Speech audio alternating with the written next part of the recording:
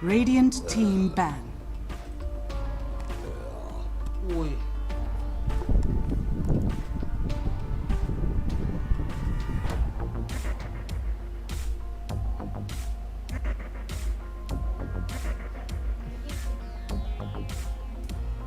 Ten seconds remaining.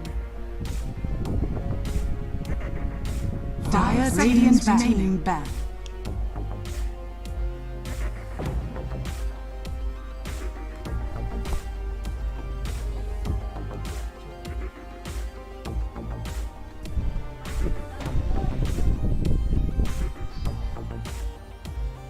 Dire team Radiant back. Team pick. Dire team pick. Dire team. Radiant team pick. Enchantress. Slada.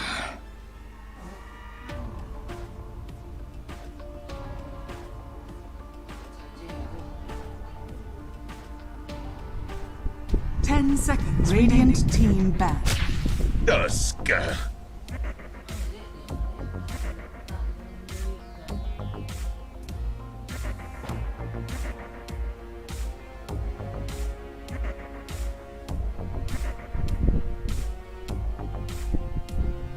10 seconds remaining. Dire team Radiant back. Team ban.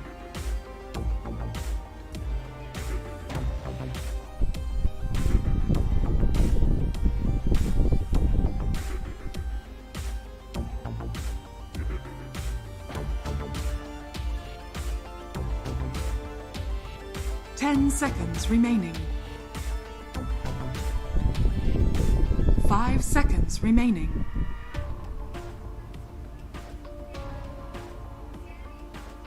Dire team ban. Radiant team ban.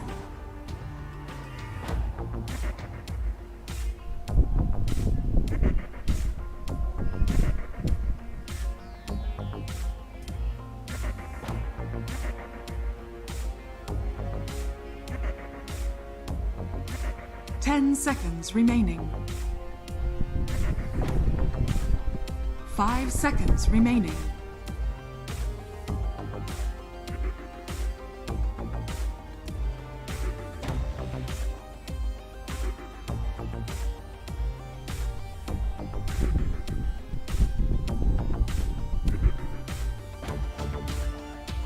Dire team pick.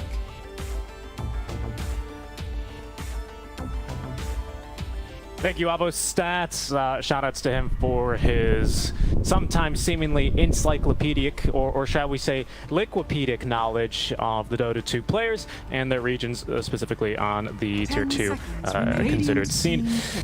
We're now live in our draft for game number 1. Oh, hello, welcome back. Hello, Avo. Yes, you see, that was a bit of a joke, considering that we don't have a Wikipedia for Dota. It's called Liquipedia. Oh, okay, you know. 10 seconds remaining.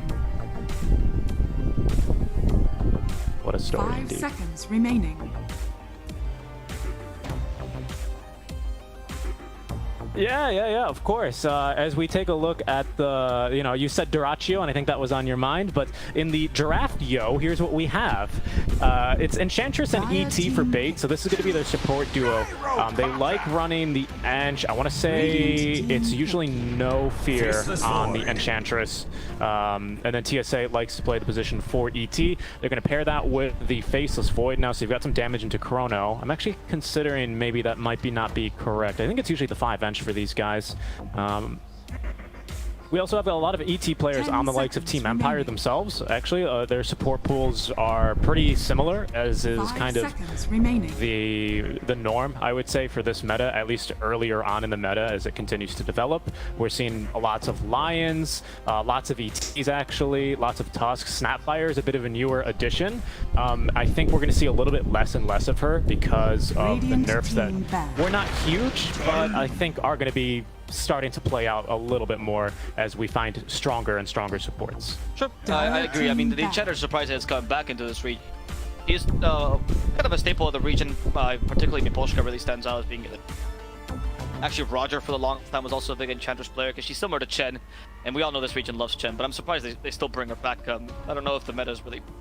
I want to point out a hero though from Empire that I love. It's the Gyrocopter. Smiling Knight's one of his best heroes, honestly. That Gyrocopter never gets to play it though because the meta hasn't favored him for a while. This meta might be a bit better. I think it's much more viable, so Empire is trying to pick it up once in a while. But I'm surprised though that they picked the Void into it. Gyrocopter seen as pretty decent hero against Void, because of the Ags and actually being able to go for the Basher build on this ranged hero, which is rare, but was seen even before the Abyssal buff, where you could blink with it. The Faceless Void kind of struggles against Gyro in the mid late game, and that's something that really benefits Empire coming into the... He does, and we've got actually two methods. Pardon me. We've got two methods of saving already Gyrocopter if he is in a Chronosphere. So Chronos from Watson, although it's one of his more favorite heroes, are going to be a bit difficult for him. He can't just always get Gyrocopter right on the edge of a Chronosphere, because Snapfire with an Axe can gobble him up and spit him out of the Chrono. True. Tusk, if it's on the edge, can always snowball and help out. Even Tiny can kind of run interference with a nice avalanche into the Chronosphere to prevent Faceless Void from doing a lot of the damage. That's not always going to cut it though, because again, we have combos already with the Chronosphere that don't exactly 100% rely on Faceless Void doing 100% damage, specifically being mostly the Earth Splitter, a little bit of the Enchantress impetus damage as well outside of the Chrono. You know what the Tiny is also pretty good against the Void is that he can actually toss his teammates, Void's teammates, into to the Chrono. Ah, that's true. And if the game is going badly, he can also toss his own teammates into the Chrono if he really feels like it. But that's a great way to actually stop, particularly these melee heroes that have a hard time positioning themselves around Chrono, like for example Slardar. As he able to hit, right? But as you said, he made that analysis already. It's very difficult for him to get the follow-up or for him to cut the enemy lines, and Tiny can really take advantage of this with a nice little toss. And Slardar could be vulnerable to the call down, Mortimer's Kisses, and now Poison Nova apparently. Yeah. The ultimate counter to the Void, the Venomancer offlane.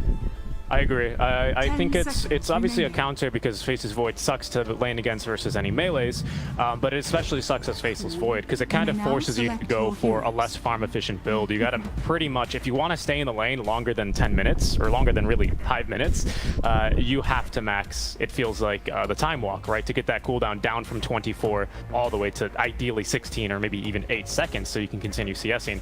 Otherwise, Veno just does way too much consistent damage over time to you. Faceless Void, it's exactly what he hates.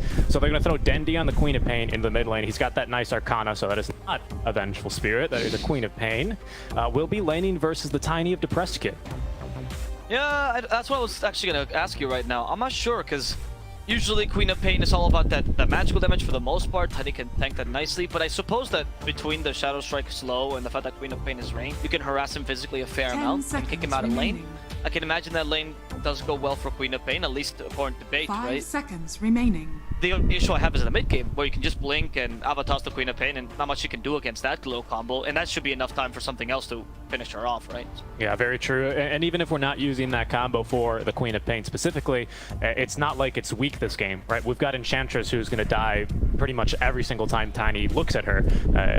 We've got ET who as well it can be very vulnerable to the mini stuns out from Tiny, the stuns out from the Snap, the Tusk, the Gyrocopter, you know, very, very annoying because he needs to get a really good position in his team fights. Channeling that Echo Stomp as well in the lane for TSA might not be too easy.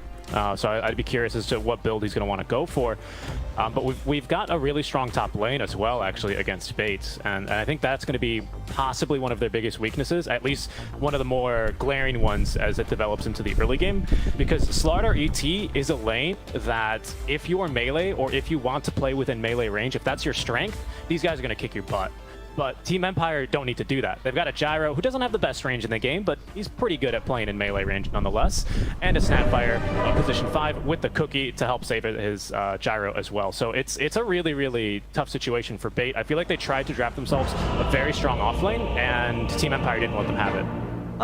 I would agree with that, because I think Slardar can deal with a Gyro. You have to be really creep position, have creep, so you can spread the rocket barrage. Advantage of that he Prepare aggroes for the creep, battle. he takes much more damage than you, right? You being melee, if it's like a... I think there are ways to play this lane, though I do agree that it's definitely not going to be the strong lane you expected, that for sure. And I feel like there's a bit of an advantage for Empire. I'm wondering if Snapfire will still go for a little Shredder build. If that's the case, the Titan does not have too much base armor. Oh, that's fine. Titan does kind of struggle, especially with the Gyro joining. Yeah, that's a good point. Gyro, of course, not really famous for his base damage. In fact, most of his kills early on come from his abilities. That's why he was played so much as support in the last patch, because people were like, what if we just didn't take creep? Or tried to kill even mid, right? Where Yeah. it's all about the experience rather than the gold. Definitely. So I'd be curious to see how they're going to actually play that top lane, because I think if we do want to consider alternate builds, and I don't think so because 30 Vance was already seconds started to off with the Blightstone, maybe this is a lane where you want to experiment a little bit and go with the magic damage, right? And just go for overwhelming magic damage. I see a lot of synergy here between the Scatter Blast slow and of course Gyrocopter's AoE damage around him. I agree. But we'll probably see Lil Shredder. I think that's kind of the preferred build these days. I did want to say though real quick is I think in my opinion Queen of Pain is one of the best, if not the best rotator in all of Dota, at least from the mid lane, because she's got a way to close the gap and a great AoE pure damage nuke. And it's like if a Queen of Pain is rotating to your lane, no matter what game you're playing, you're probably going to want to dodge that. Whereas maybe if you're playing versus a Puck, an Ember, a Storm, there's some counterplay here. Queen of Pain, it exists, you know, if you have the Hex or something like that, but overall, I think Dendi could have a lot of impact is basically the point I'm trying to make here on a hero like the Queen of Pain. Of course, countered by the rotations of Tiny, who we've already kind of gone through. Dendi is going to be pretty vulnerable to the Avatos combo, so I'd be interested in seeing how Depressed Kid, if he is going to counter-rotate, you know, if Dendi's missing off the map, if he's going to TP preemptively, make these sort of rotations to try and counter this early momentum that Dendi can bring his team. I can see what you mean with the Queen of Pain. Like, she's a... If you imagine, like, what is a mid laner? That's Queen of Pain or Puck, the very basic mid laners in Dota. TSA, top lane. Yeah. TSA might be falling here. Sayu, no tag team left. Actually, they stopped attacking TSA. The body block from Watson? Oh, wow. I mean, they don't deserve this kill. They do not deserve. They stopped attacking TSA to attack Watson instead, being super greedy there. And TSA survives towards the end. Nice body block by Watson, utilizing the vision there effectively, right? Yeah. He blocked their vision as he went to the trees. Really smart. Very nice enough. But back to traditional mid lane. Yeah, right? So the Queen of Pain being a traditional mid laner, much like Puck, right? I would say that Void Spirit might be a better rotator than her, because he has everything and more, I'd say. Like the upgraded version of a Queen of Pain. But I agree with what your point is. She has a little bit of everything, always useful in any stage of the game. Has really nice flexibility as a hero. I think the Axe build is honestly quite viable occasionally on her nowadays, which helps her cut lanes and, you know, be more defensive.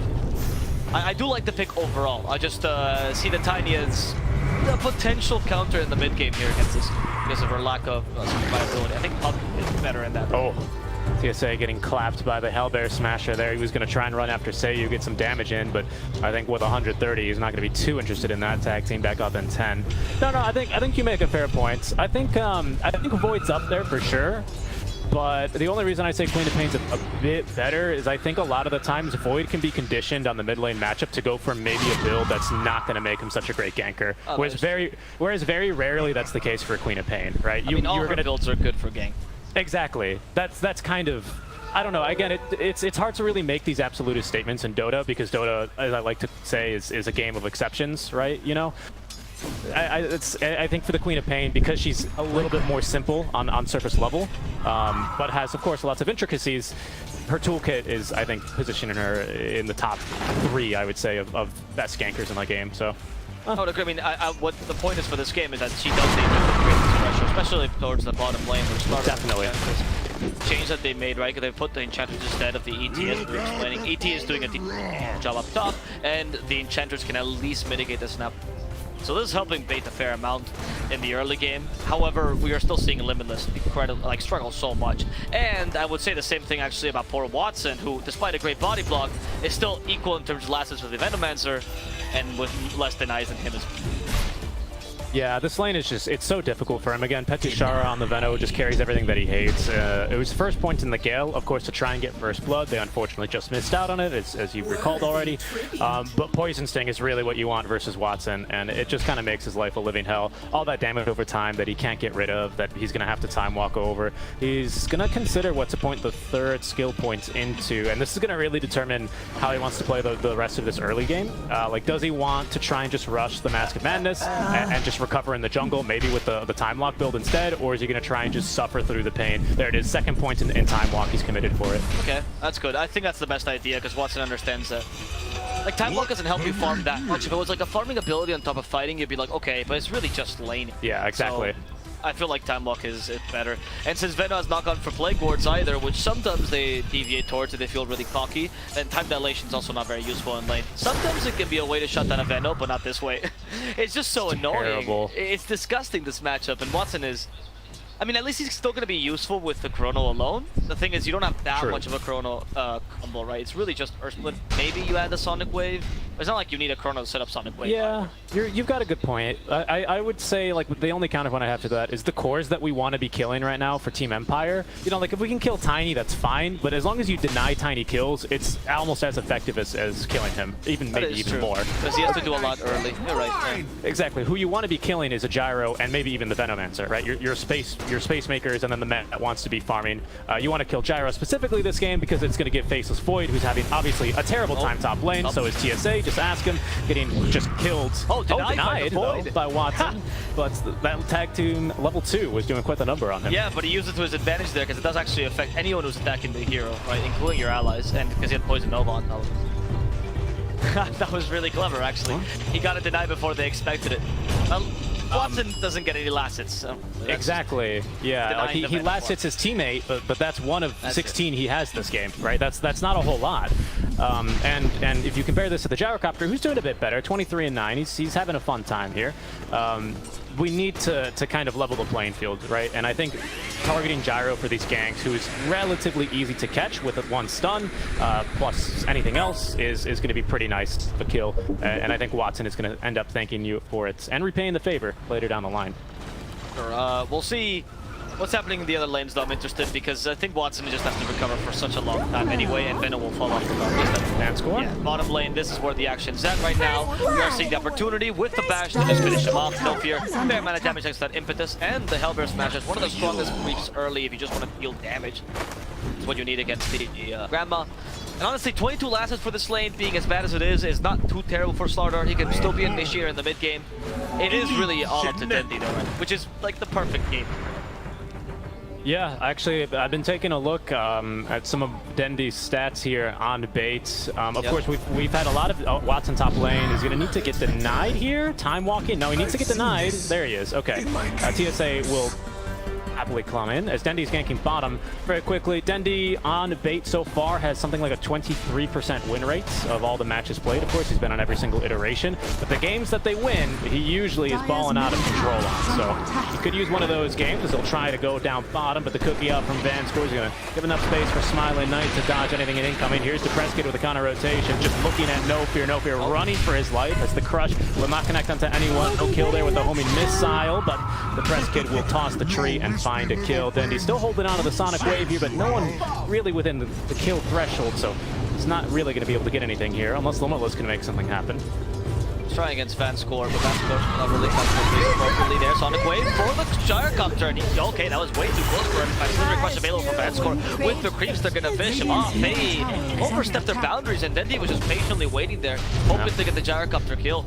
Not bad, actually. Nice little rotation at the end as they do manage to get the carry, which is what you were asking. However, Tiny does get a kill. So worrisome as he now closes in on the blink.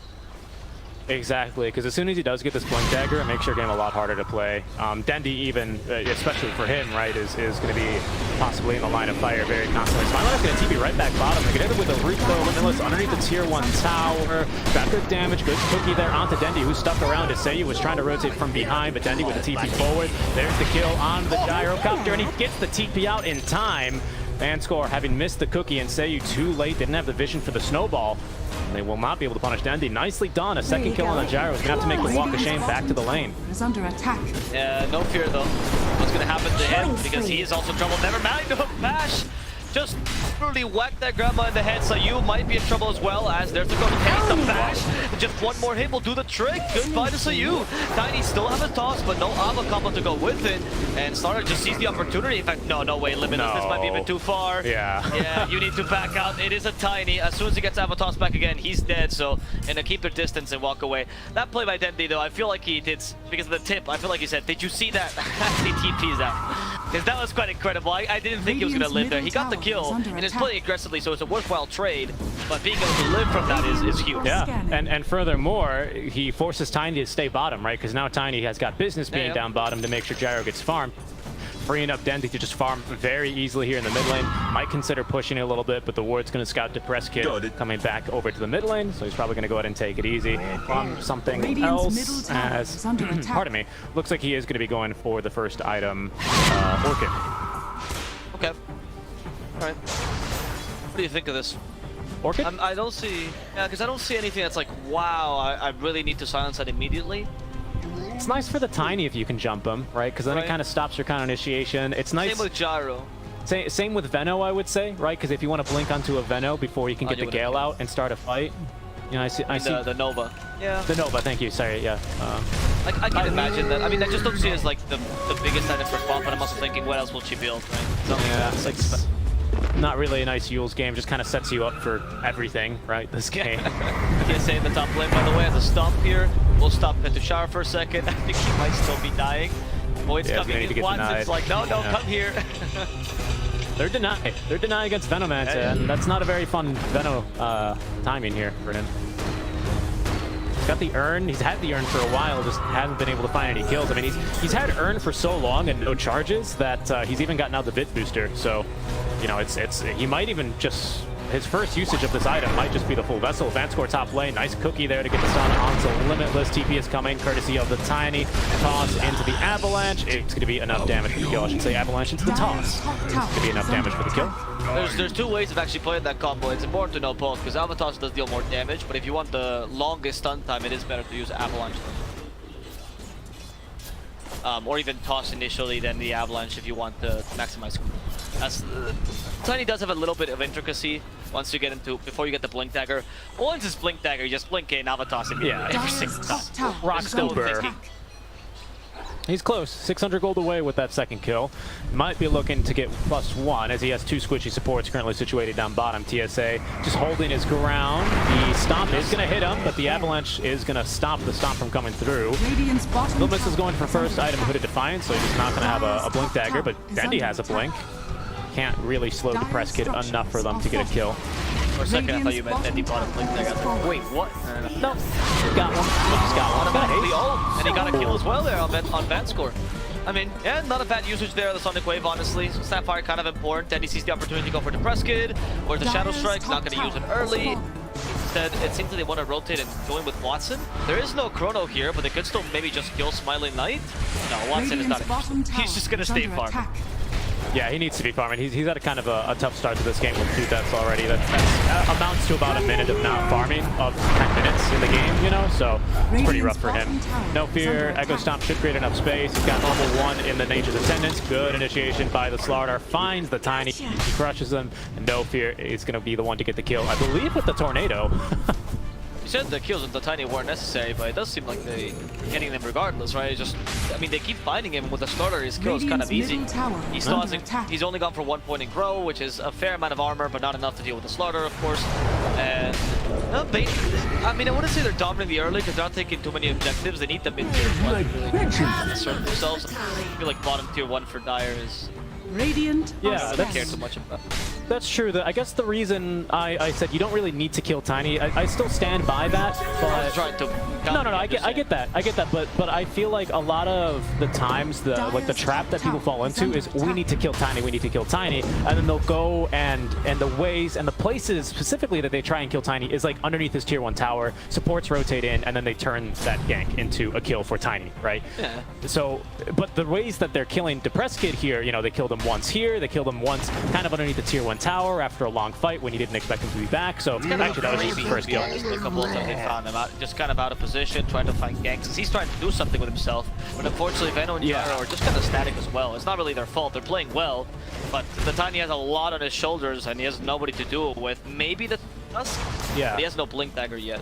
So and I guess that's the thing, right? I guess that's what I'm getting at here is that the counter initiation, especially early, thanks to just the skills that we have drafted on Team Empire, are really good at counter initiating, like Snowball, Cookie, right? Probably some of the best 2 early on that you could ask for. You can have those at level 1 if you want. Yeah. So the fact that they are finding the Tiny in these awkward positions where you can't immediately help him out if he's in trouble, I think that is actually a really good sign for Bait. I think that's like, hey, you know, we can go for a quick pick off on the Tiny. If we don't get him, we just back up before TPs come in. They find Gyrocopter, talk about kills. Instead, they find Slide, which is, I would argue, much more important here. So you joins in, Mortimer's kisses as well, but Time Lock wants it. This gets away. There's the Ice Shard. They were planning this from the start. Walrus Punch on top of that. 2 ultimate juice for Watson. Will this work out with a Snowball on top of that? Watson regens a bit of HP, and that's going to be sufficient to keep him alive throughout all of this. He continues farming Watson. Oh, you greedy carry. Yeah. They're not going to go for him. They don't know. Even though it's daytime, they might just see it. But they've got a ward here, so, you know, ET nearby to counter initiate. Okay, they're going to get No Fear. Depressed Kid, I think that might have been the Blink reveal. It was. So Blink reveal onto Depressed Kid. That's kind of why you drafted Enchantress, though. So, you know, all according to plan for Bait. Tank ganks, you know, it's the first big item, so Dendi shouldn't be surprised here, and he isn't. If Depressed Kid does not tank that gank, Dendi's most likely dead here, for example, right? So nicely done by the Enchantress. But yeah, I was going to say, that's kind of the double-edged sword of picking the Venomancer versus Faceless Void. You are going to condition him and going for probably maxing Time Walk first, which makes killing him a lot more difficult for the rest of your team. And I think that's kind of what we saw there. I mean, he can read the game, obviously, and sees the opportunity. Zarkov is running his own fight in the bottom lane. There's a TP from Venomancer. That they're really committing for this. Can they kill him with the bash? They will do so. And Smiling Knight is down, but Limitless could also fall if Vanscore can find him. There we go. The toss to the Venomancer. Sets up Blagor. Can't go that way any longer. Limitless with very few places to run. He's going to end up flattened by the Tiny.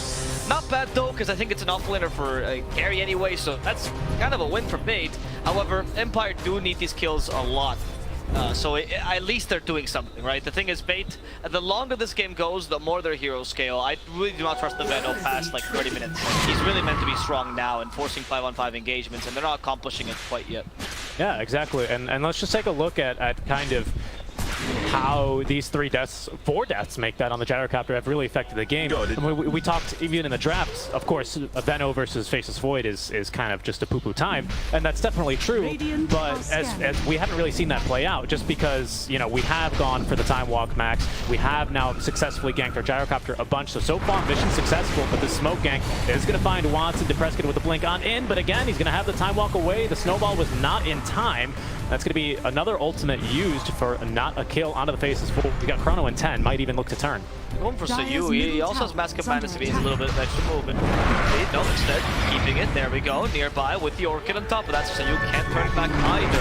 The time blocks are plenty, honestly, but in comes the Tiny to interrupt this and kills Dendi in the process. Still has the Chrono they needed. Chrono's right up the cookie as the call that falls on the button. And Watson needs to retreat. They don't have much damage inside the Chrono. Bait, I don't know if you should be staying here any longer. The Venomancer's coming to join them, but Tushara sees that Bait finally will listen to reason and retreat. That loss of Dendi, maybe a bit of an overextension, underestimating the Tiny Blink Dagger, which is already online for Prescott. Yeah, unfortunately, Bait kind of make the same mistake that Team Empire made around the Tier 1 tower, where they kind of just assumed that Tiny was going to leave. Okay, but now they're going to jump in the mid lane. They jump on Limitless with a bash instantly. Cookie is going to find a follow-up stun. There's no follow-up immediately. Instead, they're going to take the free kill onto No Fear, who's hit with the Poison Nova, trapped in with the shards, hit even with the Vessel. Down she will go. And that might be enough space, and it is enough space for Team Empire to take a Tier 1 tower. I'm assuming No Fear was trying to distract them, right? Wouldn't go on to... I think. Kind of how I read that one. That was a odd play. I was just like, wait, No Fear, they're killing your team. Oh, I guess they're killing you too. Okay. I almost got both of them as well, but I guess they did literally get distracted by the enchanters. Better that she dies in the slaughter, who is decently farmed, to be honest. Blink Dagger Hood, not a bad timing for either of these items. I'm wondering if he's going to go straight up to BKB or maybe even an AC this game. I think you kind of need to go for BKB first. Don't do anything.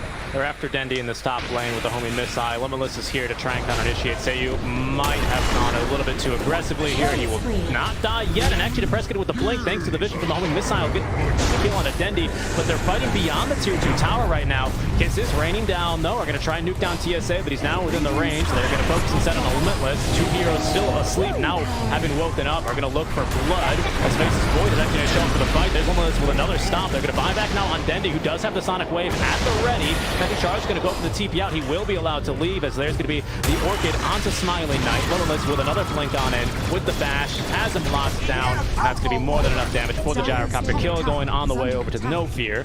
Team Empire still sticking around, maybe looking for a couple of exit frags, but they won't find any. It's going to be a 2-for-1 trade. Once again, just dropping the gyrocopter. I feel like their Empire, does understand when to fight, because they were fighting when Chrono was down, honestly. It's not a bad fight, but then they overextend every single time a bit too much, right? And they really try to force fights. Like here on Dendi, it'd be a good idea, but now if they TP in, you retreat. Okay, see, this is the right play. Earlier, when I saw the gyrocopter diving fast to Tier 2, it's kind of unnecessary. Maybe they just feel really pressured to do something. That's why they're going the extra mile here. They're soon going to have big timing on Petushara. He has Spirit Vessel and Guarding Greaves. This might help him just force these objectives and even dive reliably. I mean, like, I see that for sure. Like, you look at, like, I think if you could, like, look at everything at once, right? We go, okay, well, there's no Chronosphere. We know that. Tiny is kind of at his peak right now. He's, with Blink Dagger, just getting kills, again, onto No Fear all day long.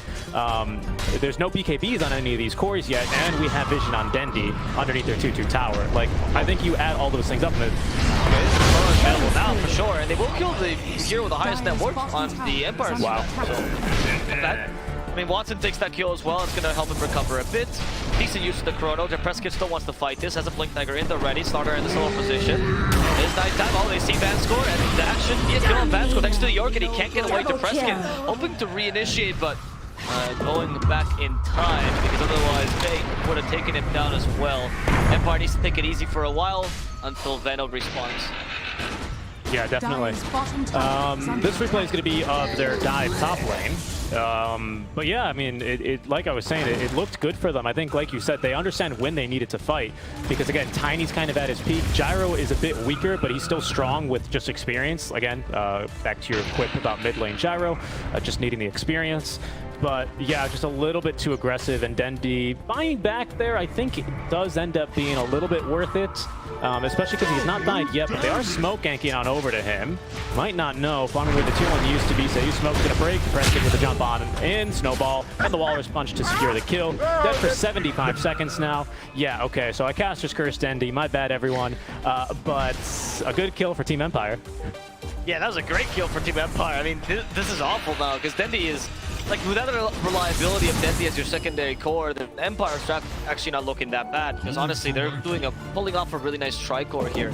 And Tiny can eventually turn into the secondary carry. It just so happens that Queen of Fate has a smooth transition, but not if she falls behind. Right? She needs to keep putting the pressure up. It should be her moment to do so as well. With BKBs coming up on her, also one on Slardar, they're still halfway through, and Watson trying to finish that side.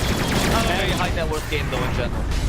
And dare I say that that's kind of a common situation I feel like we've seen from Dendi, even in Season 1, right? Like, if you recall last season, as the puck pushing to the Tier 2 tower and then just getting hexed and killed by the Shaman, basically. You know, that's something we have seen from him a bit. I mean, it's good executions in Team Empire, right? Dendi's not just falling into their lap right there. It's a pretty reasonably safe place to farm. But a good catch by Team Empire, and they're going to utilize that dot-back penalty to secure Roshan. Aegis now in hand for Smiling Knight, as he's going to continue farming up. So almost at the Ags as well. That'll allow him to build. I wonder what the build is going to be after that. I guess you go for SNY tank up, or even actually Scotty's a really good idea because it would reduce the attack speed of the Void early. Yeah. And also it would help you tank up against him, so it's the best of both worlds there. Or a BKB. BKB is always nice. Though I think in this game, if you're Empire, most everything they have pierces BKB. Yeah, I mean, I guess it allows you to ignore Echo Stomp, but that's basically it. The Slithering Crush, to be honest. And Crush, true, but not Bash, right? Which I feel like is a bit more relevant. I agree. So yeah, I get that point as well. I don't know. I feel like... I like Manta, actually, on all the crows on the gyro? I think it would be nice. Yeah, on the gyro, because it's been buffed from ranged here as well. So yeah, I wouldn't mind it. I like the sound of that. And into like a Scotty afterwards for like full stats. I like the sound of that. He might just... Yeah, I mean, he's got to decide now, though. He's going to go Satanic. Oh, okay. That also does a spell, actually. Yeah. So, you know, I agree with that idea. Yeah, that's the same logic, except this one will just give him full tank ability. I wonder if they'll be lacking damage, though. He's under attack. That kind of Gyro Cup. They are already lacking a bit of sustained damage against someone like Slardar. I think, like, for the first fight after Satanic, probably not. But once we have S and Y on Faceless Void, plus his next item, I'm not sure what he's going to want to go for. Kind of seems like a good BKB game for him. For Watson, that is. But, yeah, for sure. I agree. I think all the cores on Faye should go for BKB. Yeah. So I think pre-BKB, Satanic is going to give you the survivability you need, and probably just enough damage. But I agree with you. Once these BKBs come out from bait, he's going to need to get a +1 item, and I think that's maybe where he goes back for the Eye of Scotty. Of course, keep it in mind that Vanscore, as all position 5s mostly, or the offlaners are doing these days, has the Solar Crest, which is going to significantly increase the damage for the Gyrocopter, so gives him a little bit of a wider window here for him to be a bit more impactful with this Satanic, and he is playing still with Aegis for the next about 2.5 minutes. No fear didn't go for it, he actually went for a Hurricane Pike, so Enchanters will be able to deal more damage, but that's not going to buff the Void. Will reduce the core. He's just playing old Enchantress. I guess he sees her still as the nuker in the mid game, which hasn't been too popular. They're trying to initiate here onto the Gyrocopter, but those Ice Sharks covering actually really nicely. So that's going to prevent Slardar from just walking in, bashing in, Slithering Crush. He doesn't want to waste his Blink Dagger in the initiation. Yeah, that's not a very wise jump to make, because if you wake up Smiling Knight, he'll just retreat behind that little enclave that they've made for him. Slardar can't chase him. You can get the bash and the initial stun, but he wouldn't be able to do much of else. Dendi is trying to finish farming his BKB, as he's currently in the enemy jungle. Yeah, they look like they are. Dire's middle tower is Pretty under bad they just attack. took a tower for free and you really couldn't force a Dire's fight or middle anything. I guess you tower took has bottom fallen. in exchange, right? Because Dendi did a good job there. But it still Radiant's feels bad they bottom can tower is under afford to do attack. this, because if they did this with mid, obviously the top as well, they can do this with bottom as well. If they run out of objectives, they can do the slow push into the high ground. If you're too afraid to be able to fight them, Got you need it. a turning point. Yeah, I just feel like, I mean, it does feel bad, but I feel like this is just isn't it for bait right now. I mean, we've got Seiyu with Blink Dagger right now as Just well. waiting, just patient. Yeah, because they're just, Team Empire are really, really strong right now. It's not like so much about the 2K net worth lead, more is it about the draft of the heroes, right? Obviously, Tiny's really strong right now with Echo Savior, does a ton of damage. We still don't have a BKB anyone. Seiyu again with his Blink Dagger can counter initiate on the Chronosphere if it's a good one. So that puts a lot of pressure under Watson, who still doesn't really have enough damage by himself. Maelstrom and Sanj is nice in addition to the Mask of Madness attack speed, but they still need a lot of things to come together. And I think without Dendi there, without BKB to kind of tank a couple of spells, it's just not easy enough. So Right. plus Aegis, right? So Watson is really lucky. The S and Y will fix that a bit, but then he has to go immediately into PK. Just don't have to. He has solar pressure. The thing is, he has no solar pressure advantage. I feel like he would already have enough damage. Is how great that buff is, Dire's right? bottom With the tower S and is Y, under like. attack. But like this, you need to build a lot more items to make it effective. I wonder if you go just like after the BKB straight butterfly or Dire's something like bottom that, tower has fallen. go full damage build. yeah, actually, I think that sounds pretty good to me. Do you think maybe this is the game? Radiant's No, top there's tower nothing is really under to attack. dispel, I would say. I was gonna say for Watson, maybe Dire's considering the bottom tower is Aghanim under Shard, attack. Ag Scepter build that's pretty popular in pubs. I really like that build in general, but I feel like you need something else for damage. Maybe if you upgrade them into Dire's Mjolnir, then you can go bottom for that. tower has That'd be fallen. fine. Okay, I see that. Radiant's top I don't know, tower has I'm a little fallen. bit concerned because then There's with no that synergy build, between the two, by the way. When you go back, you Radiant's top tower is under Yeah. attack. but I'm a little bit concerned because if we go for like Butterfly, it feels like we're a monster inside of Chronosphere, and then outside of it, we're just like the regular Shiba Radiant's Inu, top right? tower is under attack. That's kind of the concern. Whereas the Ags gives you a little bit more of fighting potential, but doesn't make your Chrono as strong. But the question is, do you have team fight outside the Chrono? I'd say kind of minor on Yeah, maybe good point. Because We're good at pickoffs, Yeah. but that's not team fight. exactly, even like a Centaur or Tide or whatever, be like, okay, you know what, go for a more all-round Void. But I feel like it's Chrono or bust this game for them. Okay, that's fair. That's fair. You know what? You've turned me to your side. I agree with you. I'm glad.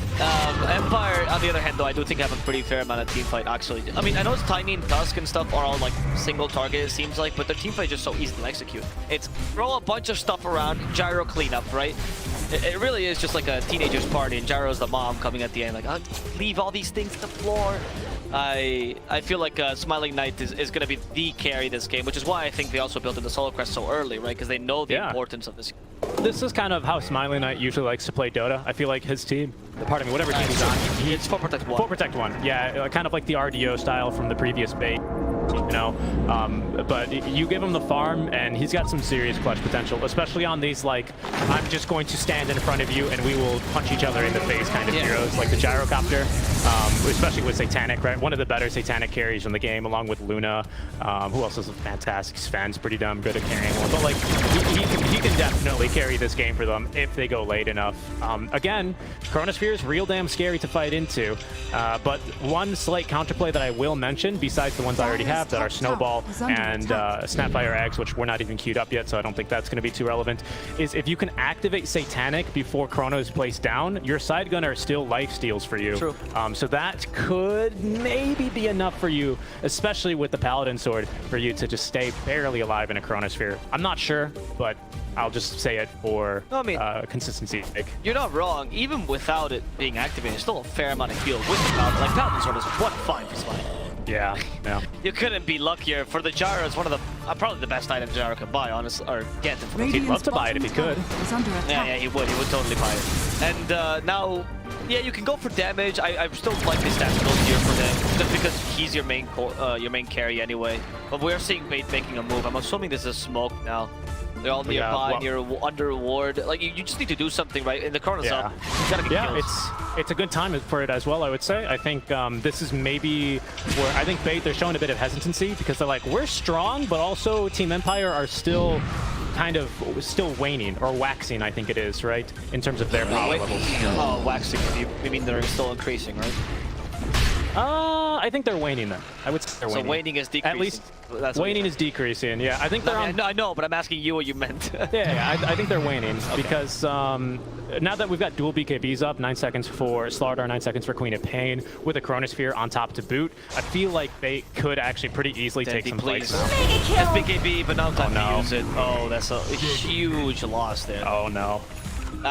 He was just farming the wave and they jumped him? He was just farming the wave. Yeah, that's a big deal. I mean, Motorburst skills got used, so at least there's that. They didn't really need them, I think. But that kill on Dendi means a lot, because this gives you the chance to go for Roshan, actually. Oh, this kill means so much. Oh, no. Roshan's up in 20 seconds. Fast Rosh. Yeah, Bait can't... I mean, if Dendi buys back, but if it comes in 20 seconds and they do take it immediately with a solo quest as well, which means they're quite fast at doing so. Yeah, and because they lost Dendi on the first life, as you recall down here, giving Team Empire a free Roshan, because of that, they actually got not only the outpost, but all the outer towers for Bait. So even if you were to buy back, it's not the fastest like re-entry into Roche. So I don't really think they can contest this one, Avo. In fact, I think it's going to be over before we can say much else about it. And it's also the first rush of the shard. He has some incredible shard take. Or sorry, second rush, which means charts with it. Yeah, so honestly, everything here is pretty great for the shard. Nothing really bad depending on what you want to use next. Apparently they're going to give it to Veno. He's one of the honestly best shards in the game, just flat out, right? Always useful on this. Because it summons the 2 Plague Wards and it increases the range of Gale by a bunch, by 400 units. Which means now sieging high ground becomes much easier because you get many more Plague Wards, and you also have the H on top of that. With Butterfly coming soon for Gyrocopter. Dendi's pet mouse needs to be fed. I hate it. Okay, let's all give it to Chibi. Chibi is Dendi's pet. Absolutely adorable creature. He always shows it in the Bait videos. Go check him out. If you go to the Bait Twitter, you'll find him. Indeed. I think they're what, at Bait Esports GG? Indeed. And if you can't find the Chibi videos, right, you gotta go to our Twitters, Mr. Rival Plus and Seeker Strike. If you follow them, they might appear for you. It might. They just might. They Who knows? just might. But yeah, that second death on Dendi, unfortunately, is going to free up Roshan, so now we're looking pretty strong. Aegis and Cheese, as well as that Aghanim Shard. So Cheese is going to be on Tiny for Depressed Kid. He's also clocking in with his 9-second BKB by himself. Again, doesn't really mean a whole lot for him this game, considering the lineup that Bait has, but it does help him tank up just a little bit more, that extra 200 and something HP. And the match community to not get crushed immediately by the Slardar. And I think actually having it for the Dispel feels really nice this game too. Yeah, I guess because you're the initiator, right? It's justified for you to. I think there might be better items, but also since you're committing to this initiative build, you're not seeing it. Go for it, right? You might as well. What other items will you get? Shadowblade maybe against a Slardar. I'd love it. The Overwhelming Blink will be a nice little addition to this. And since you didn't take the shard, that also shows that Empire is not looking to rotate the Tiny into that position. They might just put the Veno there. He's not too awful at fulfilling the secondary carry role. Or maybe just all in on the Gyrocopter. It's not crazy because his matchup against Void is pretty good. But that's a grave that Bait dug for themselves, and we mentioned it in the draft because they picked the Void into the. Yeah, for sure. Oh yeah, I was just taking a look, scrubbing through the replays here, but yeah, back when we were saying back when Bait was kind of as 5 holding in their triangle, much like they are now, even Dendi actually in the same spot, it looked like they were like, maybe we fight, maybe we don't. They decided against it. Dendi, maybe he was like, I'm gonna push one wave top and then we go in, because they noticed top was pushing in there, but ends up taking a really crucial death, and what might be a very costly one indeed, unfortunately for the likes of Bates. Going for the Sheepstick next, as Slardar still has not really gotten the chance to use this 9-second BKB. Miller has Dendi, Faceless Void, and now with his own 9-second BKB on the way, following the completion of the Sanjin Yasha, has queued up the Eye of Scotty as his next item. That's you.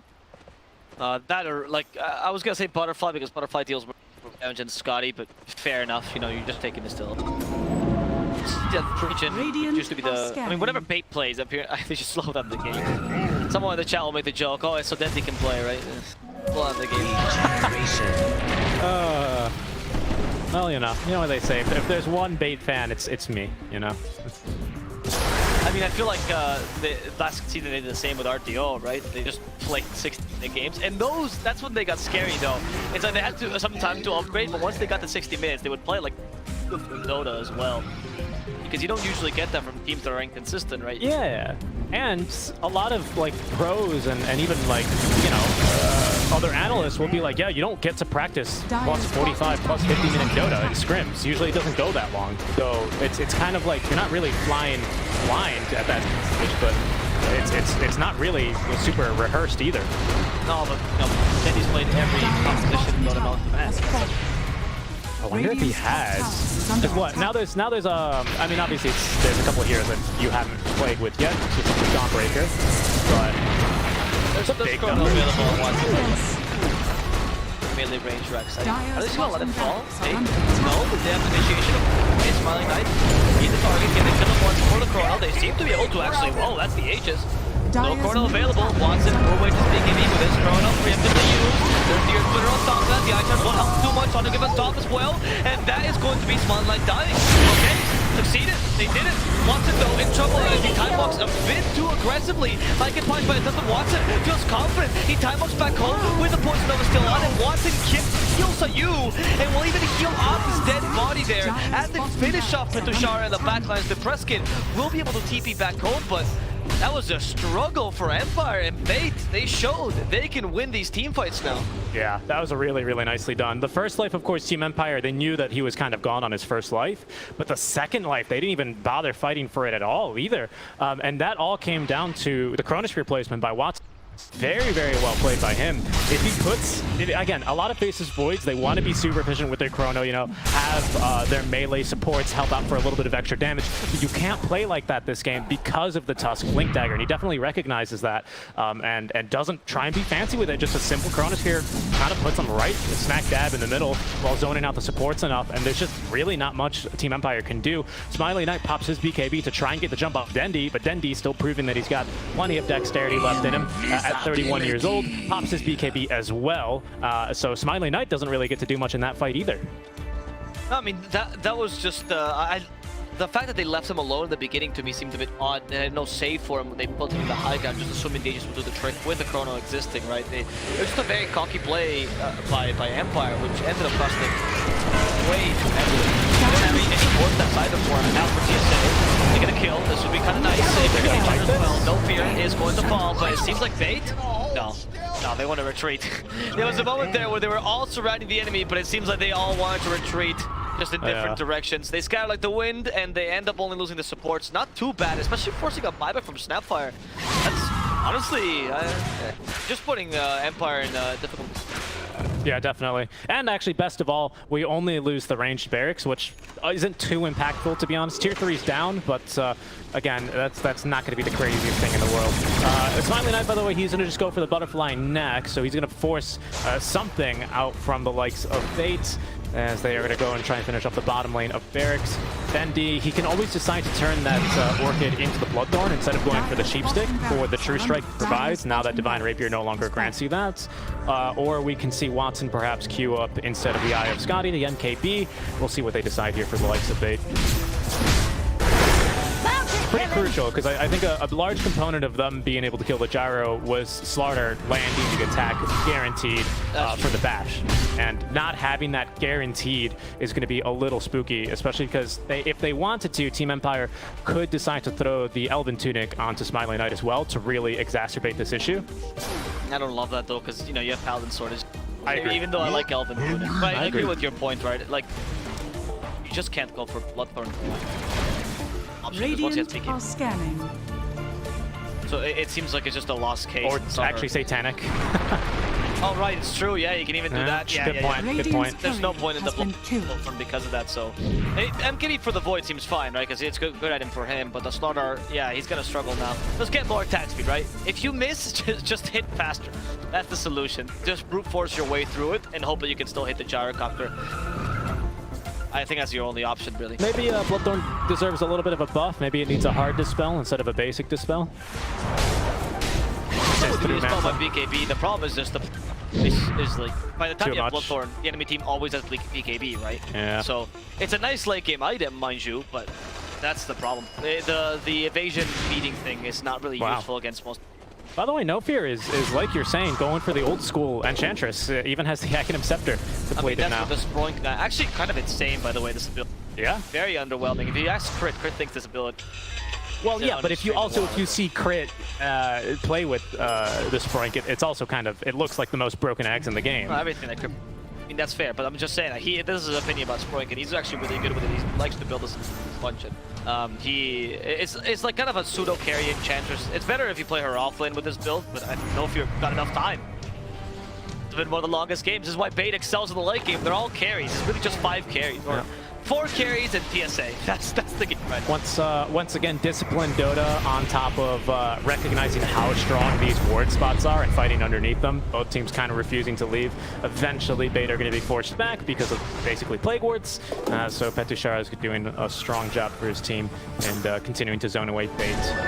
All the ultis up, operational for both sides.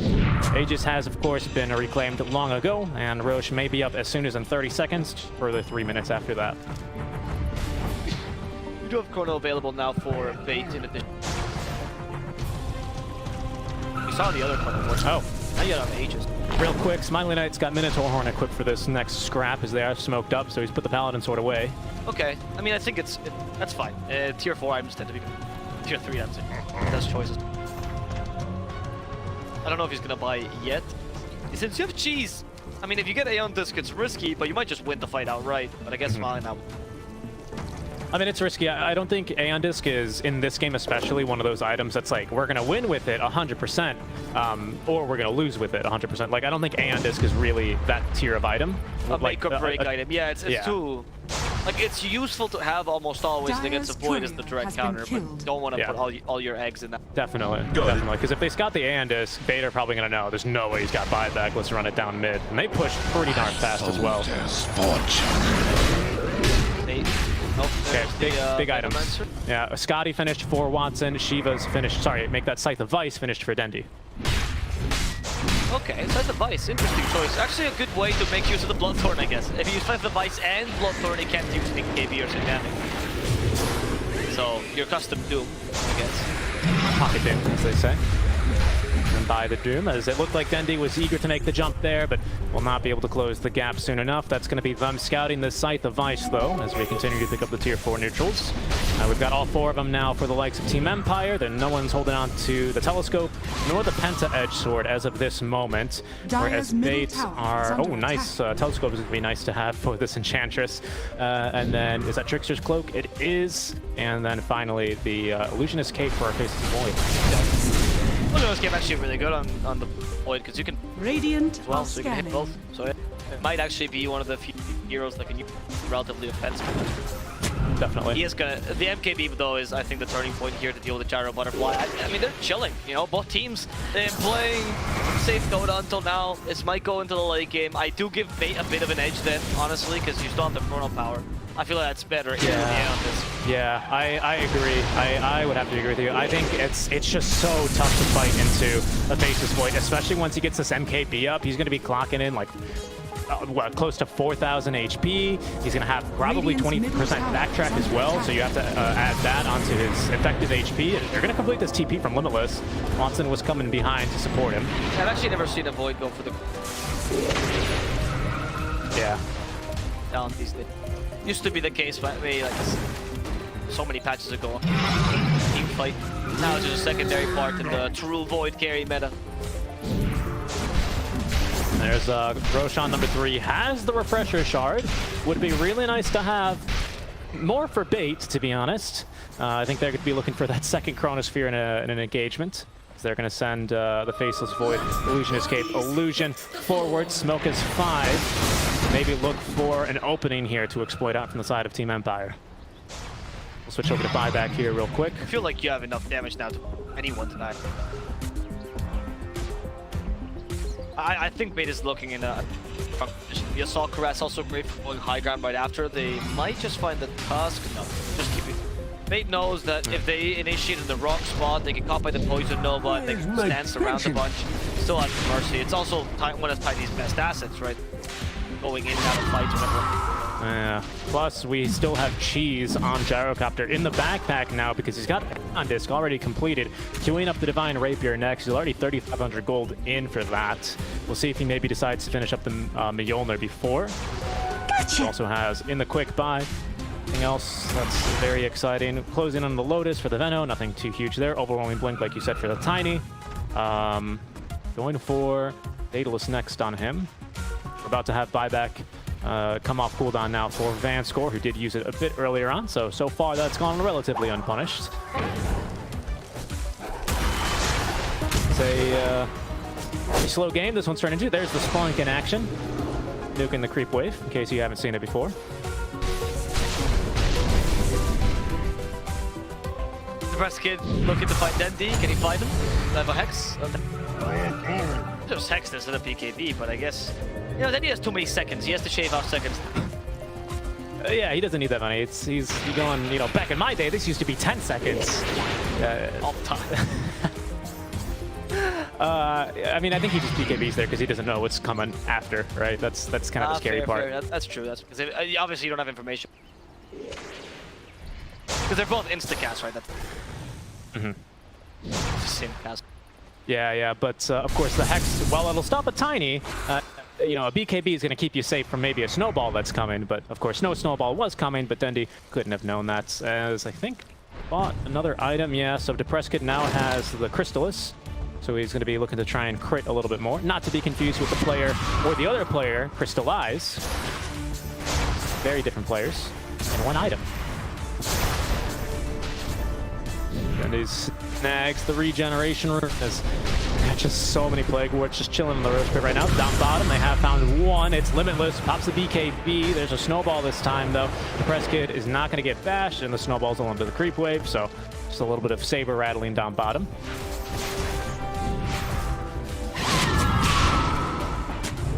I don't...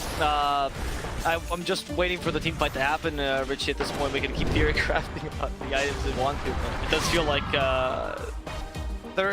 I just feel like Empire should be doing more. I don't know if they're just waiting for the 30-minute peak. Like, do you think maybe this goes 60 minutes? That's what they're waiting for. That's the power. I think they're. I don't know what they're waiting for. I mean, I think Bait are. Maybe, okay, so Bait, Dendi's close to 25, so unless they can get a free pick off here on the Gyrocopter, who should TP underneath the ward. There's Limitless with a bash on in, but he's just going to force the Minotaur on, and they will back away. Maybe a wise decision as Team Empire were smoked behind him, ready to go to counter-initiate on the likes of Bates. Heck, they might still make a play.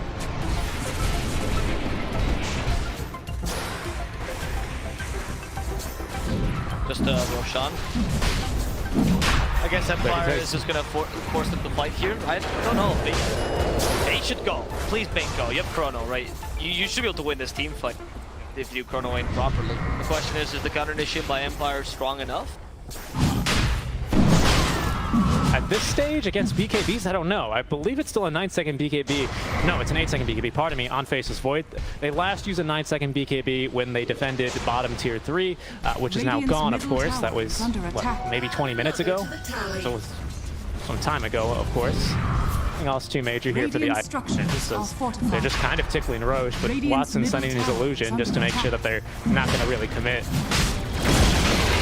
Lots of... finally, the tier 1 mid lane goes down, by the way.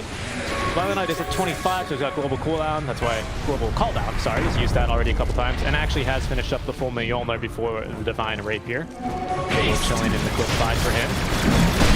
So I think now they're actually going to really commit for Roshan. Dendi has shown bottom. He's going to have to make his walk actually all the way over here, and I don't think he's going to be here in time. Now we're going in. Overall ruling used by the Press Kit. We do have the Chrono ready. And yeah, this is a pump. That's perfect. Now you can use the Chrono. There we go. Work inside it. Now they were looking for, but the Earthsplitter combo is good. Was on the whip on top of that. They've actually hit it in for a second. The Hex make sure they get the finish off Smiley Knight. As Watson goes in a bit too far. And Padlock has to retreat immediately to toss, keeping it in place. Watson needs to dive away, but he doesn't get it off in time. The call down, the last missile was enough to kill off Watson, and return was given. Smiling Knight avenging his own death as TSA falls together with Watson here, end up being a pretty decent, well, actually kind of even, because Bait did take Roshan though before they died. Dendi has the Aegis, so it's not too bad in that sense. Yeah, kind of two mini fights broke out there. Petrushara was able to hold back the majority of bait as they were finishing up Roshan. Unfortunately, Poison Nova does fully affect Roshan, so he kind of contributed towards bait being able to finish Rosh that much quicker, while Watson kind of gets stuck into the enemy triangle. Couldn't really get that second kill onto the gyrocopter as he was hoping for. Kind of got kited out by Depressed Kid and Seiyus. He was up. Really impactful E-Blade as well. Prevents Smiling Knight from dying inside the Chronosphere. They actually have to commit a little bit of extra time just to kill him after Chronosphere ends. Fortunately for them, doesn't really get much else accomplished with his first life. He has bought back here, along with Petrushara. Right back on the Roshan on the gyrocopter, who does not have Aeondis yet for another 20 seconds. Almost in some trouble, gets a 4-step out from No Fear. As Dendi, now level 25, starting to dish into damage along with No Fear with the Spoink. Out of mana now though, Dendi will make the jump in. Depressed Kid just going to go ahead and BKB, TP out right on the high ground, as the cooldown was there to slow any attackers willing to chase. Did buy back there on the position for ET. Other than that, nothing else really majorly used. And still hold on to Aegis and Cheese on the side of Fates. Okay, who's got this Refresher Shard? I mean, holding that was a huge win there. They had lost the racks there. I would say that would be Empire taking advantage of the buybacks a bit better. And of course, despite you winning the Roshan, it doesn't really matter because they took your racks. But in this case, since you managed to at least keep your racks up, and because you keep the Aegis with, now they can make a big play and hopefully kill the gyrocopter, who has no buyback as well. They just need to find a way to bait out an Aeondis. Nullifier for now for Slaughter. Okay, interesting choice. I guess again the ghost sets we're seeing, particularly the Venos. Yeah. And also the spells the Force Staff midway as well, because now it's constantly spelling, so Force Staff becomes Interesting. Dendi is going for a Refresher Orb, by the way, on the Queen of Pain. Yeah, I guess double Sonic Wave. What I don't really understand is why you would want this over, say, a Nags, but maybe you want the double Hex and Orchid on top of that? Does Refresher also refresh your spell block that you have now with level 25?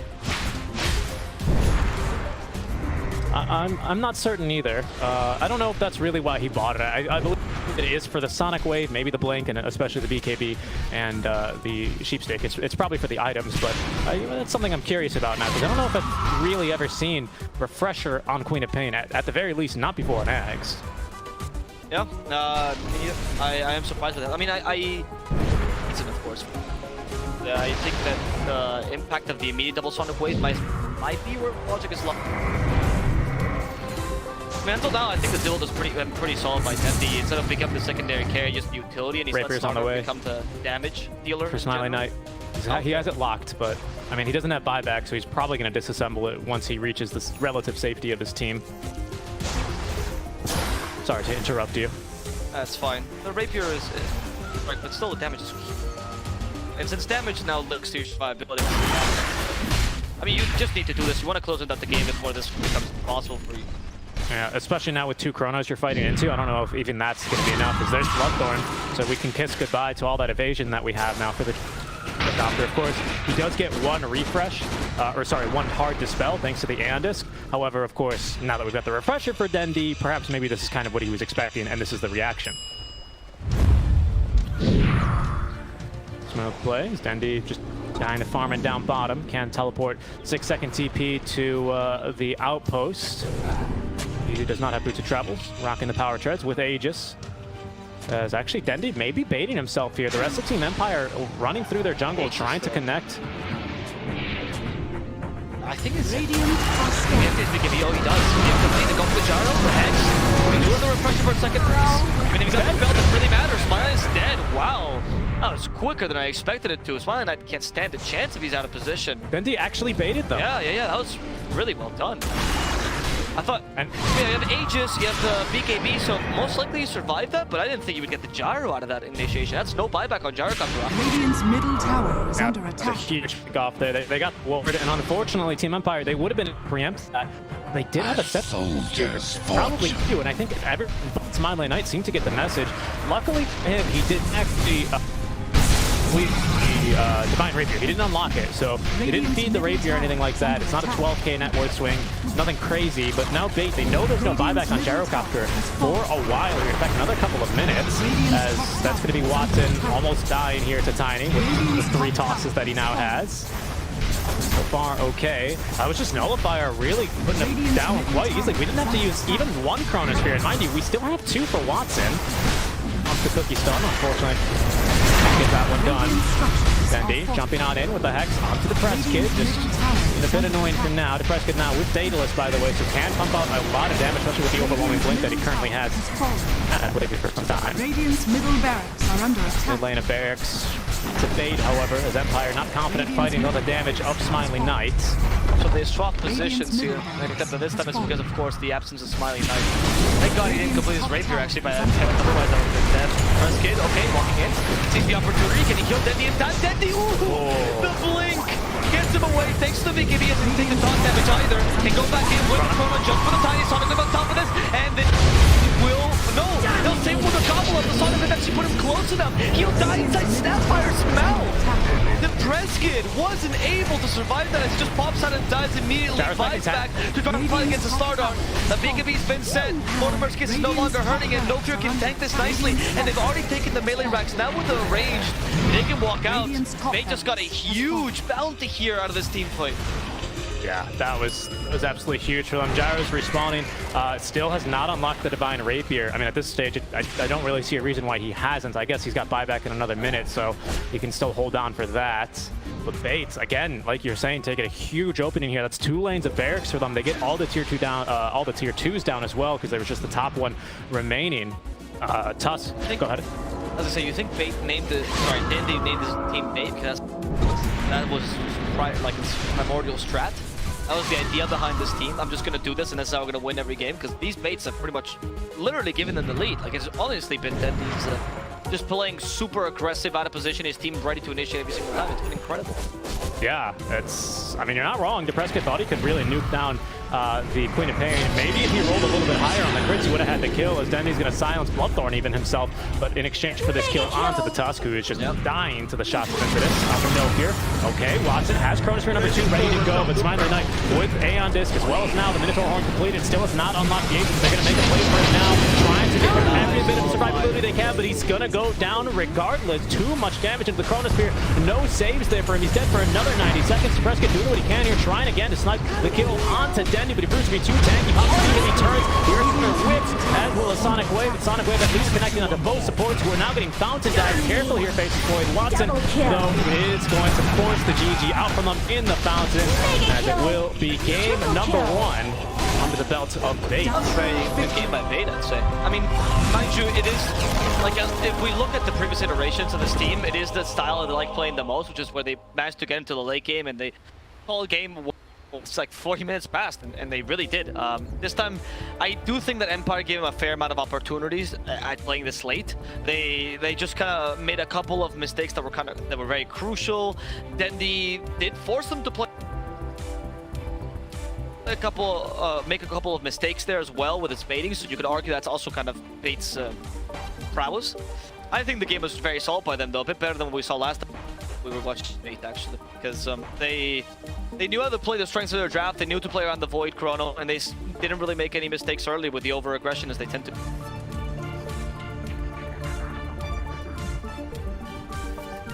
That's true.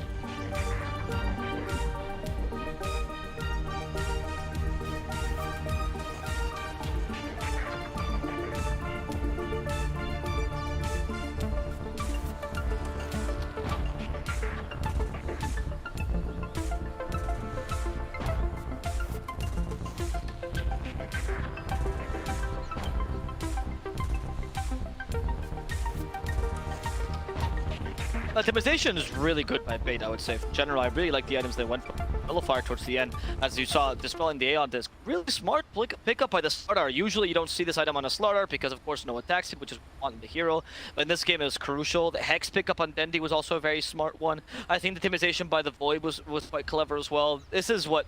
I think this is partially why they excel so much with farm and with the late game choices, because their strategy and tactic is actually kind of solid. It's more about the overextension and sometimes playing the game to the limits that lead them to too risky situations against fast lineups. But if they can take it to this point, they really do know what to do with their time experience.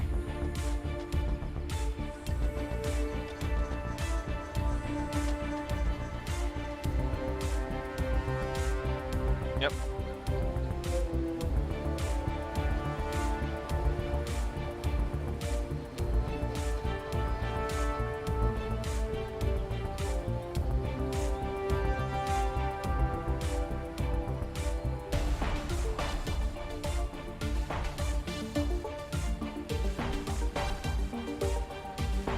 Yeah, it's going well. I enjoyed that game. I like to see Bait win occasionally because I think their team is quite solid. They're just almost there with most games. They don't ever get like too stomped like other teams, for example, like Trident Clan has had some really bad games with no techies.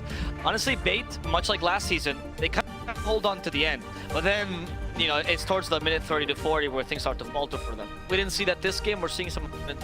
For Empire, I gotta say, they look very similar to me as they did in first division.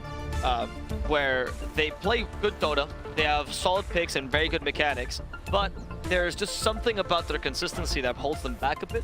And there are moments where you just seem to, oh, what just happened? Like they caught the gyrocopter alone. No, Spy Knight was going in and farming in the wrong spot, or oh, their draft should be fighting here, but they really aren't for like the next 10 minutes. These small moments or these like little mistakes that happen that always take away games that seem winnable for them.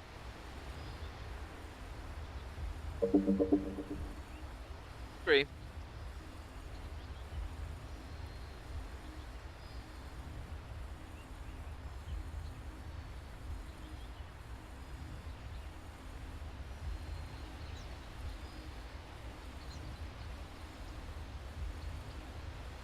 Yeah.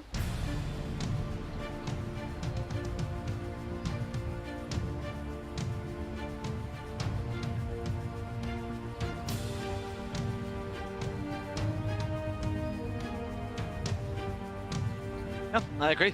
And with that, we'll go into game number 2. I'm really excited to see what Team Empire can bring us for the second game. If they can bring a bit of a stronger showing and showcase why they were in upper division in the first place. Or if Fate will just take them 2-0 and take the easy victory back home, which they desperately need as they're currently 1-2 in the league and want to cement themselves in the at least middle position, much like Prosty Esli is right. We'll come back very shortly, guys. Just a small break. Enjoy some ads while we wait for these match between Team Empire and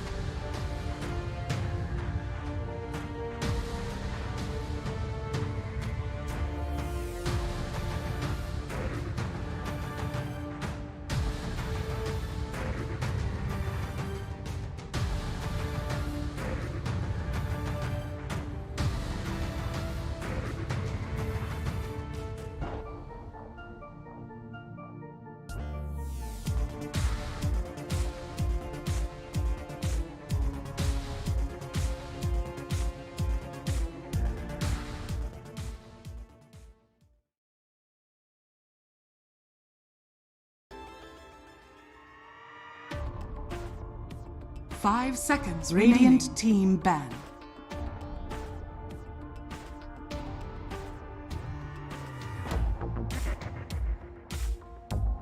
Dire team ban. Radiant team ban. Fading music. You ready to go, Avo? Oh, I'm muted. Dire team ban. Okay, give me a second. Okay, sorry. I mute myself in TeamSpeak so you don't have to deal with helicopter noise. Ready? Okay. Welcome back, everyone. Richard Garcia here, back to bring you the coverage of for DTN2 of the ESL 1 DPC Eastern European Lower Division Season 2, powered by Intel. Real quick, though, we do have another stats segment to bring you guys ASAP. Without further ado, let me introduce my colleague, Mr. Avo Stats. Hello guys, before match number 2, we're gonna look at the top 2 heroes for the teams, okay? It's quite some simple statistic here. Watson, we have seen him previously on the Morphling, also a pretty big Wraith King player as well. Actually pretty well known last season as well, playing a lot of Monkey King here for Hustlers, but these are the top 2 heroes from their Dota buff, so the heroes they enjoy playing the most.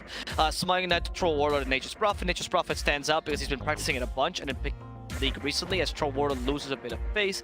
Your Prescott is particularly known for his Invoker, though as a mid player he knows Void Spirit. Dendi, most people will know him for like Punch, for example, but actually he is a big, I mean his biggest hero is Puck, with DP being a close second, and actually Queen of Pain also being closely behind. The DP actually from Dendi, he was one of the first players to ever run a very different kind of draft where your win condition was the deep mid lane. This was back I think in like the TA4 era where Navi was still together, and they did win, and most people were doubtful of this creativity, but Dendi made it work, so actually a lot of history within these. For Petushara, we'll see the Centaur and Tide, nothing too special here. Similar for Limitless, as Mars stands out. And the Darkseer that we've seen once or twice, but usually combined with TSA's Lion, in addition with his Tiny and the Dark Willow. Those are the heroes he plays most in competitive, but in the Dota buff, it's the Tiny a little bit more than the Dark Willow. Sayu, not featured here, is the Lion, who's been playing a lot recently, but the heroes he's been particularly known for was actually the Tusk, with which he broke into the scene.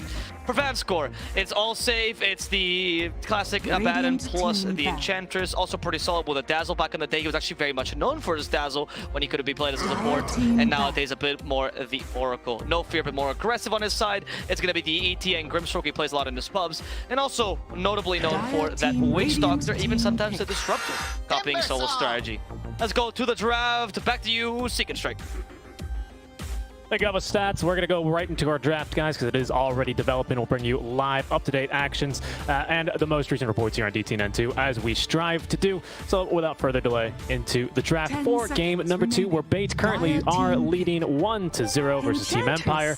As we can see the Ench come out for game number 2 here yet again, but I do see a Magnus. I wonder if this is going to be a mid lane mag for Dendi.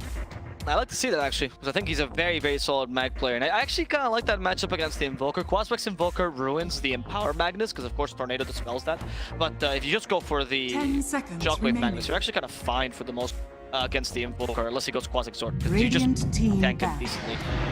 I wouldn't mind it for Limitless either, and with the Void Spirit, honestly, it could be either or. I know Limitless does play the Void Spirit, Dendi of course does as well. So and in the CIS region actually, the Void Spirit started out being an offlaner and a 4, much more commonly than a 2 actually in this region, because they really liked it. Really notable players were like Pasha, actually Petushara used to play him a bunch actually in the offlane as well. So it is something that is quite common here, and it remains the flex of the Magnus Void Spirit. Could even be a 4 here if you want to combine it with a PM.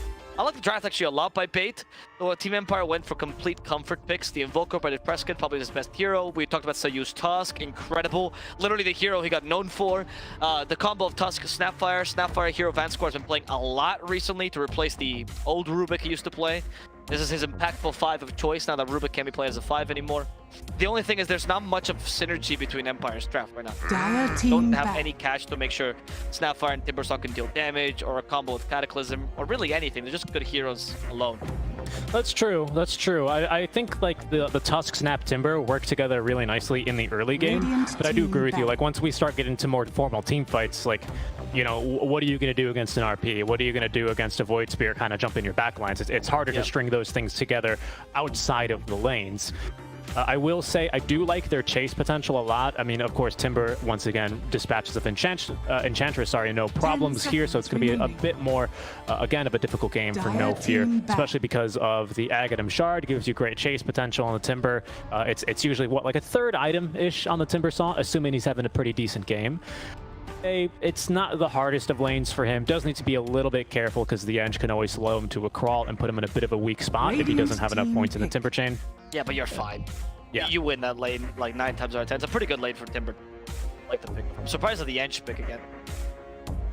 Me too. She doesn't do as much against. I think maybe the Ench pick is just to make sure you can slow the Tusk with Enchant, either with the Enchant or an Enchanted Creep like the Centaur Conqueror, to make sure you don't get too much damage out from Tag Team. First Blood potential, though, is really, really insane from Team Empire. I will say, so I'd be a little bit shy of contesting runes right now for bait if I don't get an early level 1 ward down in the mid lane, especially because, I mean, Snapfire, of course, doesn't proc on the tag team, but it's a lot of damage regardless, and of course the Blightstone and the minus armor do help and get factored into the tag team bonus damage. Oh, that's very true, actually. So that really helps out with the early game harassment, which I think Empire's going for, right? Like strong lanes, you counter the Enchantress, and you nullify that pick. Oh, I just talked about this actually. A pick that No Fear is quite known for, which is Disruptor, but could also go for TSA here, as TSA specializes. I didn't really talk about it too much in the segment, but TSA does specialize in ranged fours very often. So in competitive, he's known for Dark Willow, he's known for the Lion, like that's the heroes he likes playing. So it wouldn't be crazy to see Disruptor. I actually love this bait trap. It's a really solid trap. What happened between last time we saw them and now? These are really solid traps. I like this draft. Of course, I like this draft overall. I don't like these 5 heroes picked together because I think they have weaknesses against a certain draft, but Team Empire don't have that draft right now. And so I do agree with you. I think this is a good draft against what Empire have currently. They are very, very shy on casual lockdown is kind of my concern. Glimpse is always really nice. Void Spirit, it has only enough lockdown for realistically 1 person. Ench in the early game will suffice, but then it's all going to be on this Magnus, which may be in the mid lane still, I think, with this Void Spirit potentially going into the off lane. You don't think Disruptor also can count as that kind of team fight here with that? Yeah, but again, I mean, that depends on Team Empire kind of having poor positioning for Disruptor to really shine. He can force it, but only onto 1 person. And this game, it's probably going to be for the Timber Saw or the Troll Warlord. Hey, we just don't, honestly, doing this after the segment feels so informative. Yeah. Troll, one of their comfort picks as well for Team Empire. I know they've tried to play it less, like Troll's like their drug, and they go, please, no more Troll. Just one more Troll game. Just a cheeky Troll game, okay? And I think it's okay for Team Empire. I just don't see anything from this draft. It's a 4 Protect 1, but with much less synergy than last time. Just strong early, decent mid, Troll wins you the late. Yeah, I would even dare to say we need to be super fast for Team Empire, because I think, like, if they ever lose momentum from this game, I don't really see how they come back into the game, especially with a Quaswex Invoker, right? He's not really meant... I mean, how many times have we seen a Quaswex Invoker fall behind and then just kind of do nothing until he gets an Ags and casts 1 Cataclysm that also does nothing, and then they lose the game, right? Yeah. Like, I feel like we do need to have a really good start. I think given that, Team Empire do have a really good draft for this. Troll Warlord, I feel like not really going for Battle Fury too much these days. Would prefer something like the Maelstrom, and I think this game with the PA, it's definitely justified. It's an offlane mag, by the way, so it's Dendi taking the Void Spirit into the mid lane versus the Invoker. Yeah, I think it suits him. Yeah. It's not a hero he's unfamiliar with. But I'm predicting a bait victory here. I think so long as they don't really get caught up, much like last game, how they played last game, as long as they don't get caught up into taking these early, frankly, unnecessary engagements for their lineup, I think the PA is going to be able to carry them pretty easily to a late game victory here, especially because you have really good picks for this Troll Warlord. So even if he does get really fat, Disruptor can kite him out super well, Dendi can kite him out super well, Enchantress to a lesser degree in the early game can do this, Limitless, and of course PA. Like, I think this is a really solid draft from bait. I almost, like, okay, I'm going to stay on the fence, but I'm going to lean towards the bait side. I do agree that the bait trial is pretty solid, but because of the Timber Saw lane with the Enchantress pickup and the right? In addition to the fact that they have a really easy lineup to execute with a ladder, could mean an Empire victory just off the back of Petushar's Timber. I would often say that Petushar is the more consistent and most solid player on Empire's team. He makes some incredible plays. like giving him a hero that can pretty much decide the game like a Timbersaw is quite game breaking, especially when Fate made no attempt to try to deal with it, right? Yeah. You don't really have like a mid-game power Prepare spike that for will battle. kill the Timbersaw. Yeah, Static Storm is nice against him, but if he already has reactive armor, he'll survive his Static Storm. That's It true. could be Empires. It could be Empires true. depending on Petushar's lane, though. It is a good Timber game. They've got Dendi to kill him. That's the one thing I would counter with, right? Dendi can True. potentially get all through those. Well, he can't get through the stacks of reactive armor. I think if he's at full stacks, just tanking the mid waves, like we see a lot of Timbers do in the mid game, I think they Just let him be. Yeah, they are going to struggle. But if you can catch him, like, you know, moving from camp to camp, maybe only 5 or 6 stacks on him, I think that's where you go for it. It's that level 15 talent that you actually highlighted, I believe, in our broadcast yesterday that I think is going to put Timbersaw really on the map here. And I think that's Team Empire's best chance. Not to quite end the game, but to definitely take control here. As here we go for first blood. Vanscore is going to kind of bait him around. A lot of level 1 damage, though. Oh my goodness, Dendi with a 5-man Resonant Pulse. Has a big shield there, but it's going to be No Fear dropping first to the likes of Smiley Knight. TSA gets the return kill onto Vanscore. It's going to be a 1-for-1, but of course the first blood bonus going on the way towards the hard carry Troll Warlord. Good start here for Team Empire. Of course, of course. The Tusk pick actually helps lead level 1 engage by a lot, you know, so a combination of 5 heroes, even if it's not the best combo with Little Shredder, just a slow is good enough for that, and as we mentioned, the Blightstone. So I think Empire knew what they were doing a bit better in that engagement. It wasn't too bad for Fate either, because they have a lot of area damage, and they ended up even getting the bounty rune at the end. Honestly, they should be kind of happy for what happened early. It's not too awful.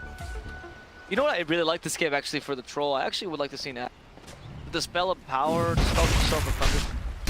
I see a lot of good offensive dispels and defensive dispels. Like this one, for example. If only had a dispel right now, because Smiley Knight is struggling. Vanscore coming in, only with a little shredder, but Vanscore's like, get out of my lawn! As Fate leaves final.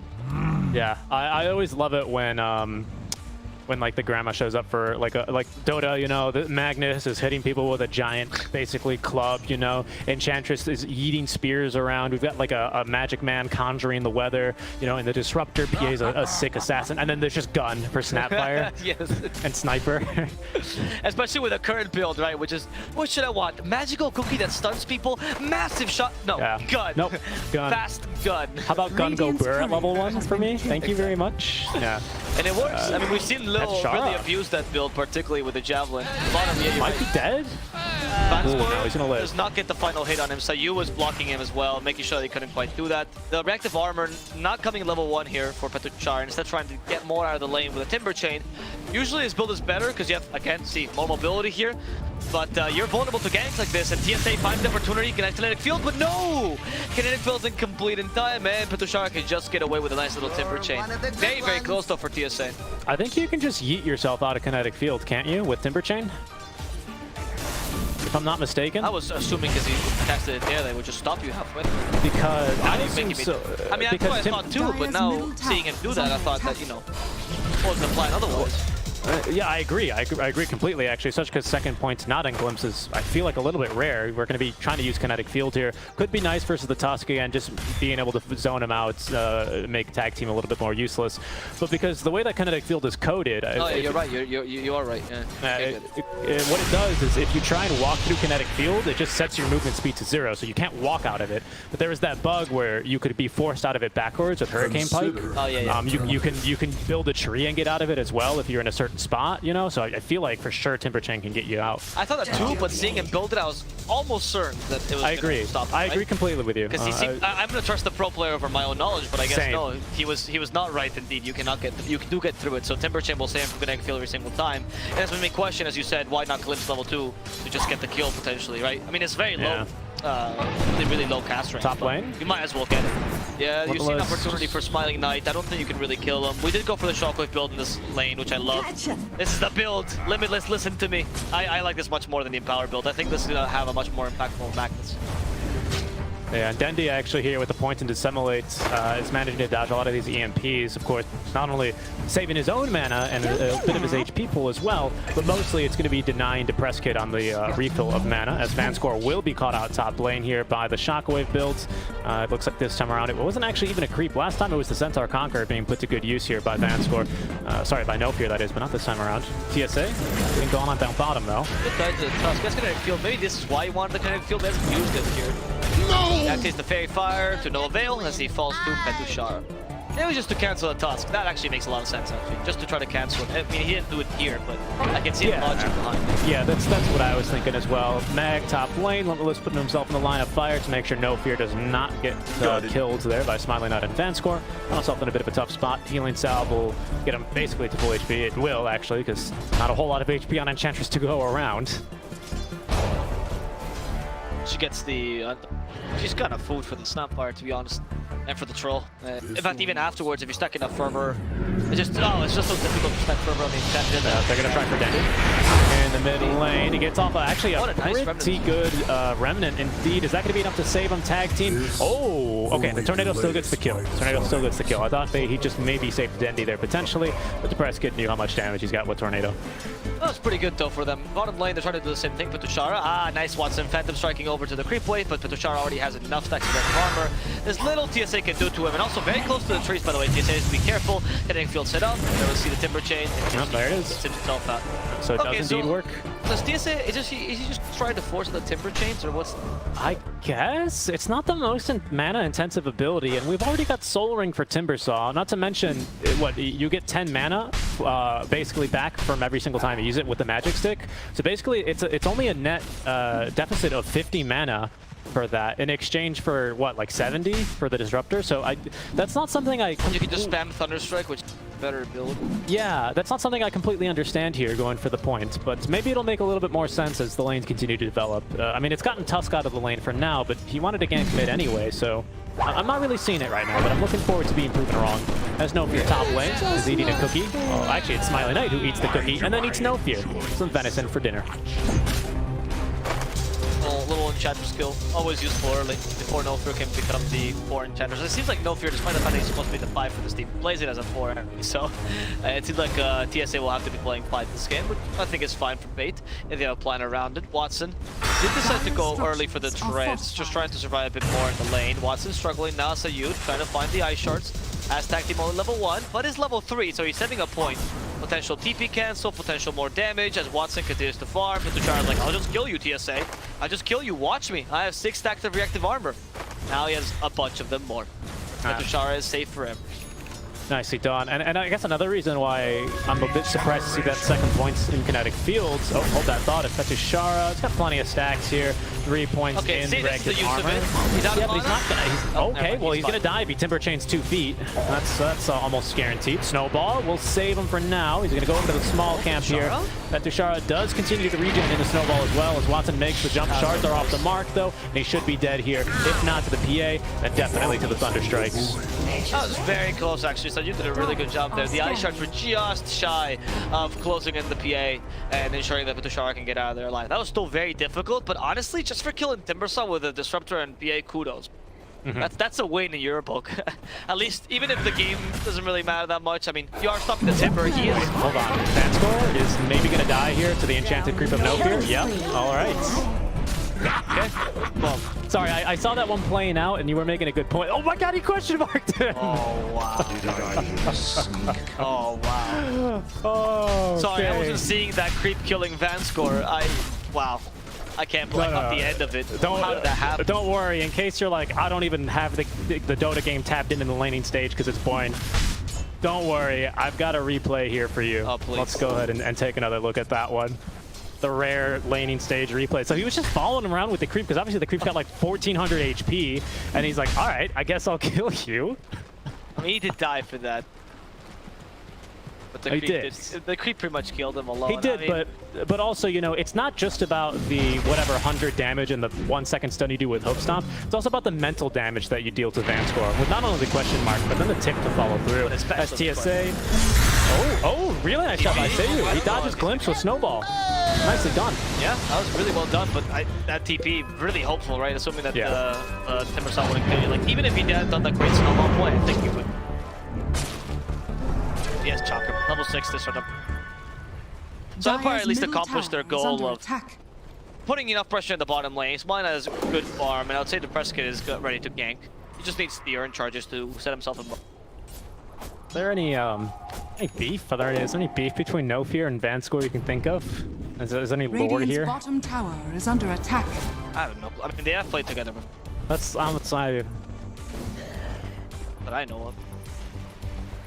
Either way, I mean, he's having a fun time poking at Van score here. We'll see if that continues to pay off for him as the game continues to develop.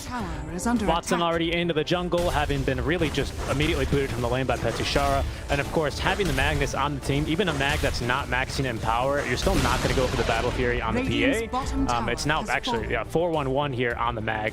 So PA is not going to have a huge benefit from these early powers, as no fear is going to be tanking again. There he goes. 2 earn charges though for Depressed Kid, so he's can be super active now. As there's the tip back from Depressed Kid. That gank is very, very important actually. Being able to get the earn charges for that now allows you to gank middle much tower is under attack. actually. The cold snap is pretty. A gift from But the Shara has recovered. One of the things that Timbers understands is you lose the lane, you recover nicely with Chakra. So it's not like you're completely out of the game yet. You can stock great space now. Sorry, just Smiley Knight farming at the tier 2 tower with a PA just chilling there is a bit of a risky move, but I guess he knows that Mag is too interested in getting the top tier 1 tower, which is so far very healthy. It's only taking 90. Okay, let's just say 75 damage. We'll call it there. It's not. It's 85 damage. It's 85. Final answer. But hasn't taken much damage. When did you stop taking math? NA math. About 4 years ago, I want to say. That's the impressive. Cookie, Shara, going forward. Magnus, the target, the Chakra, not going to find him. Instead, it's Prescott. I mean, he has cold snap burn. He's just juggling orbs right now. Do you actually want to fight? No, the Prescott just attacked the creep instead. Going for the Orchid build as well. The classic Quasbox Invoker build. Dendi also loves going. I was just about to say that. Yeah, Dendi likes going for this one as well. We'll see if he actually imitates the style as well of Dendi and you know, ghost walks around the enemy jungle looking for pickoffs. That's kind of a bit of an older style. That's the old way it was built as well. Yeah. Like, it was just like, I want to play Clinks, but Clinks is not available, so I'll play Invoker instead. Actually, very true. I want to play Clinks. It's so similar, because the build-up was also the same, except before you didn't even go for the... No, you did go for the Earn combo, yeah. No, yeah, you're totally... Because it gave you the 1.5, I think, back then. It wasn't 1.8, because it got buffed kind of recently, because everyone was going Falcon Blade, and Ice was like, stop doing this. Build Earn, it's still a good item. And people were building Witchblade on the Invoker, it's like, stop! Witchblade is for witches, like, fuck! Alright, Petushara trying to find No Fear. Oh, instead they actually catch up to TSA. There's the MP, kill off TSA. No Fear. At least slowing down Petushara. With the Cookie, they actually combine all the spells there to turn her into a nice little venison. Is under attack. Yeah, very nicely done indeed. And that Tornado actually on the mark to have caught Limitless if he wasn't TPing already. Of course, he was already out of dodge by the time that Tornado was going to hit up Dendi with the haste rune to trying for a kill in the mid lane. We've got Cold Snap invoked, but he's going to go ahead and back away after seeing Seiyu. Smiley Knight actually does connect on a root, but we still have a little bit more mobility for Dendi left. He'll be totally okay as he gets a bottle refill, courtesy of TSA, who does actually not refill the bottle. He must have not TP'd from the fountain. A bit unfortunate for Dendi. That was the biggest JK guys I have seen in a while for Dendi. Going in to try to kill Prescott and just immediately running off with a haste rune. I guess he's creating space by doing this. I mean, he's not wasting his time too much. Farm is okay. Dendi usually plays a very sacrificial build. I think he's gonna let the Magnus take over. Going for a very greedy build. Yeah, it just doesn't farm very well with mech either, compared to going for something like the Echo Saber, or sometimes I want to say Midas on Magnus even. Is not too out of an ordinary, as Petushara, top lane, is going to say hello to Limitless, who skewers him into the kinetic storm, or sorry, into the static storm. A good RP here will keep him locked down, but do they have the damage? Another glimpse here to try and bring him back, but he's just too tanky, man. Petushara, with the Hood of Defiance, easily living, and now there's actually an Invoker coming to gank him. Petushara was like an anime protagonist on his way to fighting the final boss. Nothing could stop her. That was ridiculous. EMP used by the Invoker. They can't catch it to the Magnus. Skewer cast points. Oh wow! But it's already a full vessel. Sorry to interrupt you. Oh, that's pretty great. But I mean, there's not a big target for the vessel. I'd say that actually you need a vessel for the Timber or something for the Timber. Because honestly, he's not even at his power spike anymore. Because the level 15 talent is so major for him. I feel like if you get Shivas or something, which I'm assuming is your idea. I can't imagine anything else here. PA is not the best Scotty builder, so I guess Shiva's eventually on Void Spirit or Magnus. Yeah, Yeah, I don't know if that's gonna be enough. PA likes stats, but she really only wants agi stats, so having the all stats is, although it's like the most whatever stat efficient item in the game, but the PA would rather go just for like, I don't know, something else. Once again, TSA breaking smokes here. Yeah, damage pretty much for the crits. Seiyu is going to close the gap. There's going to be a pretty easy kill there. Some people say if you look up in the night sky, you can see Seiyu Radiant's top still tower flying. is under attack. No fear here. Might want to join his teammate apparently. Gets caught by the ice wall there. Pretty well done. No fear. Oh, he wants to fight apparently. They killed the Preskin. Nice. In exchange for no fear at least. Vansko using his ultimate for Watson. Phantom Strike gets Watson away. For now though, as he's been sold out by the Whirling Axis, the Mangan's coming in. There's no RP to save him, but the skewer to the low ground. Watson though fights the grandma.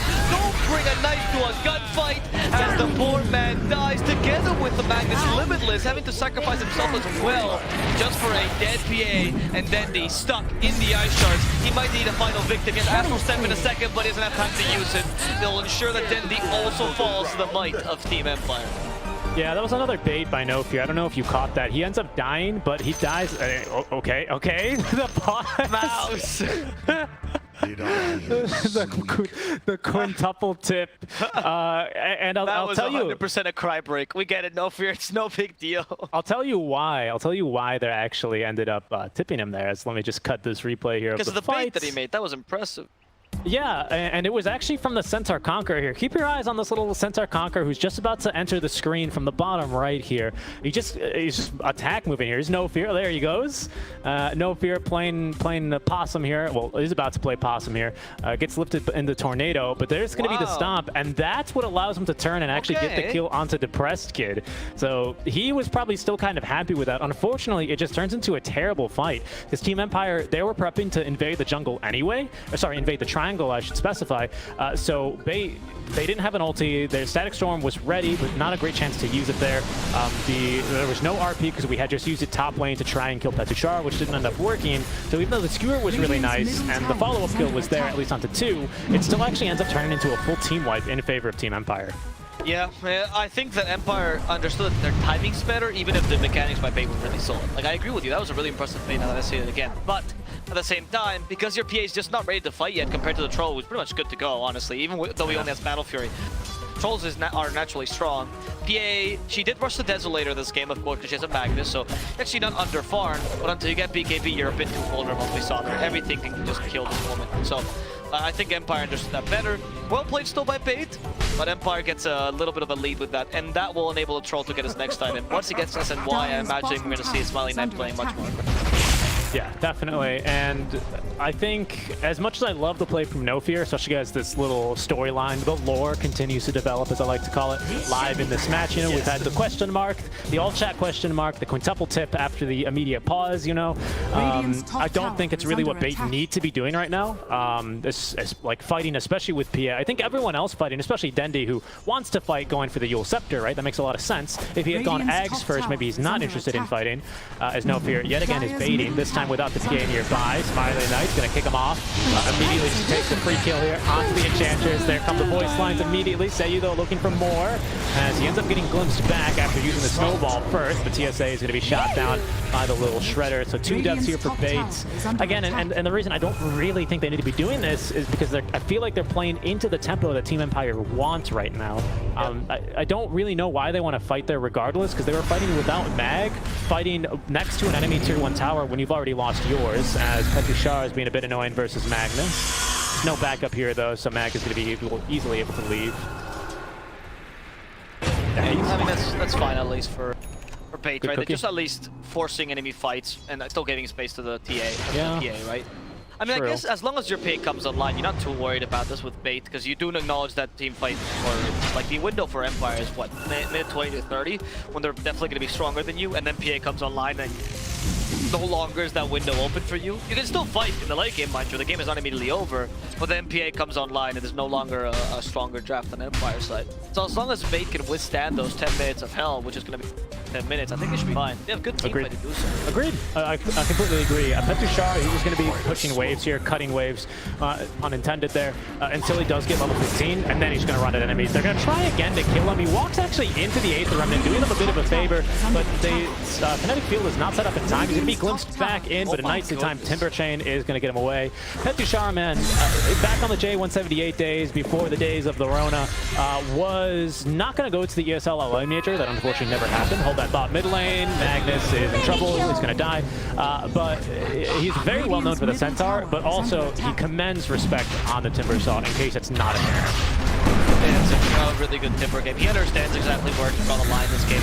And they just don't, I mean, to be honest, it's a really good Timber game. They have no magical depth. The best thing they have is really the Void Spirit, and to be honest, he has a decent amount of magical burst, but not for a KOS tank. Yeah, I don't believe he's gone for the build. If he wants to kill Timber Saw, he wants to go Orchid or Ags, right? Yeah, which he does go for the Ags now, but it's still very difficult. I think actually you need Shard, to be honest. Shard gives you a bunch more damage on this sim. Maybe in a Veil on this team, it's just so difficult. Your best bet is to honestly ignore him. If he's the last hero of the team fight, he's not going to do much. Once PA has BKB, you won't really need to care about him. He can't burst your supports that easily. Maybe Enchanters. Dendi's under reward here. He's used both Astral Steps already. They're going to try again for Timber. No? Okay. Yes. Okay, they're going to RVE him. All right, they're going to get him. There we go. This time he was a bit too aggressive. PA with plenty of damage now. 3 Mythalmor Hammers total on her. 2 in the Desolator, of course, and especially with the Empower now maxed here, so level 4 is significant damage. So Timber, you're tanky, especially to physical damage, but not really to a 4v1 like that. Yeah, exactly. The Timber has a limitation, right? And now with Lotus Orb, it'll help him against physical damage a bit more, right? Also, the spell always useful, but as the game progresses, the PA should be able to kill you, right? That's why I don't think it's that big a threat. It's important for the early game space he made. He's done his role, and he's performed his job really adamantly, but there's really a point where he falls off. That's just the nature. Very true, yeah. No Fear is going back to the same build as last game, by the way. He's already got the Dragonlance completed. So he's just looking to be more early damage, and I'm not against it, to be honest, because if he tries to play, well, one, obviously he's not going to go for the mech, considering Limitless already has one, but if he even wanted to play that style, it's a terrible game to do it, because we've got no lack of magic damage. Timber kills you instantly, Troll kills you instantly, Invoker just completely owns you, so at least he's like trying to do something this game, and I commend him for that. It's not going to be easy, because again, he dies to literally everything, especially after the alt chat question mark. I think there's a big target on this deer. But, you know, he should be able to do some damage at least with this item. I don't love this game. I didn't go for... Oh, wait, actually, there's a fight coming happening. DSA has Static Storm. He's to use it immediately if he wants to use it. He doesn't want to use it, apparently. As Dendi does TP in. I don't think this is a fight you want to take, though, Bait. No, yeah, But Tushara, he did catch Watson, had the BKB available. Watson with his Phantom Strike. The Magnus walks in, though. He didn't get the memo. Limitless. He wasn't aware his team was going to leave. Nice little play there with the Ironwood tree there by Petushara to guarantee the kill on Magnus. Okay, not great here. I'm actually going to say, by the way, that on the Enchanters, I'd love to see Soap progress this game, particularly because I got a Thunderstruck build. I feel like everything with PA, this game is much more valuable than last one. Last one, okay, it's a nice build. This game, it's hard to understand why you'd rather have your own damage when you're kind of food for the Timber compared to letting the PA destroy what seems to be your game plan. Yeah, that's a very fair point you bring up, and I think No Fear, he's going to double down, so, you know, again, I'm going to commend him for this, because he's not at least doing halfsies, which doesn't really lead you to do, you know, good at anything. I think Dota, you got to be, I think you got to go all out in Dota, because if you don't, then there's other heroes that do your job better. Nice, Sonic Storm. Got Aegis. He does not. Has Aegis though, yeah. Aegis, I mean, that's, Aegis has 2 minutes left on it. I guess if they leave in time and they don't lose anyone, it's a decent win for Bait. Tushara wants to, of course, follow this up. They still have an RP. Using it just for the Timber seems like a waste, but the Magnus also in trouble. Has a mech still to kill back up. But with the Spirit Vessel, he won't kill too much. That's why he's waiting for it. He has to use it towards the end. Not going to be enough healing. That's going to be Limitless dying. In addition to No Fear following him to the grave. Empire taking down the 2 heroes only for an Aegis. Which, again, at 2 minutes, decent, but definitely not worth your Magnus. Yeah, it's definitely not worth it even if they RP there, because obviously he was going to live. He recognizes that and doesn't end up wasting it. I actually think that's not that bad. I think losing a tier 2 tower is definitely the worst part about it. They should have been very clear and just, hey, we are going to take Aegis. We are going to run the hell away. Yes. Because it looked like they maybe considered trying to get the second life as well and very quickly decided against it. But that split-second decision, or lack of decision, I guess, it kind of, I think, turns that into a bit of a win for Empire. Getting that top tier 2 tower. Now they've got a lot of control over the triangle, and even though we do have a late game PA that's got a lot of potential here, it's a good soundtrack for Depressed Kid. A lot of trees cut down, but not enough mana for Yules. Not enough mana for Yules. A little bit of a mistake there for Petushara to cancel the TP of Dendi. We need space for the PA to farm, and if you give up kills and fights like that that lead into you losing a lot of map control, then the strategy just doesn't work.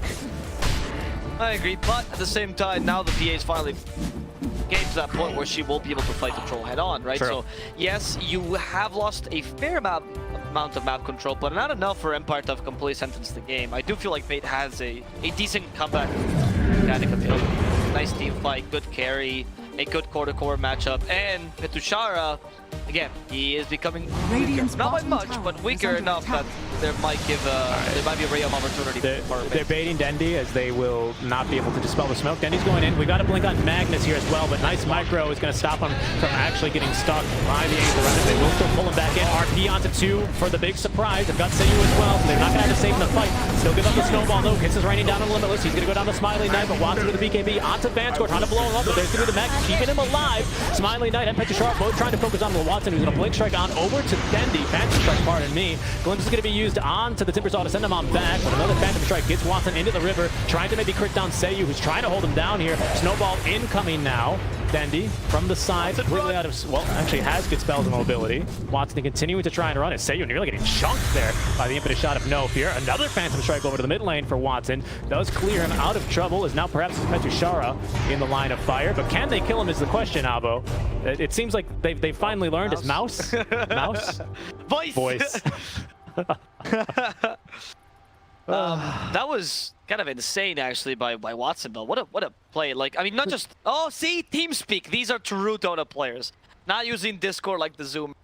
They're true Dota players. I was gonna say that's an incredible fight by Watson. But I gotta commend Dendi as well, or not just Dendi, but the whole team, because they stayed always in enough range of Watson so he could Phantom Strike to them. Very low cooldown spell, and they had a hard time catching up to Watson because of that positioning by them. I think the RP was fine, honestly. Sacrificing your Magnus, which went for a full initiation and utility build, for an invoker who went a bit more into an impactful build, seems completely fair to me. On the bait side, it's a good trade. You're giving space to the PA, who's soon to get a Basher, which will make killing the Snapfire, for example, or the Tusk, or whatever, easier. I like that fight by bait. I think it's a solid fight. Empire, they need to win the next fight if they want to keep their lead. Yeah, I agree with you. Watson really highlighting the strength of a BKB here, especially when they do kind of lack a BKB piercing catch.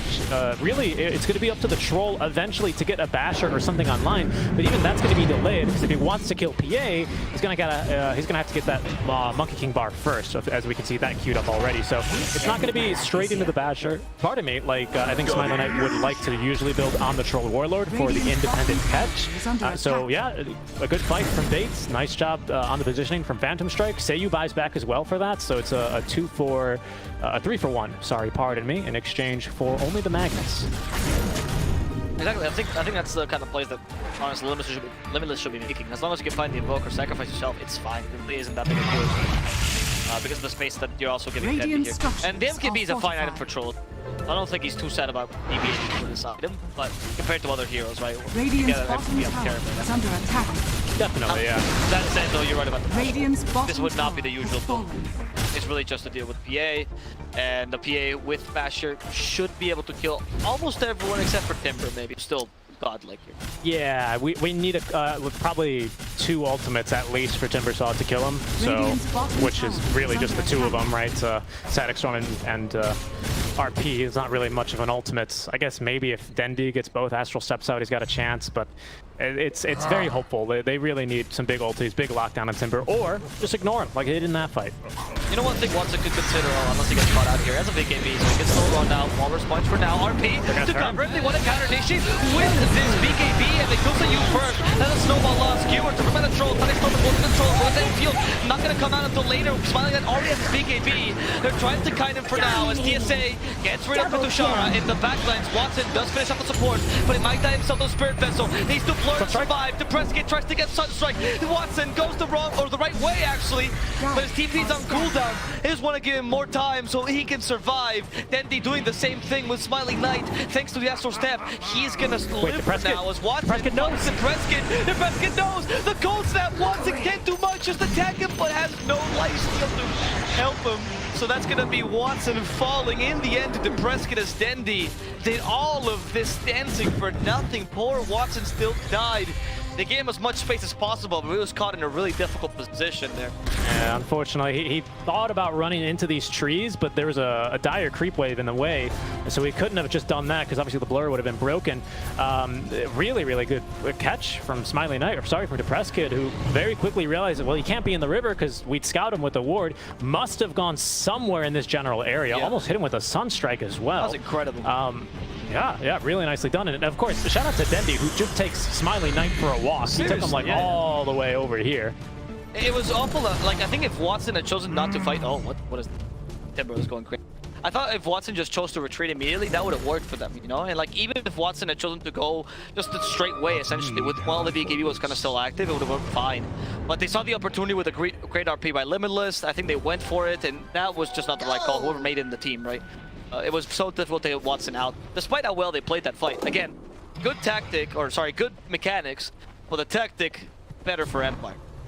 Yeah, I think they were sorely disappointed not to find any big crits in those first 3 auto attacks that he had into the RP. Okay, that was an aggressive Yule Scepter. That was an aggressive Yule's. Who was that? Was that from Dendi? Yeah. I mean, I think it should be Yules into Ether Remnant and then the Skewer, or the Skewer after the Yules. That was a weird play by the Skewer. A bit too hasty. I mean, Limitless is relatively new to playing at this level of competitive, so it's possible they haven't honed these kind of communication skills. It's fine. They will get better if they stay with the roster, please. Double smoke. Okay, they get 8 crits, they can commit the RP. Worth it if they kill Depresskid. Use the BKB to finish him off. The Snowball saves him. He's a Static Storm. Not getting killed as well, but his BKB will save him. Oh, the cookie up top, but that Depresskid's alive! The invoker didn't fall. Now the counter nation is up to Watson, who can't get away with a Phantom Strike. They can catch up to him relatively easily. The Yule Scepter used with a Sunstrike. The vengeance comes with a punch here from Depresskid. Killing off his aggressor. TSA in a similar position will also fall. Empire. Wow, what a play there, honestly. Getting away with the invoker. It's literally a sliver of his life. Set you on the tusk. What a performance. Yeah, that's going to be Aegis now down as well. Sayu somehow lived in that fight, and I say somehow because he dodged the impetus attack, like it missed. But what the heck could have caused that? Is there a Radiance on someone that I don't know about? Middle tower is under attack. Does Tusk have an evasion talent? How did he dodge that attack? There was an impetus attack that was going to kill him. High ground? Radiant's no, he was in the river. I don't know. Well, no clue. I don't know. I'm actually unsure. I didn't see. Radiant's that's tower the replay. is under attack. Well, we'll take a look at it here in a second, but it's going to be up to high ground here for Team Empire pretty much exactly when they want to, is with Aegis now still, actually now with the Aghanim Shards, we've got the Rampage ready to be used for Troll Warlord. It's got the same sound cue as Battle Trance, so we'll try and call that out as there is a difference. No fear. Oh, okay. They bring back the Timber Saw. Oh, they broke. This time they have the Phantom Knight is actually a good way to deal with the Timber Saw. However, they can just keep him at bay. They use the Rampage for this, by the way, not the Battle Trance.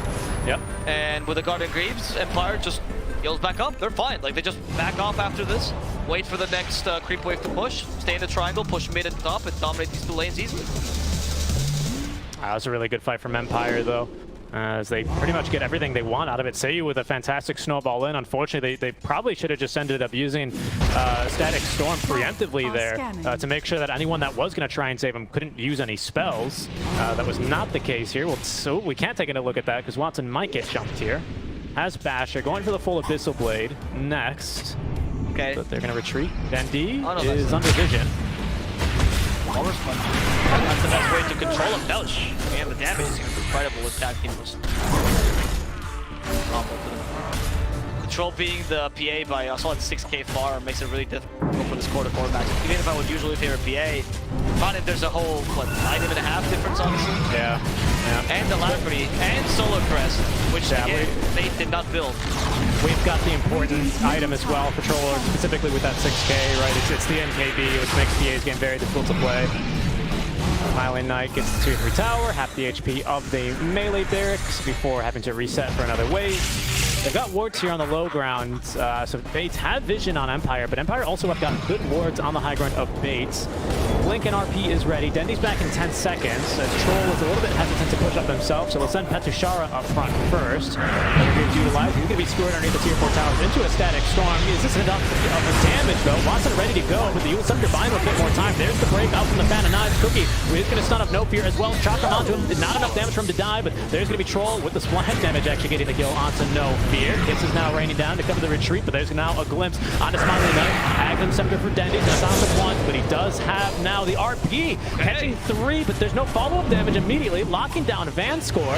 Smiling Knight now out of the battle trance, looking to try and counter-initiate it. Dendi holding him down a bit longer, but a good tornado out from the press kid prevents the silence from coming through. Another glimpse thanks to the ward for Smiling Knight will secure the first Aegis. First life, sorry. They also picked up Van Score as well, but in the backlines it seems like Yellows has fallen for this kill, and Watson now trying to jump Smiling Knight. Smiling Knight dealing too much damage. He cannot win in the mano-a-mano against Smiling Knight. Glimpse of 2. Now, they do have glimpse. They will bring back, I think that's Sayu, but the snowball saving him yet again. Someone stops Sayu. This man has literally nullified the Disruptor pick this whole game. And despite a really good RP, I was surprised Watson just wasn't in range as supposed to jump onto them because he just didn't do anything with that RP. Yeah, he didn't really react to it, did he? As I'll try and actually pull up a couple of replays of that because that was quite the fight. We'll go with this one.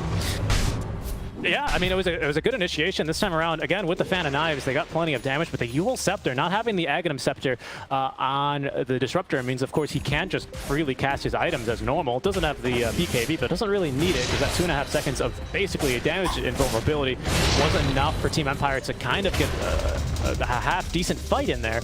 And they almost tried to disengage once, twice, thrice, but brought back all 3 times by the glimpse of TSA. And again, that's these wards really coming into play here that are just kind of chilling by the Bates emblem. Gotta give it to Watson though that the Fan of Knives there was I think that ability is honestly almost got back. So because they got rid of pretty much their biggest problem with just Petushara with the Fan of Knives, because it's not just the break, it's also the percentage HP damage that it is absolutely timber sauce. I mean, if there's anything that's going to help you bring you back, it's this. However, the problem now is how do you deal with the Troll? It has to be insane initiations by Magnus every single time, or potentially an axe in the Disruptor, which honestly at this point, just my shard, like buff your PA. I don't know why she has 0 buffs from coming from team, whereas the Troll has the deal, or has the Alacrity plus the Solar Crest. I get Tornado as a dispel, but I don't think that's enough to justify them. They must think that Empower is good enough this game. I don't know. Like, I agree with you, right? Because we've got the full Hurricane Pike on No Fear. He's basically out here playing back when position 4 is when, you know, you'd pick Silencer position 4 and his first item was the Force Staff or the Dragonlance, right? He's kind of bringing it back to those days of the Enchantress picks. Consistent in his performance for game number 1. He is dishing out a good amount of damage here, and there's not much else he can be expected to do on the Ench this game with this many counters, but I agree. Why not the Solar Crest? It's cheap. I feel like you should be much more utility. Like this Enchantress helps you if you're winning, help you if you're losing, right? Because you just don't farm. And at this point, like No Fear feels like he's stuck and he can't do much because what does he do? You know, he can't build up into further items. Yes, he provides some damage, but as you said, this damage is once you get the Ag. That whole combo allows the Enchantress to live. But just the Hurricane Pike. Dire are scanning. Compared to the impact of a Solar. So, well, first game I thought it was a good idea. The inflexibility in this game I did not love. Especially when you have a much better. We are going to be probably looking for another smoke play here from Empire. Although, will we? Roshan is in that 3-minute window, or sorry, 2-minute window where you're not sure how long it's going to be. So another 2 to 5 minutes until Roshan is back. Normally teams, pardon me, won't really go for full 5-man smokes during this period. Team Empire are not one of those teams, as they will smoke as 4 and maybe try and make a play surprising Bates, getting them on the back foot. Dendi with a really good position here to be held, but I don't believe TSA will be as lucky as he's looking to try and set up some vision. Sayu has vision of No Fear, trying to jump in. That's Untouchable, making the animation a bit difficult, but yeah, they've got plenty of damage for him. Not a great smoke. lost. I mean, you're already in a really difficult position if you've been. Empire Dire's just bottom tower is under attack. Dire's structures are fortified. Unless they can see a Magnus here for 3. Oops. Okay, Tusk has the snowball on this. They use the Rampage. I'm not really sure why, but there's that Limitless. Cut the lane, you could argue. Yeah, space. It's space for Watson, who's queued up 4 Divine Rapiers, because that's kind of what they need to get back into this game at this stage. Down 23k. They just need damage. Absolutely. They just need damage, and they need to get lucky on these crits, and they need Watson to capitalize off of the pretty good RPs that Limitless has been able to get these games. The RPs themselves have been well utilized, as in he's catching the right heroes. The question is, are Bait all on the same page about when this RP is going to happen, who to target, is Watson in range, etc., etc.? That seems to me more the issue, but actually, Limitless without buyback is not going to be around here to defend these barracks. Radiant's bottom tower is under attack. Break the tier 3 first here. The bottom lane. Radiant's bottom Limitless, and actually without Watson as well, that's going to be Megas. Radiant's bottom Yeah, it's going to be Megas for sure, but that's Divine Rapier now for the PA, so it's something. Okay, that's the last objective. Like, they don't need to wait for anything any longer. The Makers will do the job for them. Now, cutting lanes is super difficult. I was going to suggest the PA Ags maybe, you know, because that would help you cut lanes, but not anymore. Not with Meg. Dire's middle tower. Not with Megas, absolutely. And I feel like not with the amount of jump they have, Invoker could just kind of ghost walk up to you. Win it for Shivas. He's going to be going for the Sheep Stick next, though, and I think that's going to be the killing blow here to Bait if it doesn't happen off of a team fight. They do find themselves now on the back foot. Second Roshan, going to be taking a little while to respawn, just 1 more minute necessary. We'll have Aegis, of course, Cheese, and that Aghanim's Shard, if I'm not mistaken. Or is this third Roche? This is third Roche, thank you. Oh no, the Troll Warlord can go in, snowball. And yeah, here's the battle trance. He wants to survive this. Wants to actually dealt a fair amount of damage here. And the Makers are pushing into the base, and Limitless is wound in here with an odd skewer. I guess trying to get some more space for his team, but that didn't work out. He just lost his life there, Limitless. Yeah, Seiyu was literally winning them this game. That was a game-saving, not really game-winning, but a game-saving snowball. Smiling Knight gets the time, not being perma-stunned, to actually activate the BKB, and then just battle trance and completely turn that one on its head. Now they're just going to wait for Roche, which is up in 10 seconds. Aegis, Cheese, and either a Refresher Shard or an Aghanim's Blessing. I think Ag's Blessing, and the game's just over. Troll's going to be way too damn strong with that Dispel. Double check that I'm not.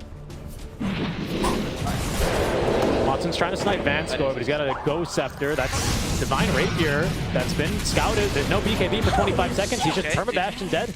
That should be GG, as they call it. And there's the tip on a no fear. Double kill. The way to finish the game. I'm not sure about that game, honestly. I think that, I mean, the ending was very anticlimactic in general for Bait, but it's kind of what I spoke about last game, where I feel like Bait, 40 minutes onwards, they play like a really clean game every single time. It actually makes such solid decision making. But when they're losing, especially in the 20 to 30 minute mark, they seem a bit lost. Here, the build in the Enchant I didn't particularly love, because it was just a build to win more. And actually could say the same thing with Disruptor, because he was forced into being a utility 4 with the Glimmer Cape and stuff, which could have just gone to the Enchantress, which stopped you from getting Ags, which would be a teamfight turning spell, or even the Shard, which at least would help the PA. You had a Magnus PA, but it didn't look like anything as a Troll. It honestly seemed like they farmed at the same speed, and Troll actually beat her for the longest part of the game. It just seemed like Empire got to play their game, and Bait never really got to that point. The window opportunity by Empire should have been smaller, but it really wasn't.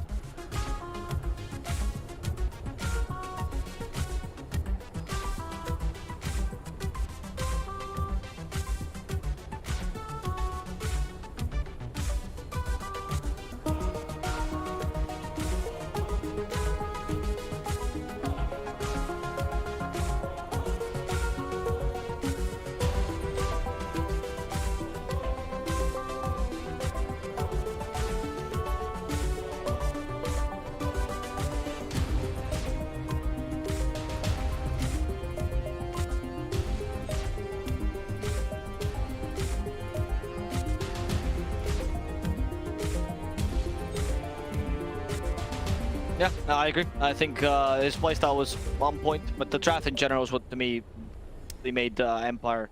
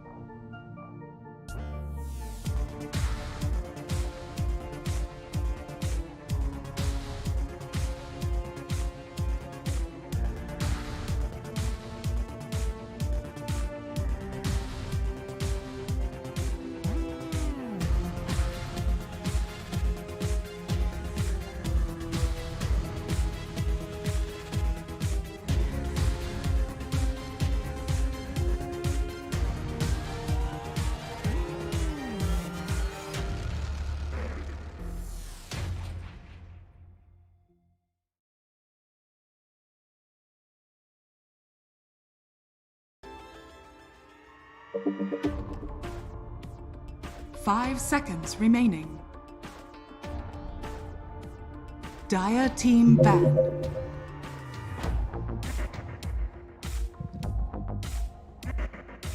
Radiant team ban. Ready? Okay. Okay. Okay. Do a short intro and I'll throw it to you. Welcome back everyone, DTN2 returns with a third and final game between Team Empire and Bait. Bait with a good game one, a long one, but a good game one that led them to a victory as Team Empire will strike back the Troll, being able to beat the PA of Watson. All down to this one. But first, we do want to bring you guys the fixture for the rest of the week, of course, as we are kicking off week number 4 of total 6, I want to say, here in the lower division. So a lot of dreams are going to be made or broken this week, as, of course, this is going to be the team's final opportunities to try and get into those TI qualifiers, which have no opens this year. To bring you guys that information, we have our statsman, Abo Stats, who is going to bring you all up to date with the matches that we've got for this week. Hello guys, this is the schedule for the week. As you know, it's Monday Fun Day, only lower division today, but the rest of the days, if you're ever waiting on CIS upper division or EU or Western European upper division, it's a nice thing to just check us out here. Best way, of course, to follow us, just to give us a follow, or you can come here during the following days. Thursday, we're here from 12 to 6 p.m. CST, 1 hour earlier if you're from the UK, 1 hour later if you're in Russia, 6 hours later if you're in Malaysia. We're starting with Trident Clan versus Fantastic 5, one of the last chances Trident Clan has of getting any points. And then joining by Team Empire versus No Techies, seeing if No Techies has recovered after the win against Trident Clan and can actually win some games against some of the stronger opponents. The Friday game, also at 12 CEST, 12 noon, of course, is the best game probably to watch during the whole week, as both Hellraiser and Nemiga have been looking quite strong. They're actually competing for the top 2 spots, but Nemiga did struggle to beat, or actually couldn't beat Empire. However, recovered against Prostiesli, now without a stand-in, they are looking stronger and maybe could take game of Hellraisers, who have remained undefeated until now. And finally on Sunday, we're going to see if Prostiesli, who has been going down for a while, is capable of beating Trident Clan and continue cementing their victory streak, as Trident Clan is trying to cement their own defeat streak, or if Trident Clan can recover as they're looking for, and beat No Techies in terms of points. Check us out on these days if you want to enjoy some more lower division Dota for the Eastern European division, and let's get on with the draft. Indeed, draft now underway. We can see the opening picks already through. We're going to go back actually to the Enchantress. However, this time it's not No Fear. It's going to be most likely Vanscore on the Enchantress this time around. We'll see if he's as aggressive as No Fear was in game number 2. No Fear, of course, dropping the question mark all chat, which may have raised some tempers here over on the side of Team Empire. Regardless, Team Empire did prevail on that game number 2 and, of course, tipped No Fear to cap it off. He's gonna have to play a different hero this time around. As we'll see the Watson Gyro get brought through. Limitless on the Centaur, of course, is going to be one of the most seen heroes this time around. Actually, Centaur, I believe he's just shy of Lion, who is picked or banned almost in every single draft in every single DPC region, both lower and upper division accounted for there. Juggernaut. Juggernaut for Empire, pairing it with the Enchantress, bringing you a slow, which is one of the best level 1 slows in the game, along with the Blade Fury to potentially get some kills, even against a tanky hero like the Centaur. Not so likely, I should say, at level 1, but perhaps at level 3 with level 2 Blade Fury and beyond, you might see Limitless play a little bit more safe, keeping in mind that he could always get jumped by the Jug. Surprised they steal the Smiley that pick there, but I think mainly to deal with it. In this game, you just don't want Pitushar to destroy. I think that. I'm surprised actually Empire went for the Ban. No, Ban score's not. I like his chat. Is it really that highly valued? I'm surprised by this as well. I think Enchantress, like, she's annoying to deal with, but like the biggest way to counter Ench is in the draft, in my opinion. And when you pick her, especially so early on, first pick overall, especially when the enemies have 2 picks immediately to counter, I feel like you lose a lot of like the benefit that you could bring. It's not like in the same camp as like a Brood Mother, where like obviously picking a Brood first pick is like pretty game losing for sure. It's not like in that camp, but I don't think it's too dissimilar. I think it follows the same logic. And we'll have Bait actually go for the Watson and Gyro special. Sorry, Watson, Gyro, and Wisp special. Alright, I mean, this is pretty good against Juggernaut because it usually outfarms the Juggernaut. Oh, okay, so then Empire's like, let's go for our double core strat. They've done this a lot in Upper Division. That's actually all they ran. Like a dual core strat where you have 2 win conditions and 2 carry, really. 1 on Smiley Knight and 1 on Depressed Kid. Occasionally they swap this out for the Invoker, but mostly it was this idea of like Morphling or some other that can run carry in the mid lane. Depressed Kid's Morphling is insane. He's really good at the hero, and he's very good against the IO Gyro because you burst down the IO relatively. Not bad. I like the idea here for Empire. It's a good way to mitigate for Timbersaw as well. The thing is, now there's a lot more pressure on your 2 supports and your Timbersaw to do early because you just don't have any. And I don't know, with Timbersaw being a big counter this game, it's good enough to be able to get on all that pressure and be able to accomplish his goals? Not sure. Yeah, I think he's going to find himself struggling a little bit for this Morph lane. Especially because you do have a lot of global presence, like you're mentioning with the IO Gyro. Like, you farm really fast. IO on the support, he's kind of underwhelming if you want to try and play him similarly to he's played as a core. But if you just follow around, if you're just tied to the hip of your carry, bringing him regen as he needs, and mostly just using overload as soon as you can, you really actually quite rapidly increase the farm that you can take. And even more so on a Gyro, which is why it's still one of the classic combos, you know. Tiny IO has been long dead. CK IO hasn't been a thing since Tether no longer stuns, but this one has prevailed. That's true. This combo, which the Chinese used to love, now, because they used to, Zhao used to always say that the Westerners played it wrong, now not the case. The Westerners are the only one that played the combo because our Dota has actually become slower. The Chinese crazy, insane, chaotic fest that Dota has become. So Yu's favorite hero in this league is going to be the Lion, as they pick it up as a last pick. A hero to at least get more pick-off potential. Not bad. Only problem, of course, is not strong lane, so if your lanes lose, he's okay. I guess he's okay as a laner. You just need to make sure your lanes go well so you can get that mid-game up and going, so the enemy team doesn't run you. 5 seconds remaining. Yeah, and I think that's the biggest concern for him this game. Seiyu, though, is very, I mean, at least to me, what always catches my eye on the line that he plays is that he starts off with the boots almost always, and then he just never buys any regen, so he's got always like a 15, 16, 17-minute Blink Dagger on the Lion. Could be really nice this game to have as well, although because you have the Centaur Stampede, it's going to be mitigated somewhat, because even if you're a Frog, you can still actually move at that Stampede move speed, which is a big reason why we're seeing the Centaur picked so much these days. So it's going to be impactful, but it's going to be really up to Team Empire to all jump in along with this Lion. You do have a Timbersaw who can also follow suit and even chase despite the move speed that you get from the Stampede. So it's not all, you know, completely countered, but I do like the pick overall from Team Empire. I think we need a Dendi hero here, don't we, for Bait?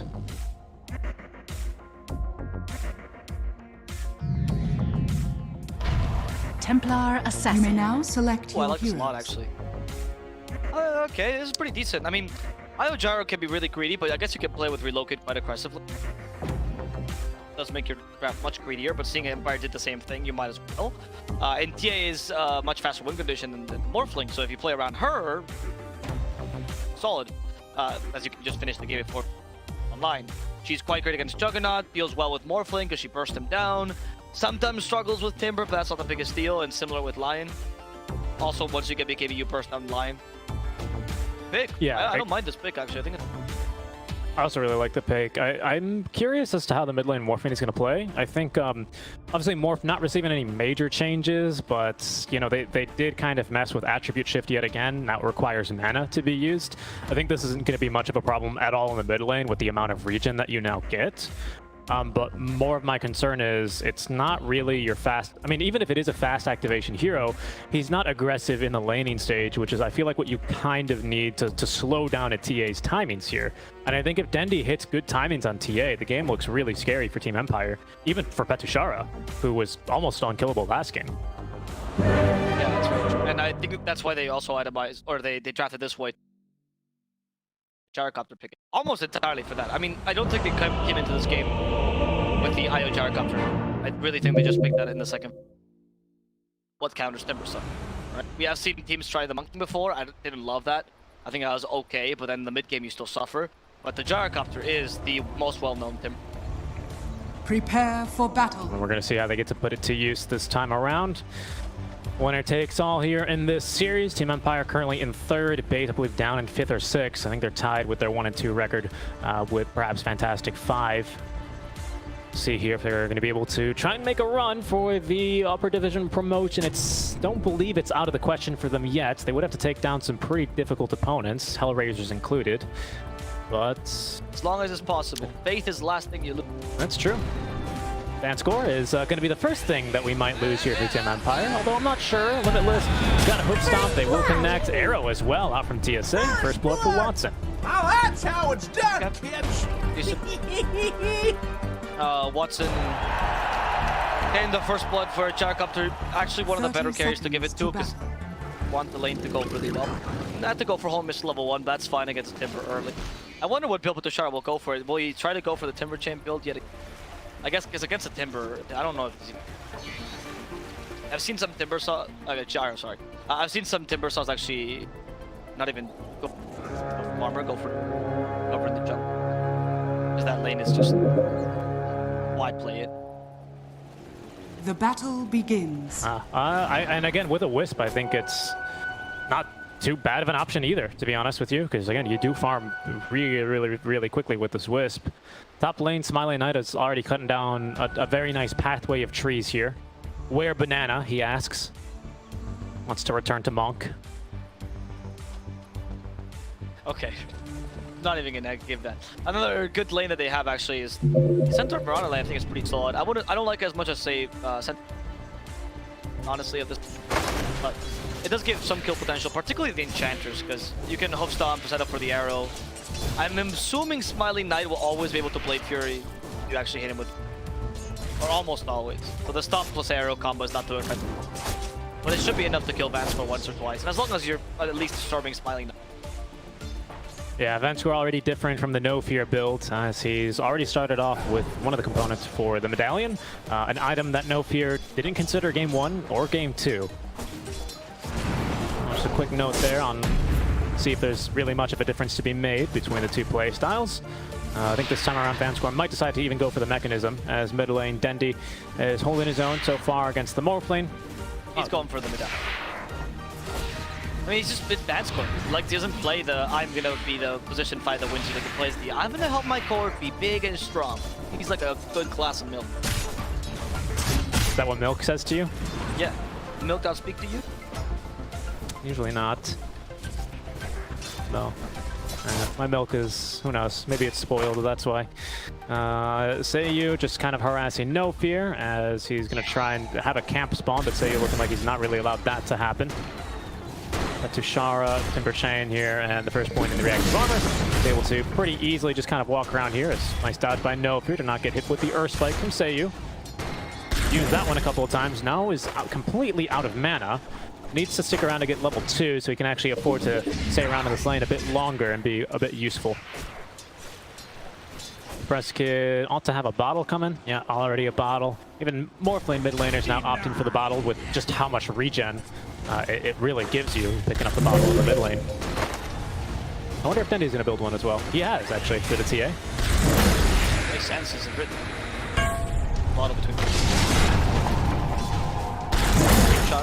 There is the reactive armor level 2 now, so he wants to tank out Watson. Watson, I'm assuming, yeah, he's gonna go for the Rocket Barrage build. Push Petushara in the lane, there we go. Now you Rocket Barrage, this is the play. Petushara struggles against this, he has to get away. I'm assuming Petushara might consider like an early bracer or something, and then immediately into the hood, or just rush the hood, depending on how bad he thinks. Because with Eternal Healing from No Fear as well, because it gives him so much mana, you're always gonna have mana for Rocket Barrage. Petushara's Bane here. Exactly, that's a really good pull by Seiyu. I'm not really sure how he got it. It looked like No Fear actually contested him correctly to try and block the pull, but didn't end up working out. Yeah, plus we always have just almost perma-stick here in this lane. No Fear as well. Watson has already got 10-stick charge. He's got a big stick on the gyro. As Limitless is going first item into the Hood of Defiance. He's not considering anything else. Press Kid just being as efficient as possible here with the Water Rune and his 2 bottle sips back to full HP, just like OS Frog intended. Yeah, it's fully healing as well. Headdress to start off with here for No Fear, so he's just here to make sure he heals Watson. I think this is like his punishment for game 1 and 2 for not building any support items. They're like, now you have to build only support items because we're going to make you play Wisp. Hero doesn't do much else on the support role. That's very true, actually. Maybe he's just a Dunce corner. No, he must atone. The wall. He must atone for the sins of episode 3. Maybe. They gotta trust No Fear again. We've seen this combo before, but it failed for them, by the way. So I don't know. We'll see if this time it works out for them. I feel like the response by Empire was good enough here with them. The Press Kid with just a quick little adaptive strike into the strength to deny Dendi a bottle refill. Yeah, I saw that. That was pretty solid. But still, he is... Like, the lane is going considerably well for the TA. Morphling is okay against TA. Bottom lane, by the way, we see Petushara stuck in the Rocket Barrage zone. We have Magic Stick, so Watson could follow up. But Seiyu being nearby deters him from doing so. Honestly, for being this lane, Petushara is quite happy. He's, what, 19 last hits? Watson has 25. Kind of even. Yeah, good start. Considering this good matchup for Jar. Lane will get even easier when he has boots as well, so he doesn't only have to rely on having the Timber Chain to get him out of dodge. Hook stop baited out by Limitless, who's currently getting body blocked by Smiling Knight with a level 2 spin. Still not enough damage. Arrow is going to prevent anyone from chasing further. Not like they were intending on diving that tier 1 tower anyway, but in case they thought about it. As TSA is immediately going into the urn, almost has enough gold for it here, just needs to arrow one more creep. You should probably head mid lane and make sure Morphling can't push TA's tower though, and just arrow the wagon. A very balanced thing that's still in the game for some reason. Ooh. Can't enchant creep wagons anymore. You can't even wholly persuade them or use Helm of the Dominator 2 on them, whatever it's called now. But you can arrow them and instantly kill them. I don't understand the logic. It's Helm of the Dominator 3 now. What is it? Helm of the Super Overlord. That allows it to take catapults. Is that you? Die here easily. Bottom tower is under attack.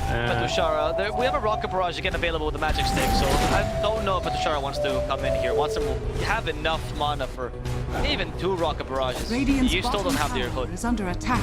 Yeah, Limitless is just playing like a bristleback now, just trying to cut the waves here with the Ring of Health. Not really much Vanskull can do. Press Kid almost died actually to the... Then he has so many traps set up that Seiyu, yeah, he's gonna start ticking down. No, that trap wasn't set up for long enough, but the damage actually annoying the Morphling a bunch, forcing him to constantly attribute shift. Expecting Dendi to be laying down traps all the time. The Press Kit gets rid of him. Back to the high ground you go. Instead takes the illusion rune from himself. The bottom lane, Petushara, yes, the whole missile might hit. Rocket Barrage available in a second. Petushara used his last little Timber Chain. There's a Rocket Barrage not fully damaging him here, as Petushara can't get away with that Timber Chain towards the end. He has enough tank now to survive. Yeah, they might try and enchant TSA, forcing out the leap charge. He's got one more. I think they probably timed these, but not well enough. As Jug still chasing with the phase boots quite fast. TSA not fast enough without the boots. Fairy Fire, not enough healing. He will drop as the combo finally ends up getting killed. It's not against the Centaur, but they'll take it nonetheless. Alright. That's a kill at least, you know.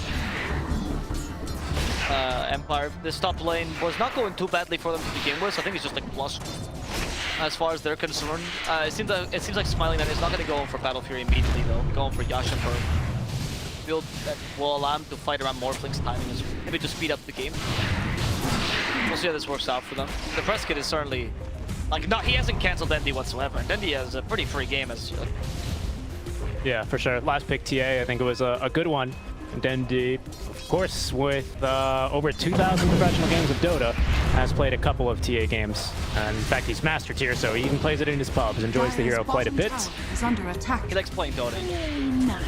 I think that's a safe assumption to make. I think most heroes for Dendi, like, how many heroes do you think? Oh, interesting, actually. I just failed to... I neglected to mention this earlier, but the Mirana, of course, having the arrow makes Vanscore's game a bit more difficult to play because you can just arrow and insta-kill the big creep that he brings over for you, free gold. So Vanscore, I think that's the first creep I've actually seen him in chance. Normally, he's been using it aggressively to try and set up for kills with the spin, but is under attack. yeah, so that makes a lot of sense. So again, that's another weakness of first picking the Enchantress. You can very easily counter it with just a support pick, as Dendi will deny the haste turn away from the Morphling. Play there. Do have a little bit of a chunk for Tushara. Watson continuing this with the Rocket Barrage. Got him. Watson, though, low on HP, has a Fairy Fire. However, Vanscore joined in as well. Impetus can only really launch one for now. And it seems like Watson will be able to get out of here alive. The top lane, DPC obviously outside for the Centaur. He'll have the help of the Mirana, nothing to actually mitigate that damage. The That's going to connect onto the Press Kid. With the meld, they'll be able to finish off the Press Kid. And that's going to be 2 kills going the way of Bait, 1 kill going with the way of Empire. Action in all lanes. Yeah, action on all lanes, which is pretty normal, especially when you end up making a rotation anywhere. They scouted Seiyu bottom. They saw Vanscore as well, was not present, so they make the play bottom. They react top lane, but Bates, bringing the numbers mid lane, are able to get a surprise arrow there onto the Morph lane. Nice pick off there. He's going for stats, by the way. First item Dragonlance so far for the Morph lane. Okay. I mean, I like the kind of hybridish build of Morph. Yeah, I think he's going to be fine. Might even be able to turn here onto Petushar. The Timber Chain doesn't put him that far away. Spirits are connected as well. Trying to turn with a chop and dash. Damage, but No Fear's got too much healing. Eventually will fall to the likes of Vanscore's creep. I think that was a boulder hurled his way.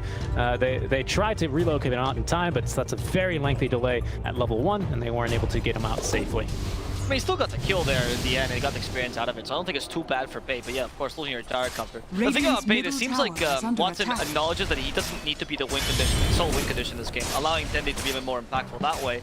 But still going bottom, despite the fact that everyone is fighting him, right? You haven't seen him TP to his triangle yet to try to go for the safe farm, leaving that instead for the TA, which I like. I think this helps a lot Bait's position in this mid game, because they're canceling the main Space Creator, which is Timbersaw, and they'll have their own, I guess, hero or even Space Creator, which is going to be And the TA already up to level 10 after the kill. Quite an advantage over the Morphling middle. Dendi is opting to go for the Blink Dagger first on the Templar Assassin. Do we have any big stacks for him? Looks like Ancients are stacked quite a bit, and he's got traps down to stack them another time if he wants to.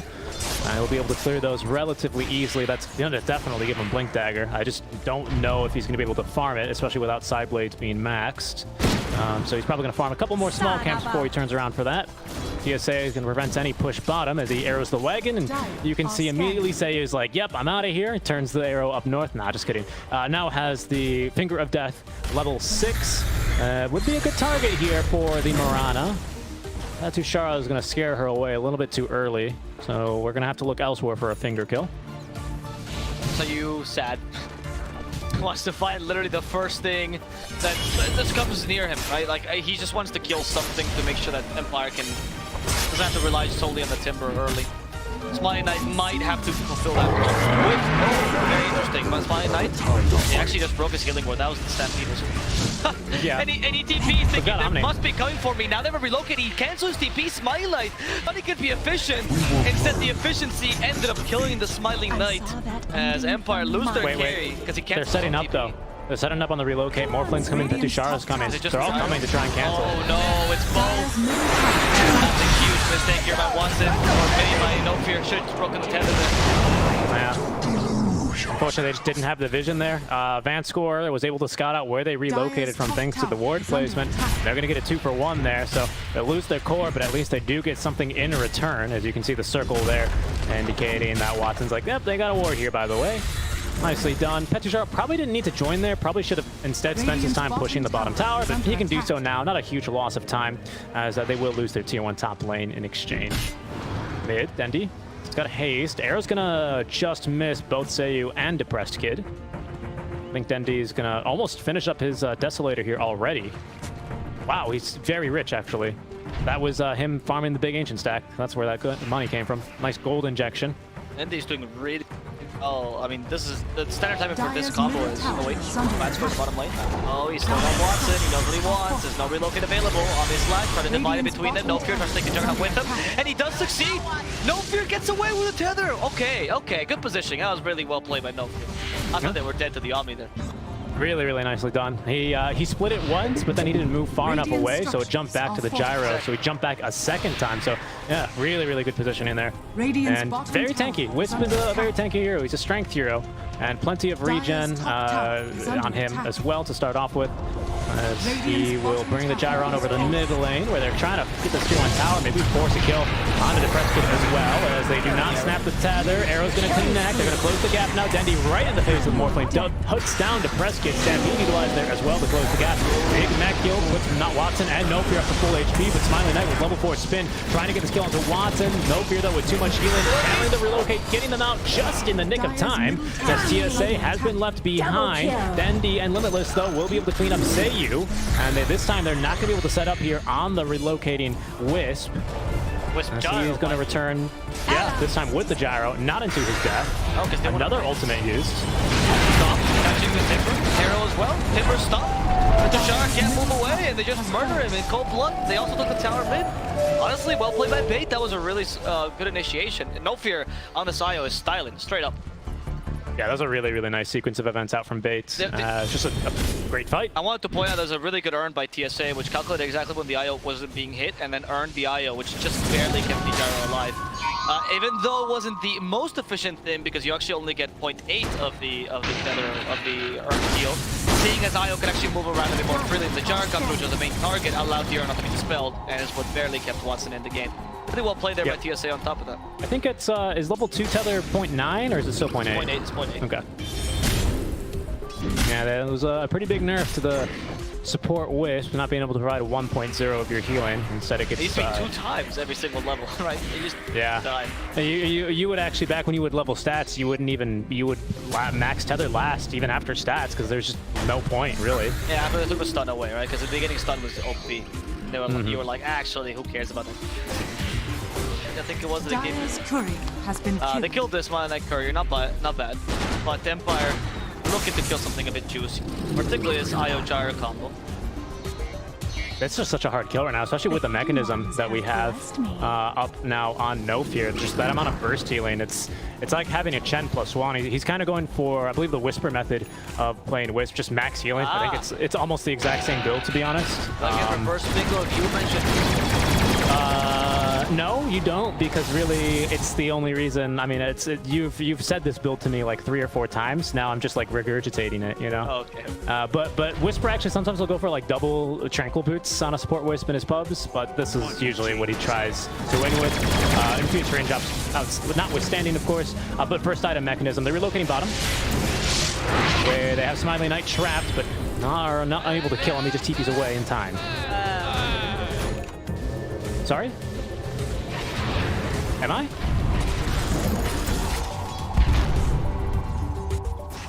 They'll leave Gyro behind this time. I don't know. The guide I see always says whispers Wisp. I just haven't seen him in the. Dire's bottom Monta's tower was is completed under into Prescott, attack. by the way. Talking about more itemization as Juggernaut's getting close to the Visual Blade. Still back in action. I missed this build, the Visual Blade Montas now. It was a classic for the longest time on Jug, because it wasn't even that good a build. It was just, as pros would say, Jug is good, but no build is really that good on him. So this is the closest thing we have to it.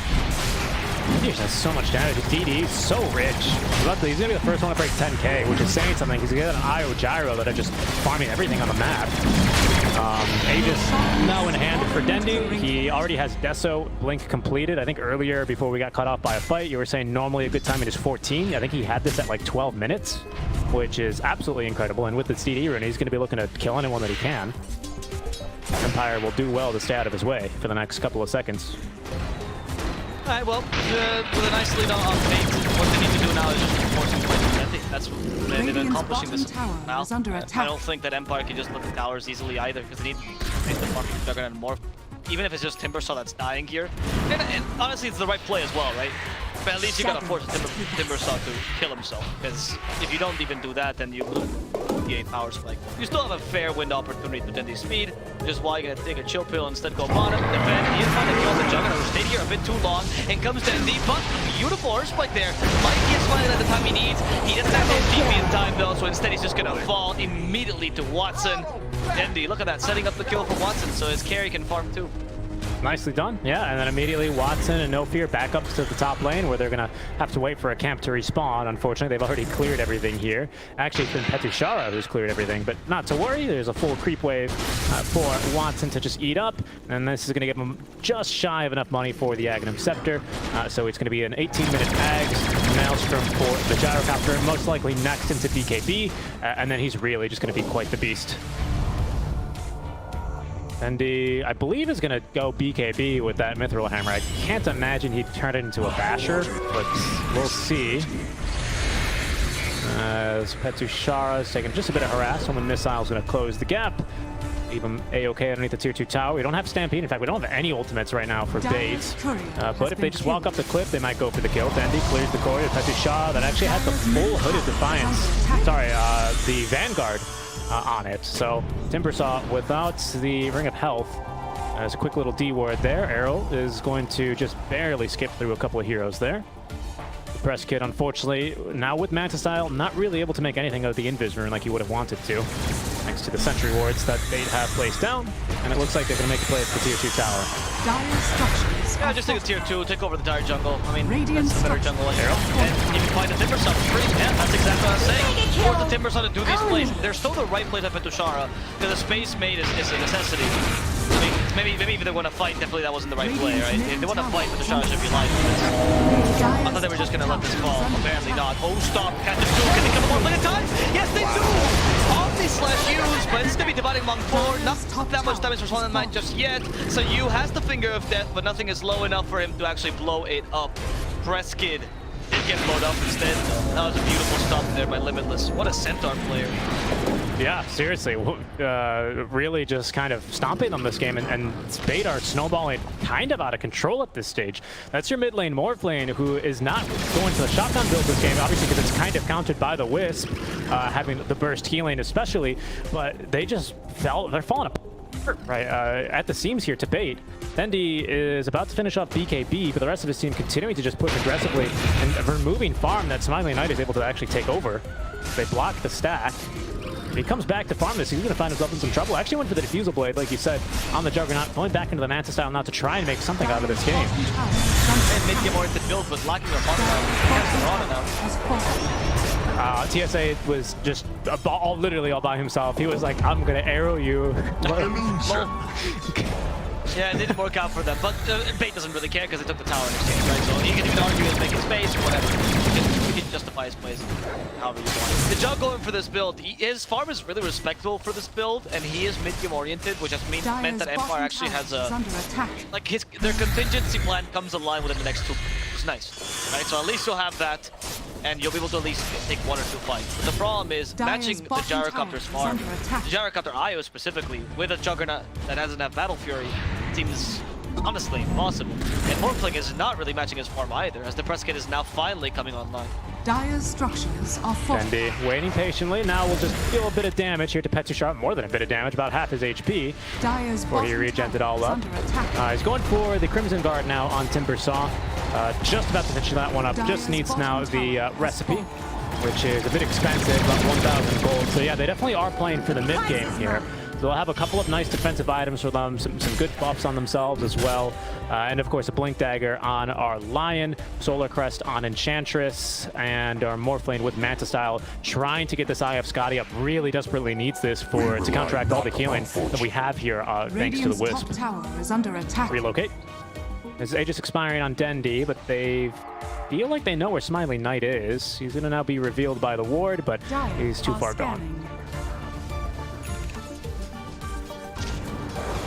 Like, Empire, wow, they don't really know what to do right now, honestly. They need to create space, create plays and kill things, but Bait is just taking this time to farm, find the plays that they need to, get the right objectives, have complete map control. What can Empire do but snuggle together in the triangle and pray that they don't get gone on? Yeah, that's exactly right. Limitless has been scouted moving into this position, so they shouldn't get anything out of here. A good defensive ward placed down, but they're going to lose their outpost. They only have the mid-tier 2 still standing, actually. They've already lost the bottom tier 2 tower. Gyro and Io going through that one relatively quickly. Smiling Knight is going to find a courier for free. Limitless' courier down, but he's going to walk right into an Io Gyro. Realizes that he's not very welcome here and is going to TP away. It's good. That was going to be actually probably the plate mail that Limitless was saving up for. He's going to have to wait a little while longer now. But yeah, I mean, the mid game for your Gyro is going to be pretty nice, especially once he finally finishes up the Manta style. They've got some good burst damage here, thanks to the Manta Diffusal builds. But my biggest concern is that this Morphling has just gotten a decent amount of farm, and now with at least one of the 2 ultimate orbs you need for the Scotty. But until we get that Eye of Scotty up, it's just trivial to kill this Morphling, it seems. Yep. It's I mean, even with a Scotty, the killing him is not the hard part. The hard part, at least when he has a Scotty, he'll be able to not necessarily survive, but if he goes on you, he'll deal damage, right? Whereas right now, it just seems like Morphling is at the mercy of whatever Bait wants to do with him. Even if he manages to not get caught out first, Bait kills him because he's the hardest tier to kill, but that's, I mean, if he gets away, but he's not really a threat. Juggernaut has been the only threat, as we've seen there, and not even a big one, which has been the problem for them. I feel like the goal for the stats build, though, does give you a lot more reliability when it comes to scaling up, whereas the E-Blade requires kills. This stat build does increase your farming speed every time you get a new item, which E-Blade does decently, but it's based around the kill idea. They're going to smoke up and look for a fight now down bottom with the haste turn active on Dendi. Dendi, who has, I think, gotten eyes on Smiley Knight. Making the call to try for the kill, but he's backing up a bit too quickly here. Midnight Shadow also utilized here. Watson and No Fear just taking this opportunity to farm. We've got now a full S and Y on top of the Aghanim Scepter. And I believe that's going to be the mask. It's not the Morbid Mask, it's what it's called. On the way here for our Gyro, because he's going to be going next item into the Satanic. All right. Satanic is really, really useful this game. Actually, especially now that you saw the little Montas or the Diffusal Blade build, it's can purge off the purge, ironically, yeah. with the Satanic, which is actually a really useful thing. Not much else that you want to purge off, but obviously the healing here is incredible. General and a good way to keep you alive, because it seems like Dendi's going to be the main damage dealer in these team fights still towards the late game, where the Gyro tanks up, survives with the IO, and will be the guy that just draws all the aggro in the beginning of the fight. If you don't deal with Gyro early, you're screwed, but if you also go for him first, Centaur, look at that cover start though.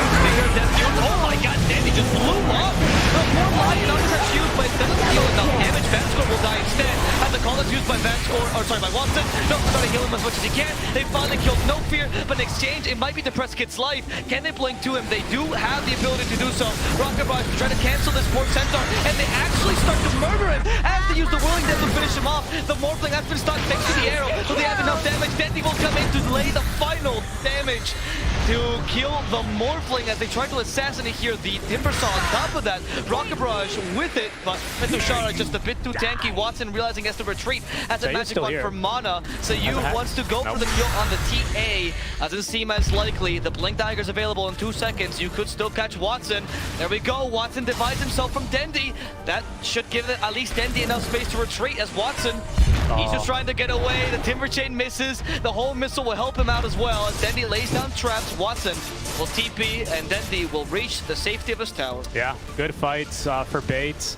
They do play that a bit too aggressively. They get the Morphling out of it, but Team Empire now have got some pretty serious damage problems, as we can see. They at least get a couple of kills off the tail end of that fight, but I think had Bates played that a little bit more patiently, they wouldn't even have given those up. And there's a buyback from Sayu. They're going to go aggressively. 2-man stomp up on Limitless. They nearly burst through Vanscore instantly. Now he's dead. Tushara seems to be the main target. It's looking to get over to him. Use the Stampede to close the gap. Greater Spike yet again. Stuns up Dendi here. That Tushara being slapped by the Wisp Spirits. Again, another blink forward from Centaur. Would have probably caught Tushara with a stomp. Just didn't see him in the trees. And it's only going to be Vanscore dropping for the counter-engage on Bait. Roshan is up, though, ready for the taking. So if Bates, which of course have eyes on this thanks to the trap in the pit, can take this, they still put themselves in a very commanding position this game. You're very right. This Roshan Shard, are you gonna give it to the PA? Sorry, the TA? Because silencing seems really good to Roshan the more. fallen to the ring. Fatality. No, who's gonna take it instead? It was Dendi. Oh, it was Dendi. Yes. Okay, that makes sense. That silence is gonna be crucial. You get this, and oof, I feel like Timber Something now are much easier to kill. Definitely. It's the same shard as before, wherein it allows you to detonate your traps that also silence. Yes. However, whereas before, I think it had a minimum silence time of like 0.3. Now the minimum silence time is 0.1. And now it's significantly increased to 1.5. Arrow is going to catch a shard. The max duration arrow. Here's Gyro relocated in by No Fear, but Shark still alive. Just barely able to escape. Gets all of his buffs onto his team as No Fear's bursts down, so Gyro's going to have to save. They don't have much damage now. The Omnisash got him to half HP.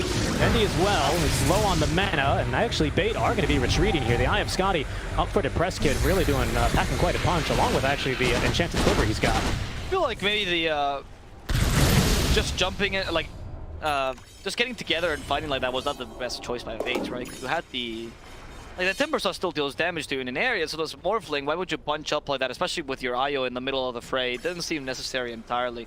They didn't really have a reference point, and they kind of got surrounded by just trying to find you that. Fair enough, you're in the mid lane. Maybe the solution is just not fighting in the mid lane, but it wasn't the best initiation by Bait. That's why they think they lose their IO. And once you lose your IO, your Gyrocopter is just okay. Like, he's a decent hero, mind you, but you're up against two strong cores, both of which are pretty good against you for the most part.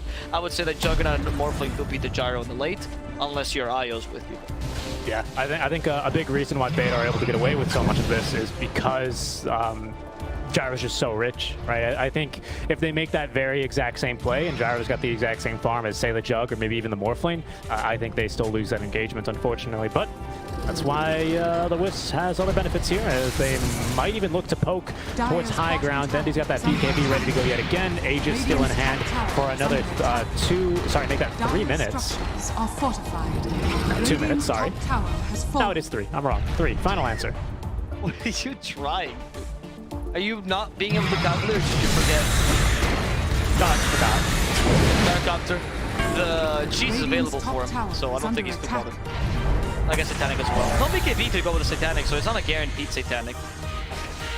I guess the side gunner's there. Wisp has just so much damage, or so much burst healing right now. The opposite of damage. He's got so much anti-damage right now that it's kind of incredible. So good. Mechanism, of course, buffed 35% by the Holy Locket. Buffed further now that Tether is max. It's a 1.1, I want to say. No, multiplication overall. Not max, it's 3 point. Oh, no, he didn't put the point in the stat talent, you're right. Yeah, okay, so, yeah, I was going to say, because you could cover over the tether thing and see, yeah, level 4. So, yeah, quite the burst healing that you've got. So now it's almost imperative to make sure you can get this IO out of the way first. If he keeps relocating in like he has been as aggressively, that shouldn't be much of a problem for Empire. So I think No Fear ought to be a little bit more reserved in his placements of these relocates.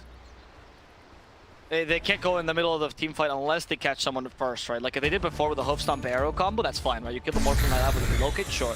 But if the team fight doesn't go your way, you have to have a contingency plan. Which is often the issue actually with Bait, that they think, oh, we're just gonna keep winning. But there might be a point where you struggle a bit to get the perfect initiation, that's fine, doesn't make you a bad team. You just need to have something prepared if that happens. Side of Vice and TA I think is a good start for this because it gives you additional catch. Dendi already has a bunch of damage, so I don't really think you need the Crystals necessarily. I think you're fine right now. You need the extra catch though to set.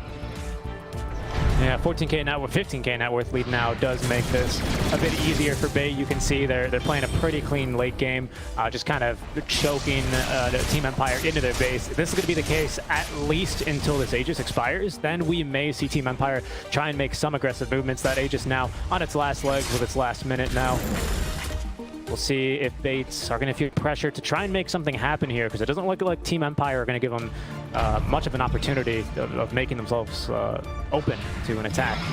Bait just going into the base with Stampede, relatively easy to do. Yep. He always had a backup plan as well. Just running away, obviously. Vance got the arrow. Yeah, that could be a kill if they want to force this. There they go. Hook stop. Bye-bye, Vance. No buyback. Last the Enchantress. Yeah, you're right. No buyback. Before the 40 seconds down. at least keep hitting the racks. The Crimson Guard stops the damage on the gyro a fair amount, but at least the racks will fall bit by bit. Aegis is up in 15 seconds now. Let's see if the Empire can do a perfectly timed kill onto Dendi. Again, without Van Score, they don't seem too willing to go for it. Worth it, especially because the gyro is really leading the way, right? Like Dendi's staying in the backlines intelligently as well. Because, yeah, if you have Aegis, it seems like you might be the one that wants to go up to the high ground, but in this case, gyro is the tank. He's the constant damage dealer. You know, he's the actual tanky hero out of the two. Dendi can just jump in afterwards. He happens to die with Aegis, great. If not, it's just the threat of the Aegis that is already good enough. Definitely. Dendi already up to level 21. Now has Meld Dispel, so we've got a Dispel as well for Dendi here. Getting rid of probably Solar Crest. Whirling Death is not bad. Not much else he can look to dispel off of himself this game. The enchant, I guess, for the slow is usually really annoying, so that's credit there. Team Empire currently playing underneath a bait ward. Should be dewarded, yeah, pretty much instantly here. Smiley not even standing nearby to make sure that it goes. He's actually farmed up quite a bit of gold as well. Nearly has enough for the Eye of Scotty. As bait will make an aggressive smoke play here. The trap silencing up Petushara. Nonetheless, not wanting to make the jump. Instead, they're going to go into the triangle where they see Seiyu, but he gets the blink out in time. The trap only connecting onto Petushara there. Smiley Knight forced to leave the Ancients as that he was farming his Van Score, blocking the arrow with the Wild Wing Whipper. In exchange, he's going to be ripped apart by the Rocket Barrage. Petushara got a little bit too close there. They're going to hit him now with the debuff off the speed back. So by the call down, here's going to be 3 heroes. There's not a 2-man Earth Spike on from the Lion. Is it enough damage? No, it's not. Smiley Knight with the Omni Slash level 3 is not enough. Dodges one of the auto attack from Dendi, but the second one is more than enough damage along with Watson. They did at least get the wisp, but only Petushara is going to be alive after Seiyu buys back. He's going to have to blink in, gets a nice 2-man Impale. A Hex onto Dendi will not save the life of Petushara, however. That's another buyback here along with Smiley Knight. Will slow Dendi to a crawl, but he's got plenty of stacks of refraction ready to go. Dendi looking to turn, Blink Dagger in 3 seconds along with the Sight to fight. Might look to go for it, lands the Sight here. Does not get the opportunity to close the gap though. Limitless as well, just barely missing, but it looks like the Black Cannon damage is not going to be enough either. Juggernaut just barely staying alive, retreating into his fountain. Got for that Crimson Guard. If Dendi had realized sooner rather, that Smiley Knight was committing a suicidal play. Like, Dendi has too much respect there for Smiley Knight because he almost got it. Now there's the reinitiation with the high ground. It's going to work out for him regardless. 5-5 Smiley Knight. Van Score and Seiyu join hands and go to the other side as Petushara. There's we go. He's not even going to fight. GG is called. Empire will lose game number 3, and we're going to get their second defeat, Bait's second win, meaning both teams are now tied together, of course, Esli as well. Putting themselves very much in the mid-table.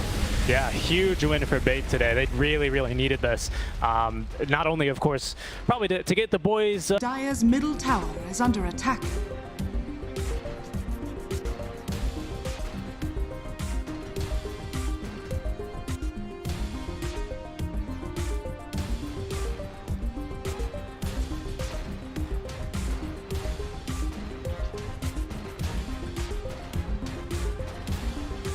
Dire's middle tower is under attack.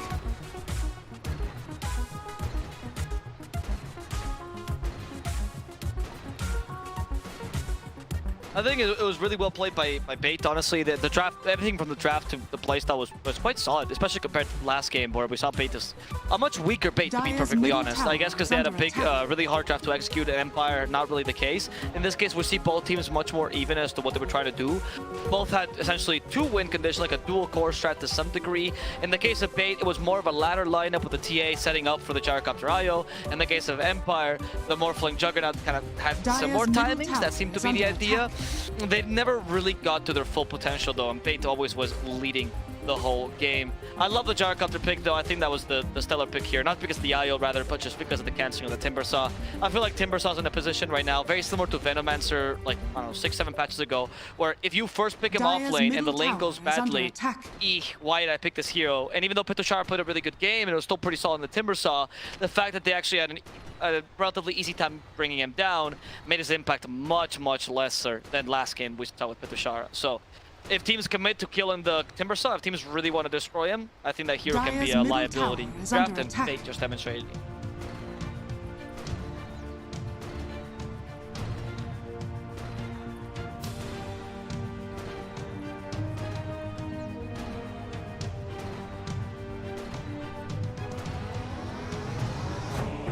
Dire's middle tower is under attack.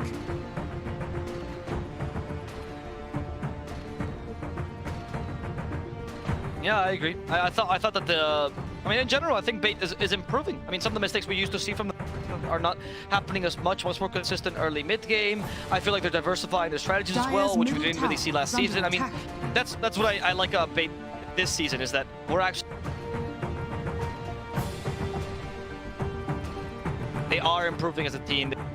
There's a bit of synergy. They seem to be having fun with each other, and that's what we want to see from Bait, really. Just improvement so that eventually they can come back into a stronger form, rather than the constant shifting we've been...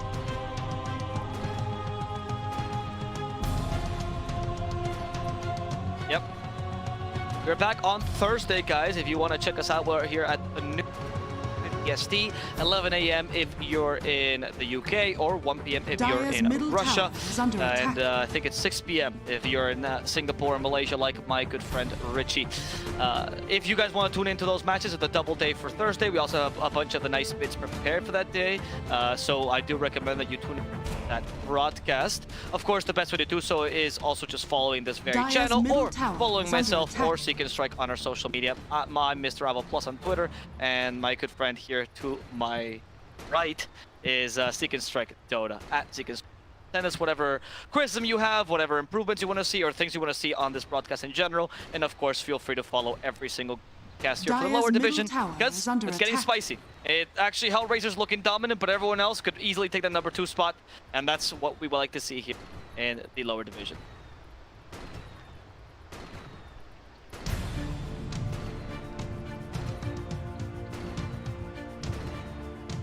Dire's middle tower is under attack.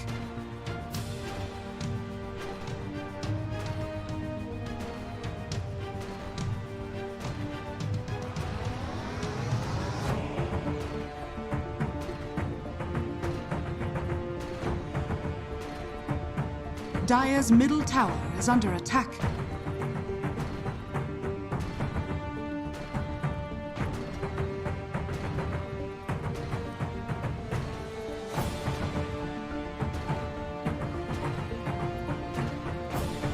That was fine.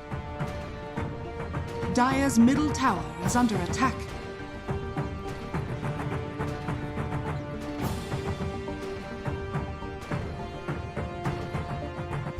We need 2 times 180.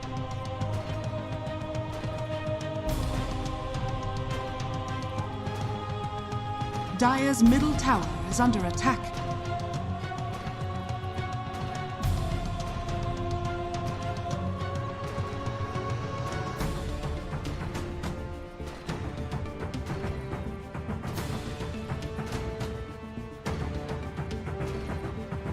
Dire's middle tower is under attack.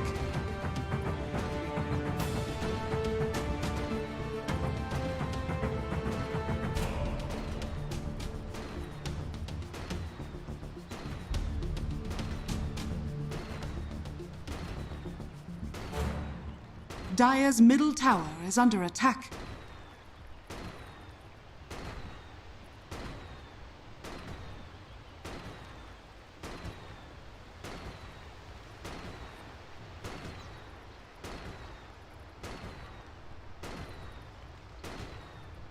Dire's middle tower is under attack. Kinas Moya's good.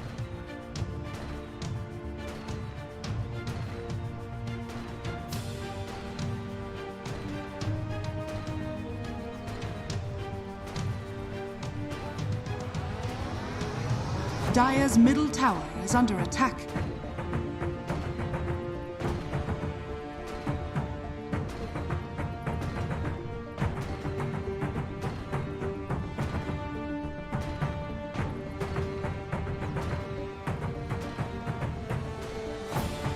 Dire's middle tower is under attack.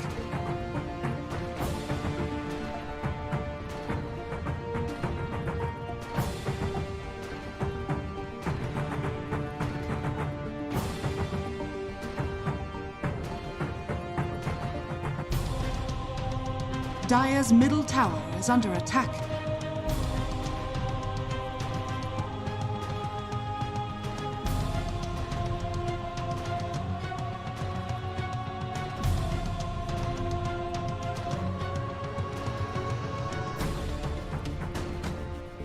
Dire's middle tower is under attack.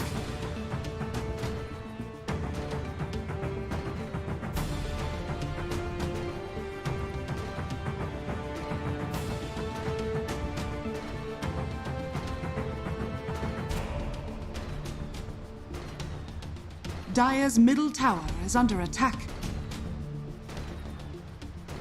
Capo, parece.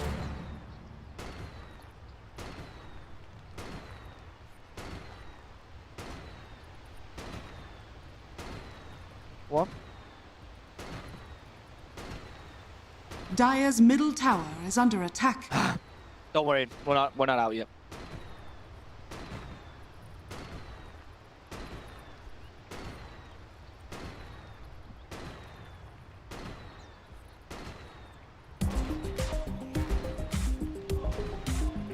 Dire's middle tower is under attack.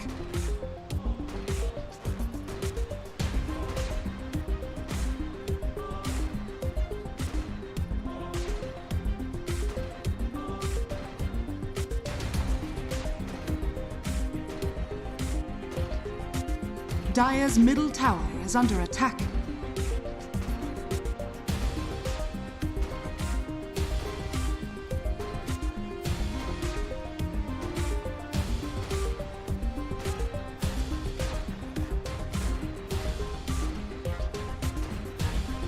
Dire's middle tower is under attack.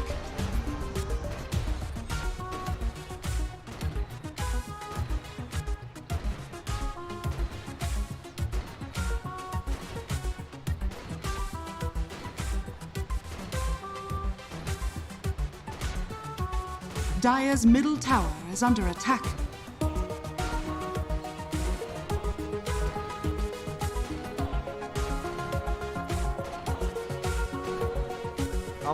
Yeah, cause yeah. Now you're putting replays. Dire's middle Then tower ESO is under attack. Then applicable.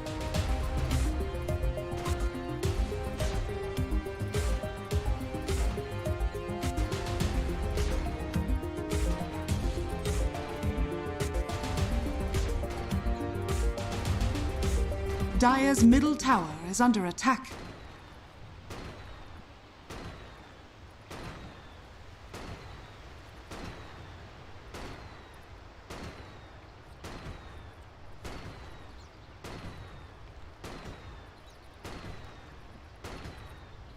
Dire's middle tower is under attack.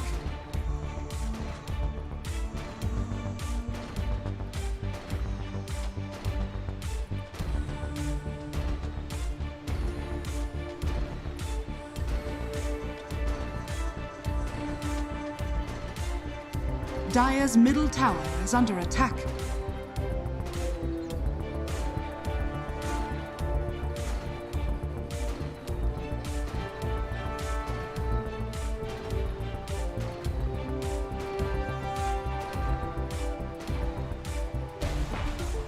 Dire's middle tower is under attack.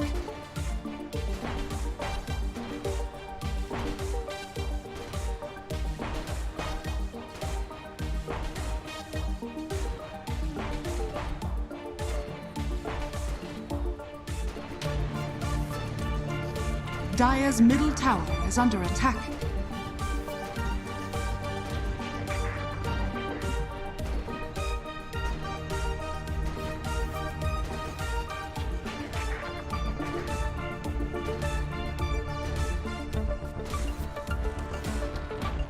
Dire's middle tower is under attack.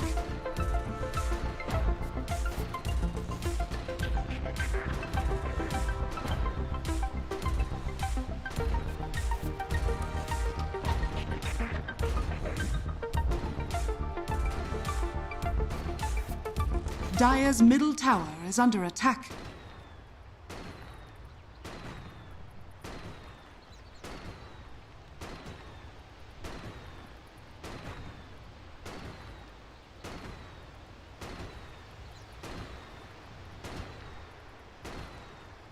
Dire's middle tower is under attack.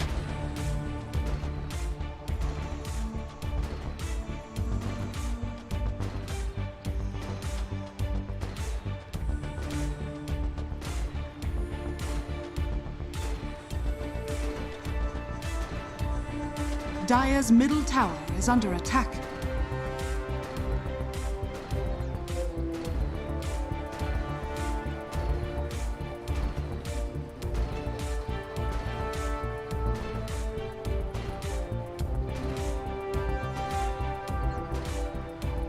Dire's middle tower is under attack.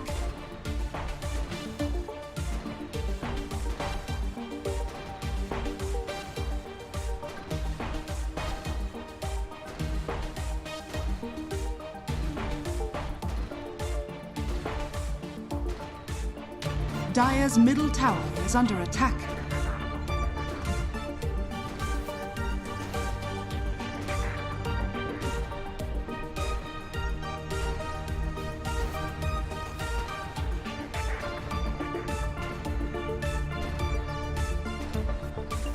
Dire's middle tower is under attack.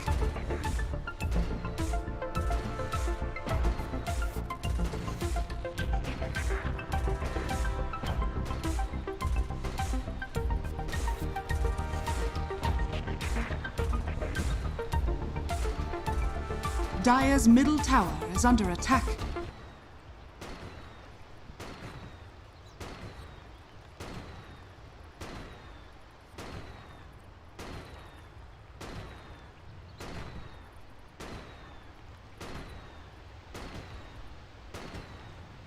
Dire's middle tower is under attack.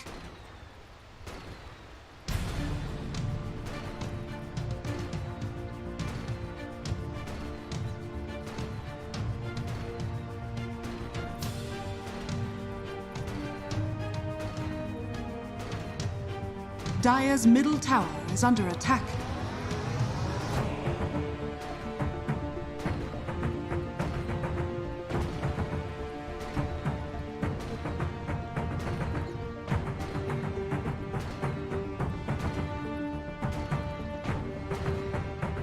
Dire's middle tower is under attack.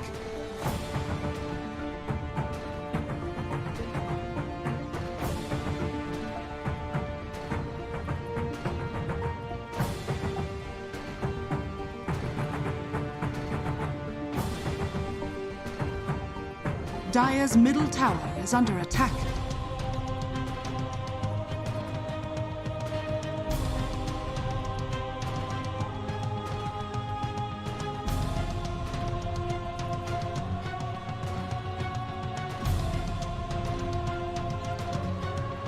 Dire's middle tower is under attack.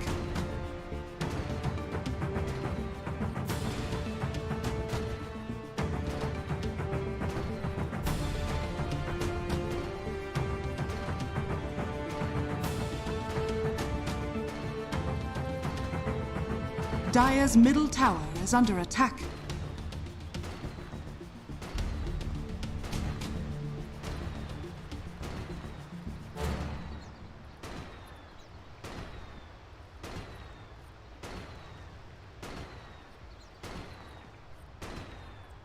Dire's middle tower is under attack.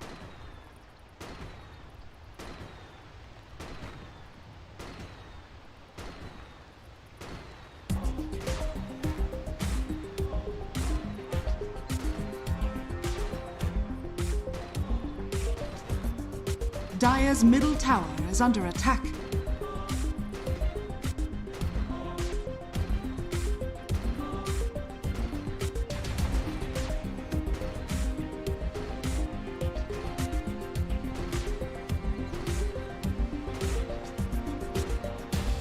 Dire's middle tower is under attack.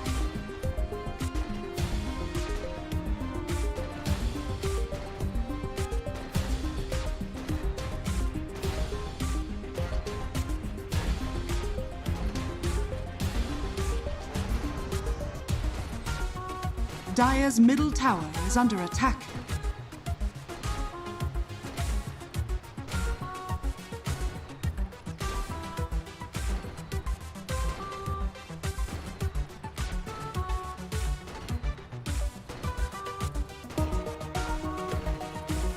Dire's middle tower is under attack.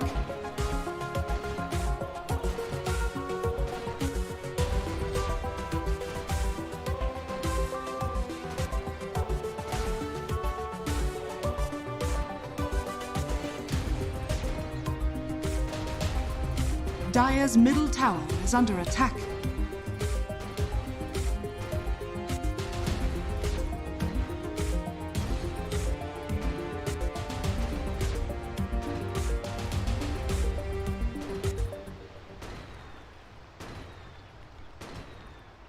Dire's middle tower is under attack.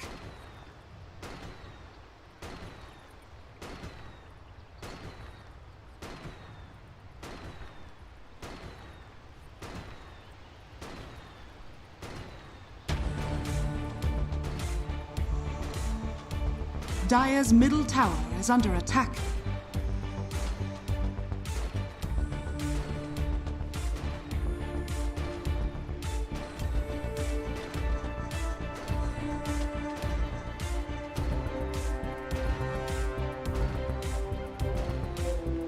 Dire's middle tower is under attack.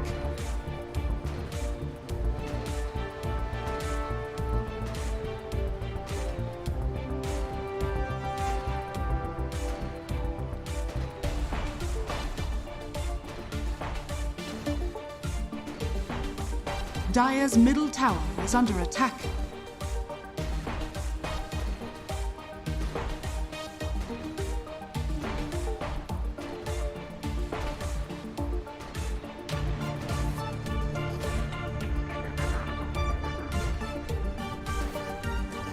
Dire's middle tower is under attack.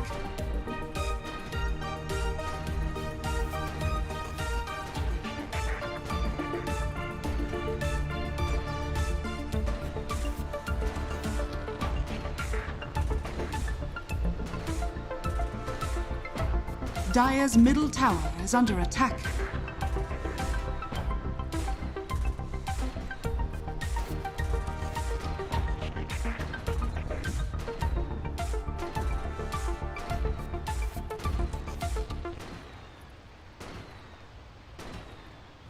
Dire's middle tower is under attack.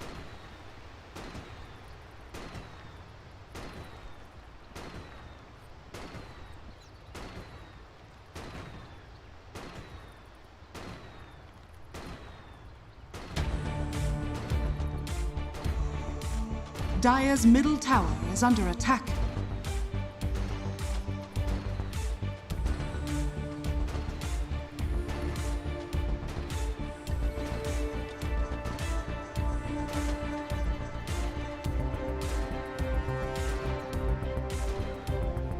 Dire's middle tower is under attack.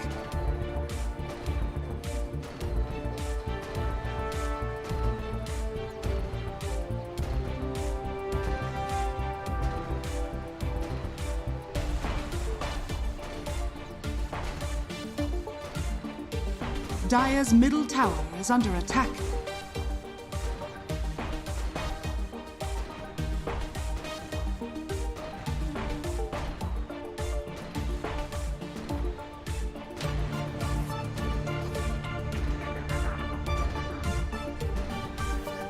Dire's middle tower is under attack.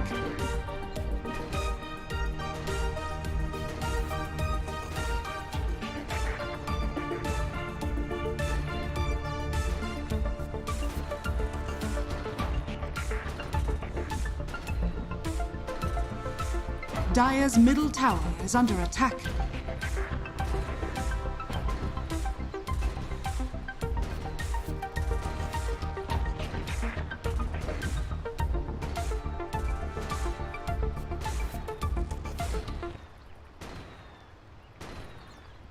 Dire's middle tower is under attack.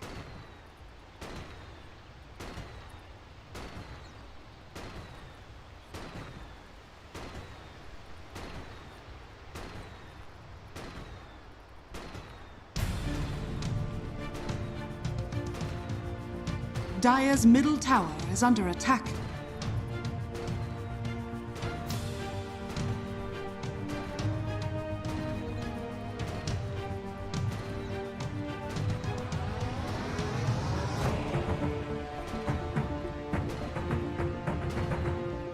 Dire's middle tower is under attack.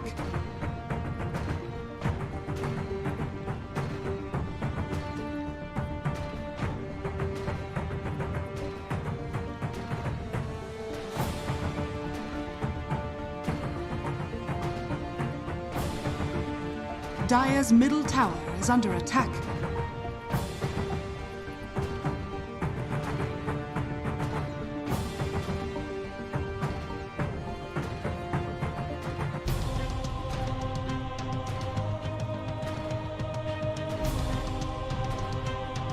Dire's middle tower is under attack.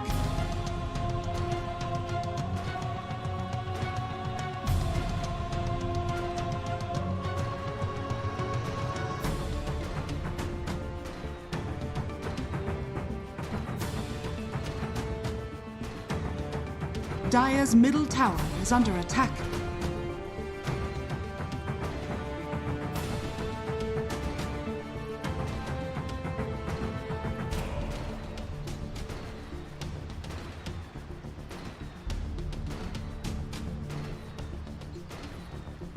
Dire's middle tower is under attack.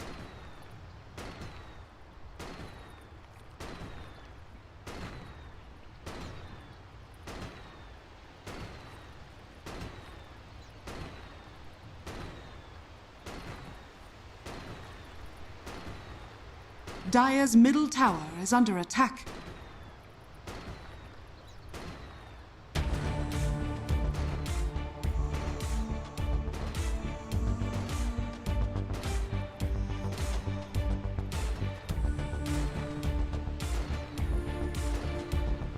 Dire's middle tower is under attack.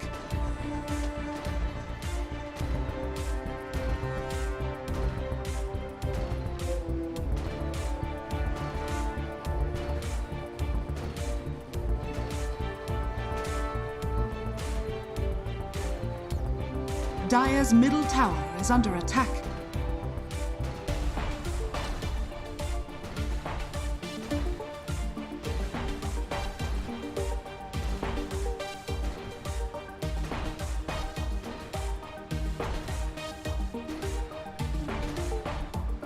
Dire's middle tower is under attack.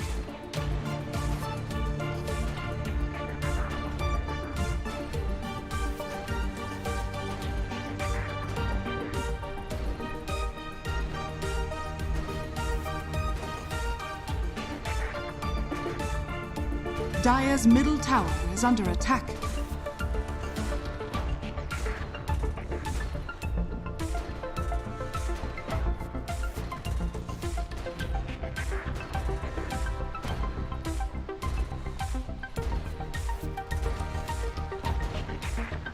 Dire's middle tower is under attack.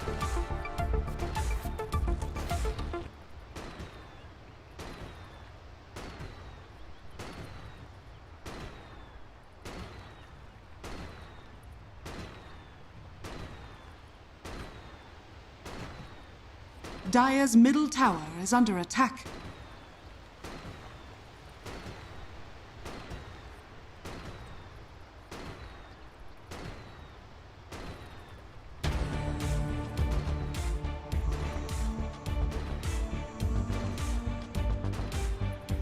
Dire's middle tower is under attack.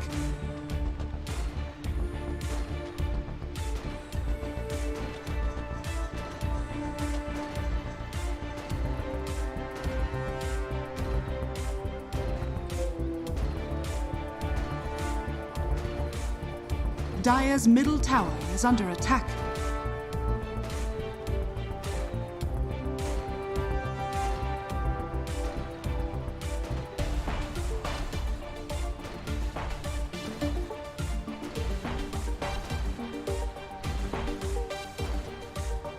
Dire's middle tower is under attack.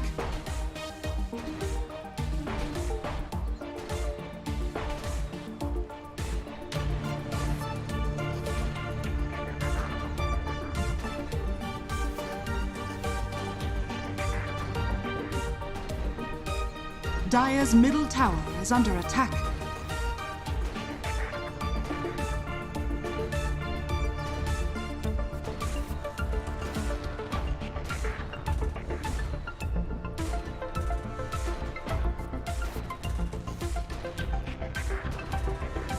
Dire's middle tower is under attack.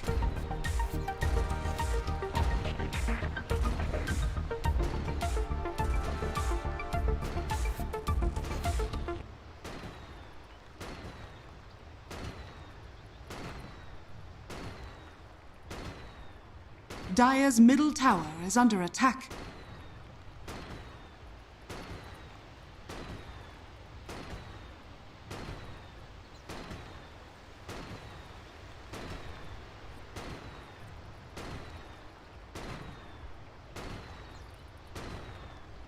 Dire's middle tower is under attack.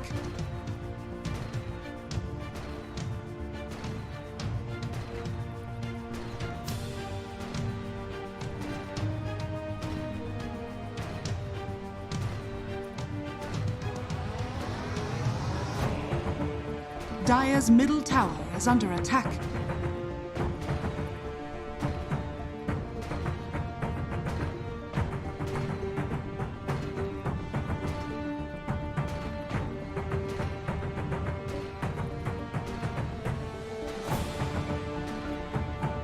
Dire's middle tower is under attack.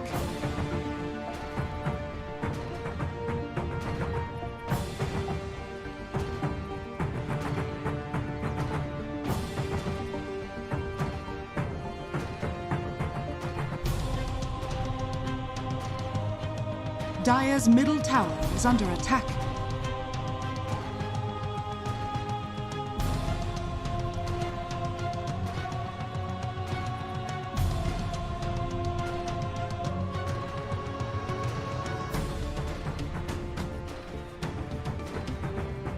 Dire's middle tower is under attack.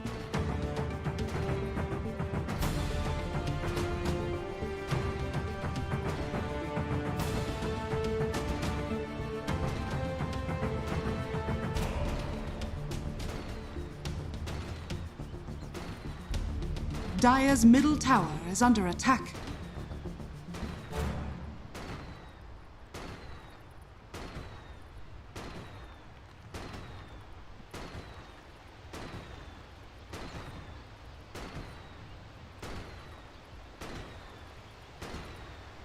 Dire's middle tower is under attack.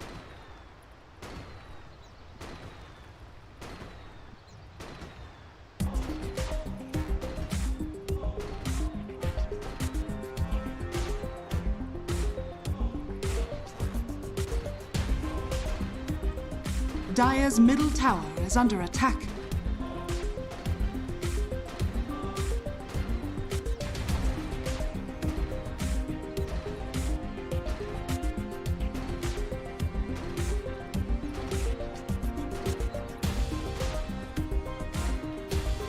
Dire's middle tower is under attack.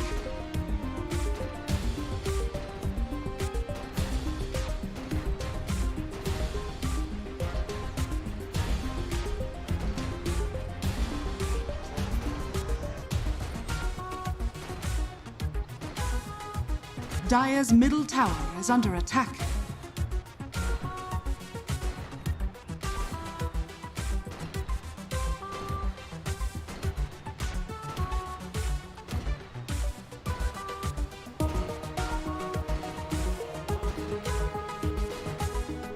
Dire's middle tower is under attack.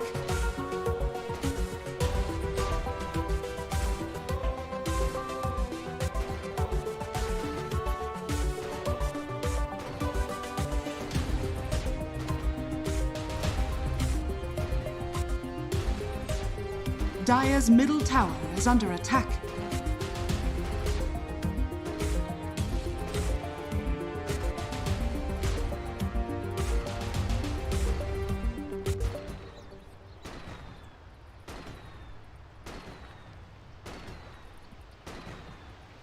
Dire's middle tower is under attack.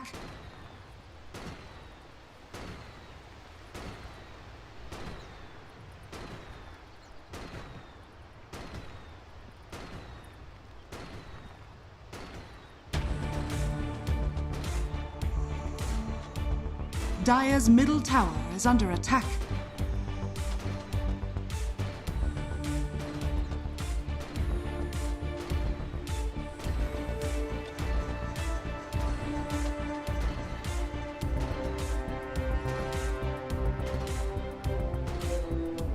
Dire's middle tower is under attack.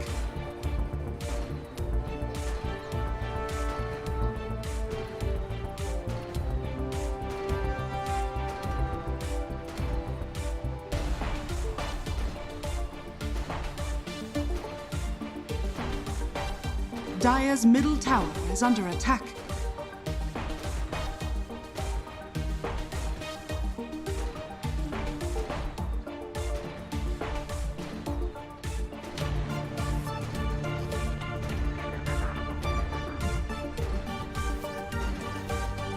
Dire's middle tower is under attack.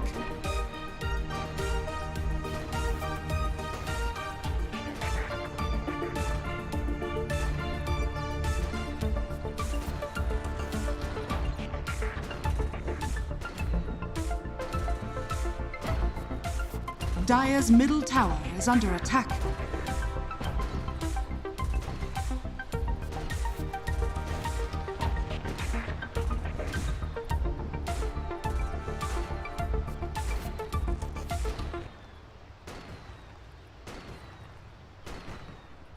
Dire's middle tower is under attack.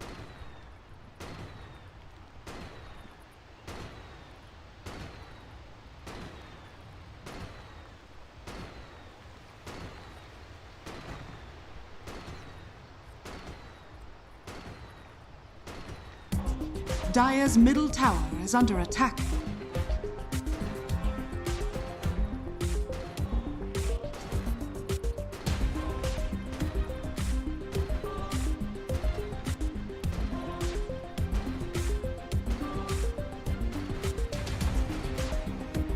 Dire's middle tower is under attack.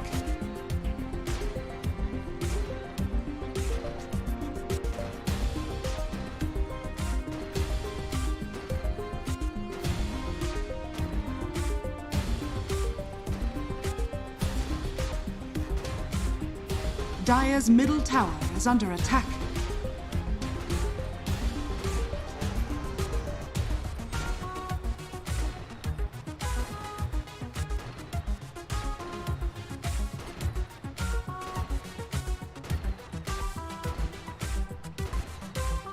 Dire's middle tower is under attack.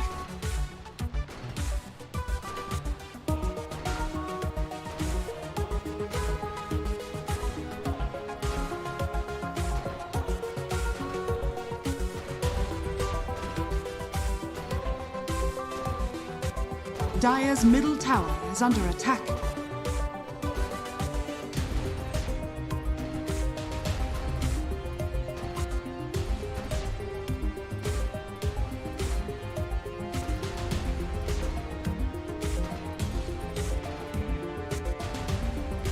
Dire's middle tower is under attack.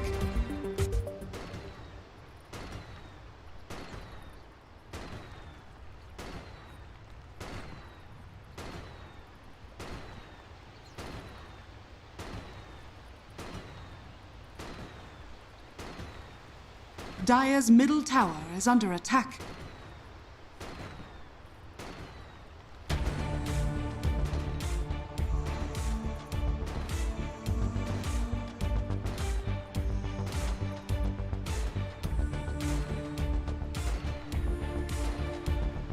Dire's middle tower is under attack.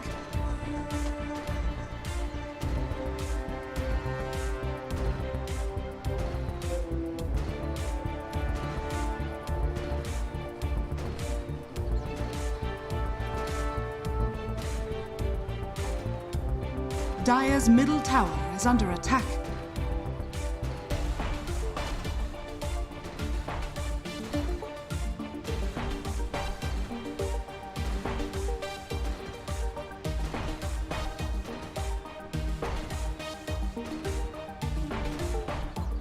Dire's middle tower is under attack.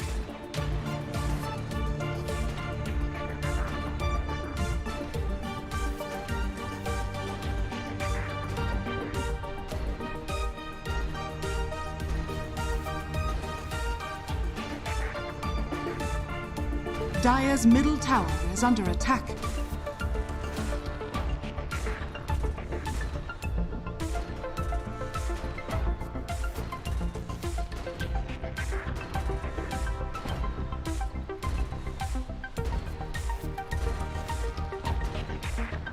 Dire's middle tower is under attack.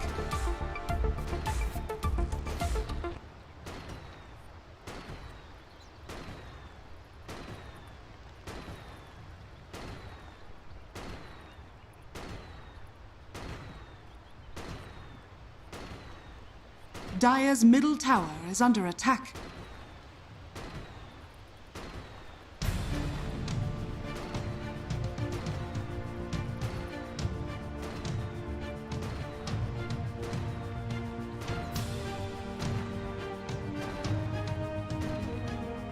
Dire's middle tower is under attack.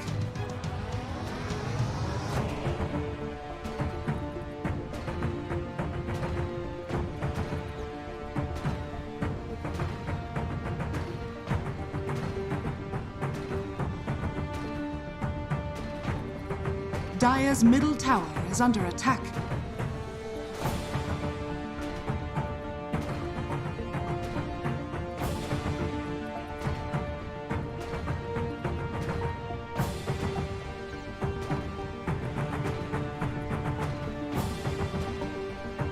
Dire's middle tower is under attack.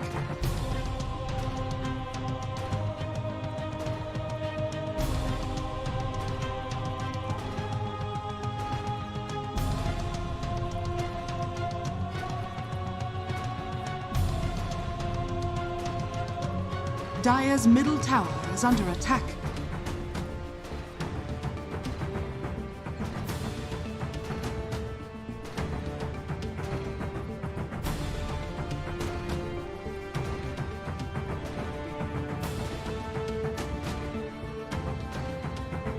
Dire's middle tower is under attack.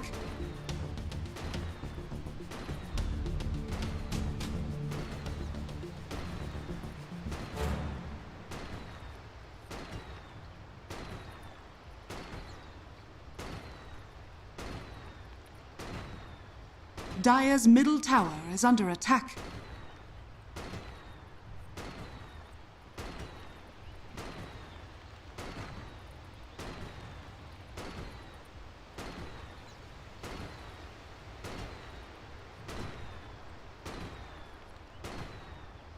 Dire's middle tower is under attack.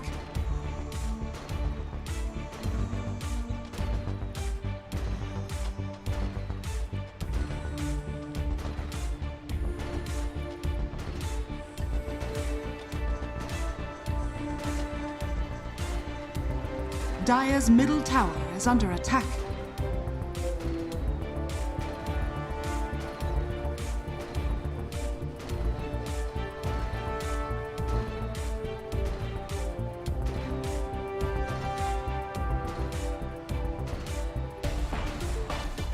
Dire's middle tower is under attack.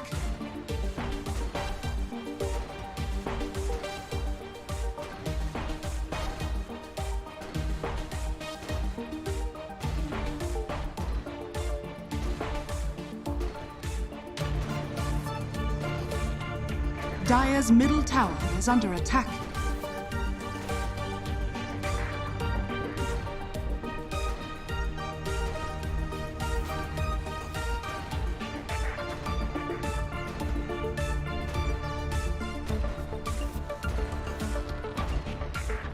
Dire's middle tower is under attack.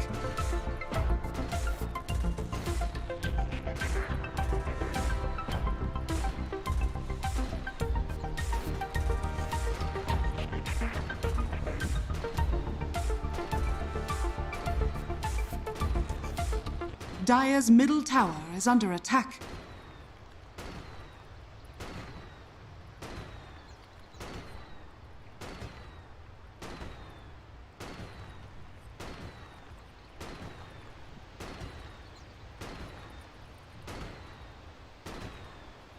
Dire's middle tower is under attack.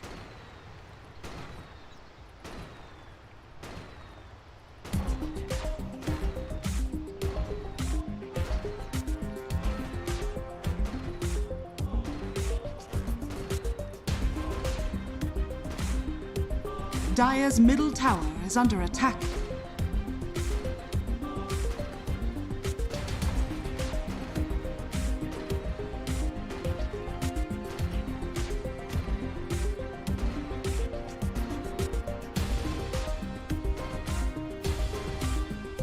Dire's middle tower is under attack.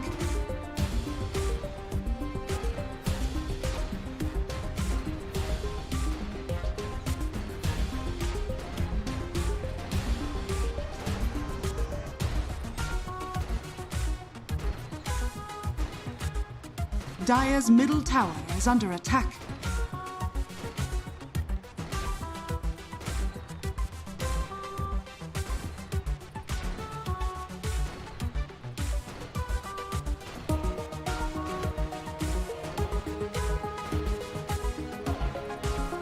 Dire's middle tower is under attack.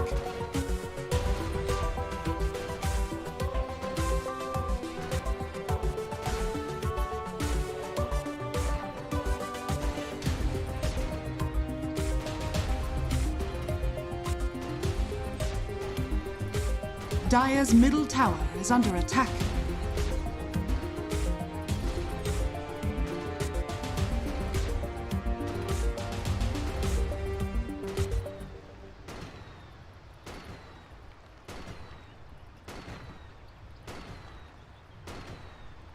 Dire's middle tower is under attack.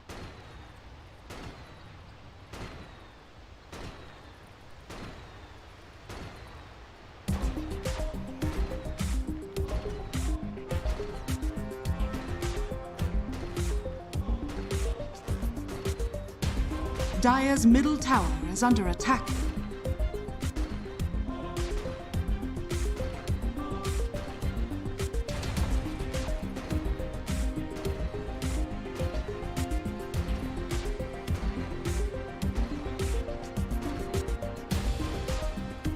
Dire's middle tower is under attack.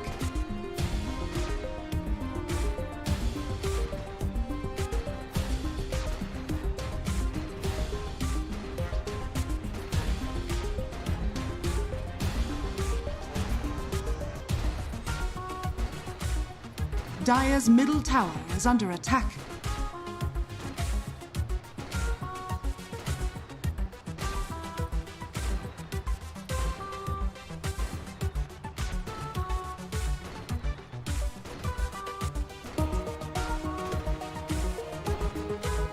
Dire's middle tower is under attack.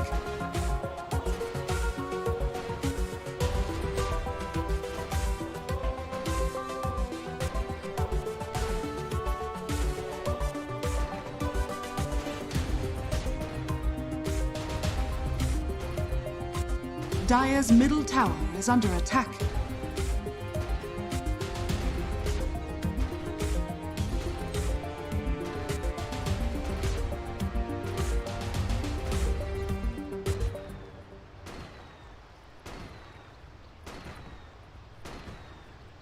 Dire's middle tower is under attack.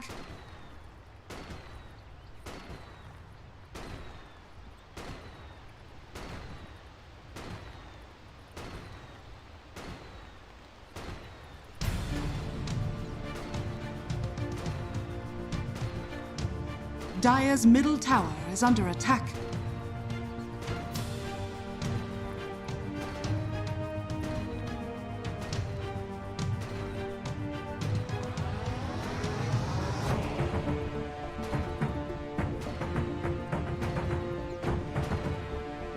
Dire's middle tower is under attack.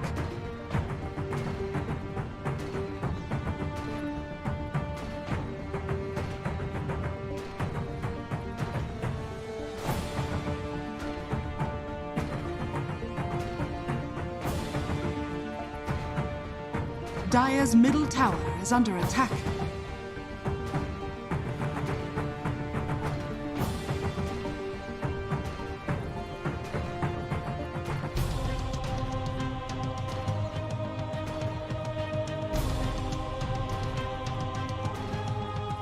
Dire's middle tower is under attack.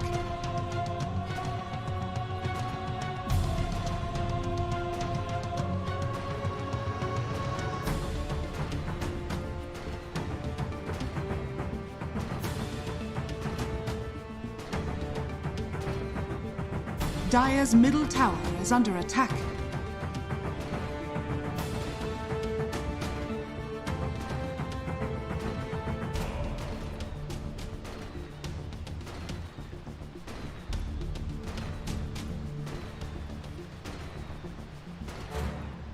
Dire's middle tower is under attack.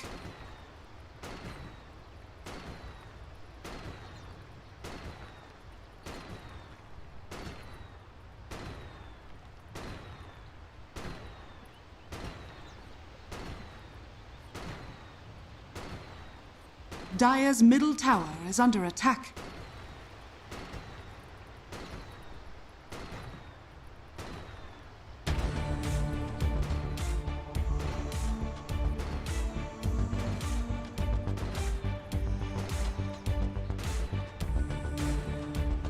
Dire's middle tower is under attack.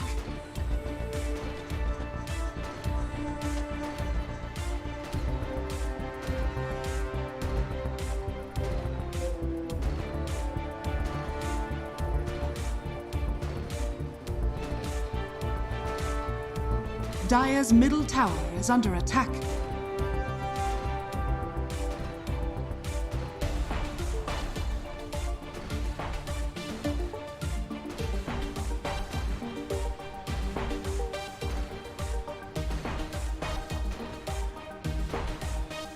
Dire's middle tower is under attack.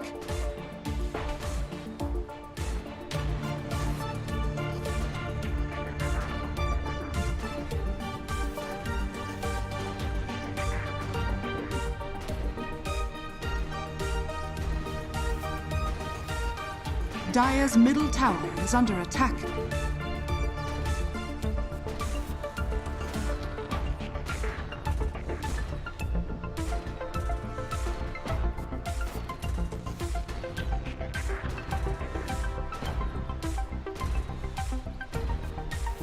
Dire's middle tower is under attack.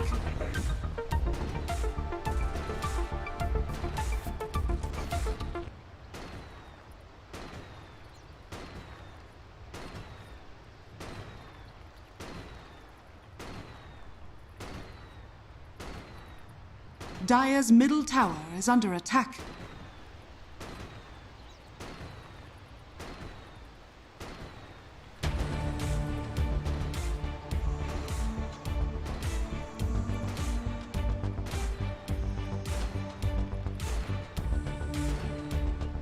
Dire's middle tower is under attack.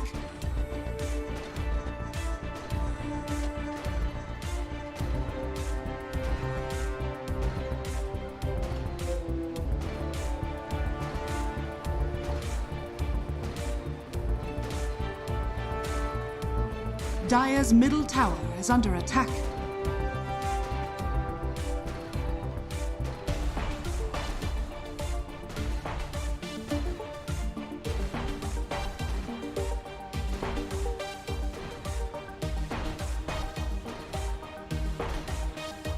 Dire's middle tower is under attack.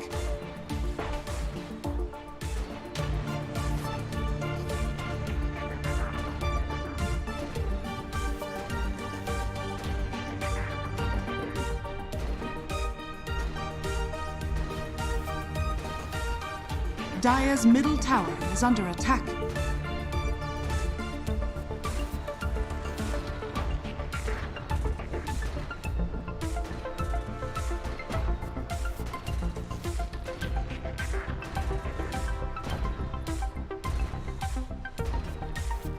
Dire's middle tower is under attack.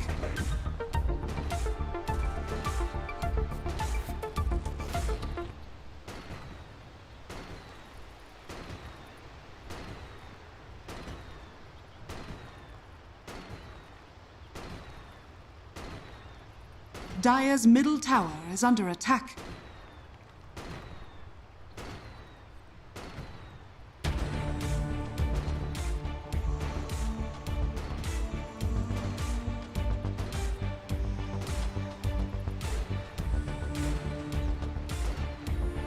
Dire's middle tower is under attack.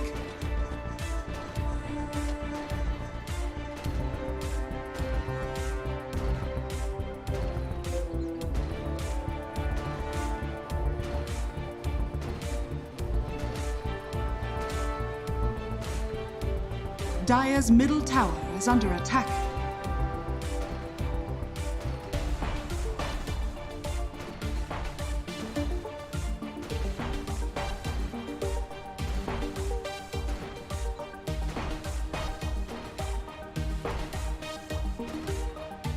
Dire's middle tower is under attack.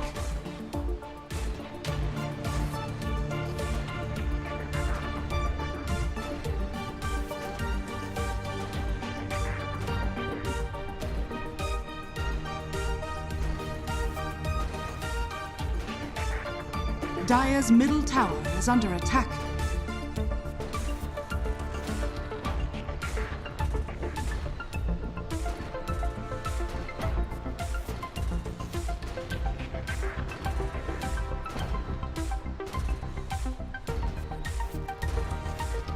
Dire's middle tower is under attack.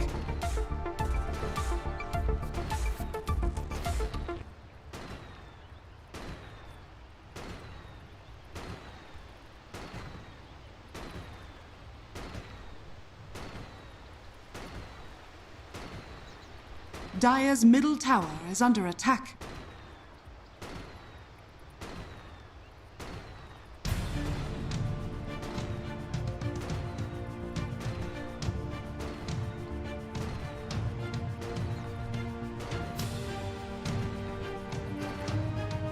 Dire's middle tower is under attack.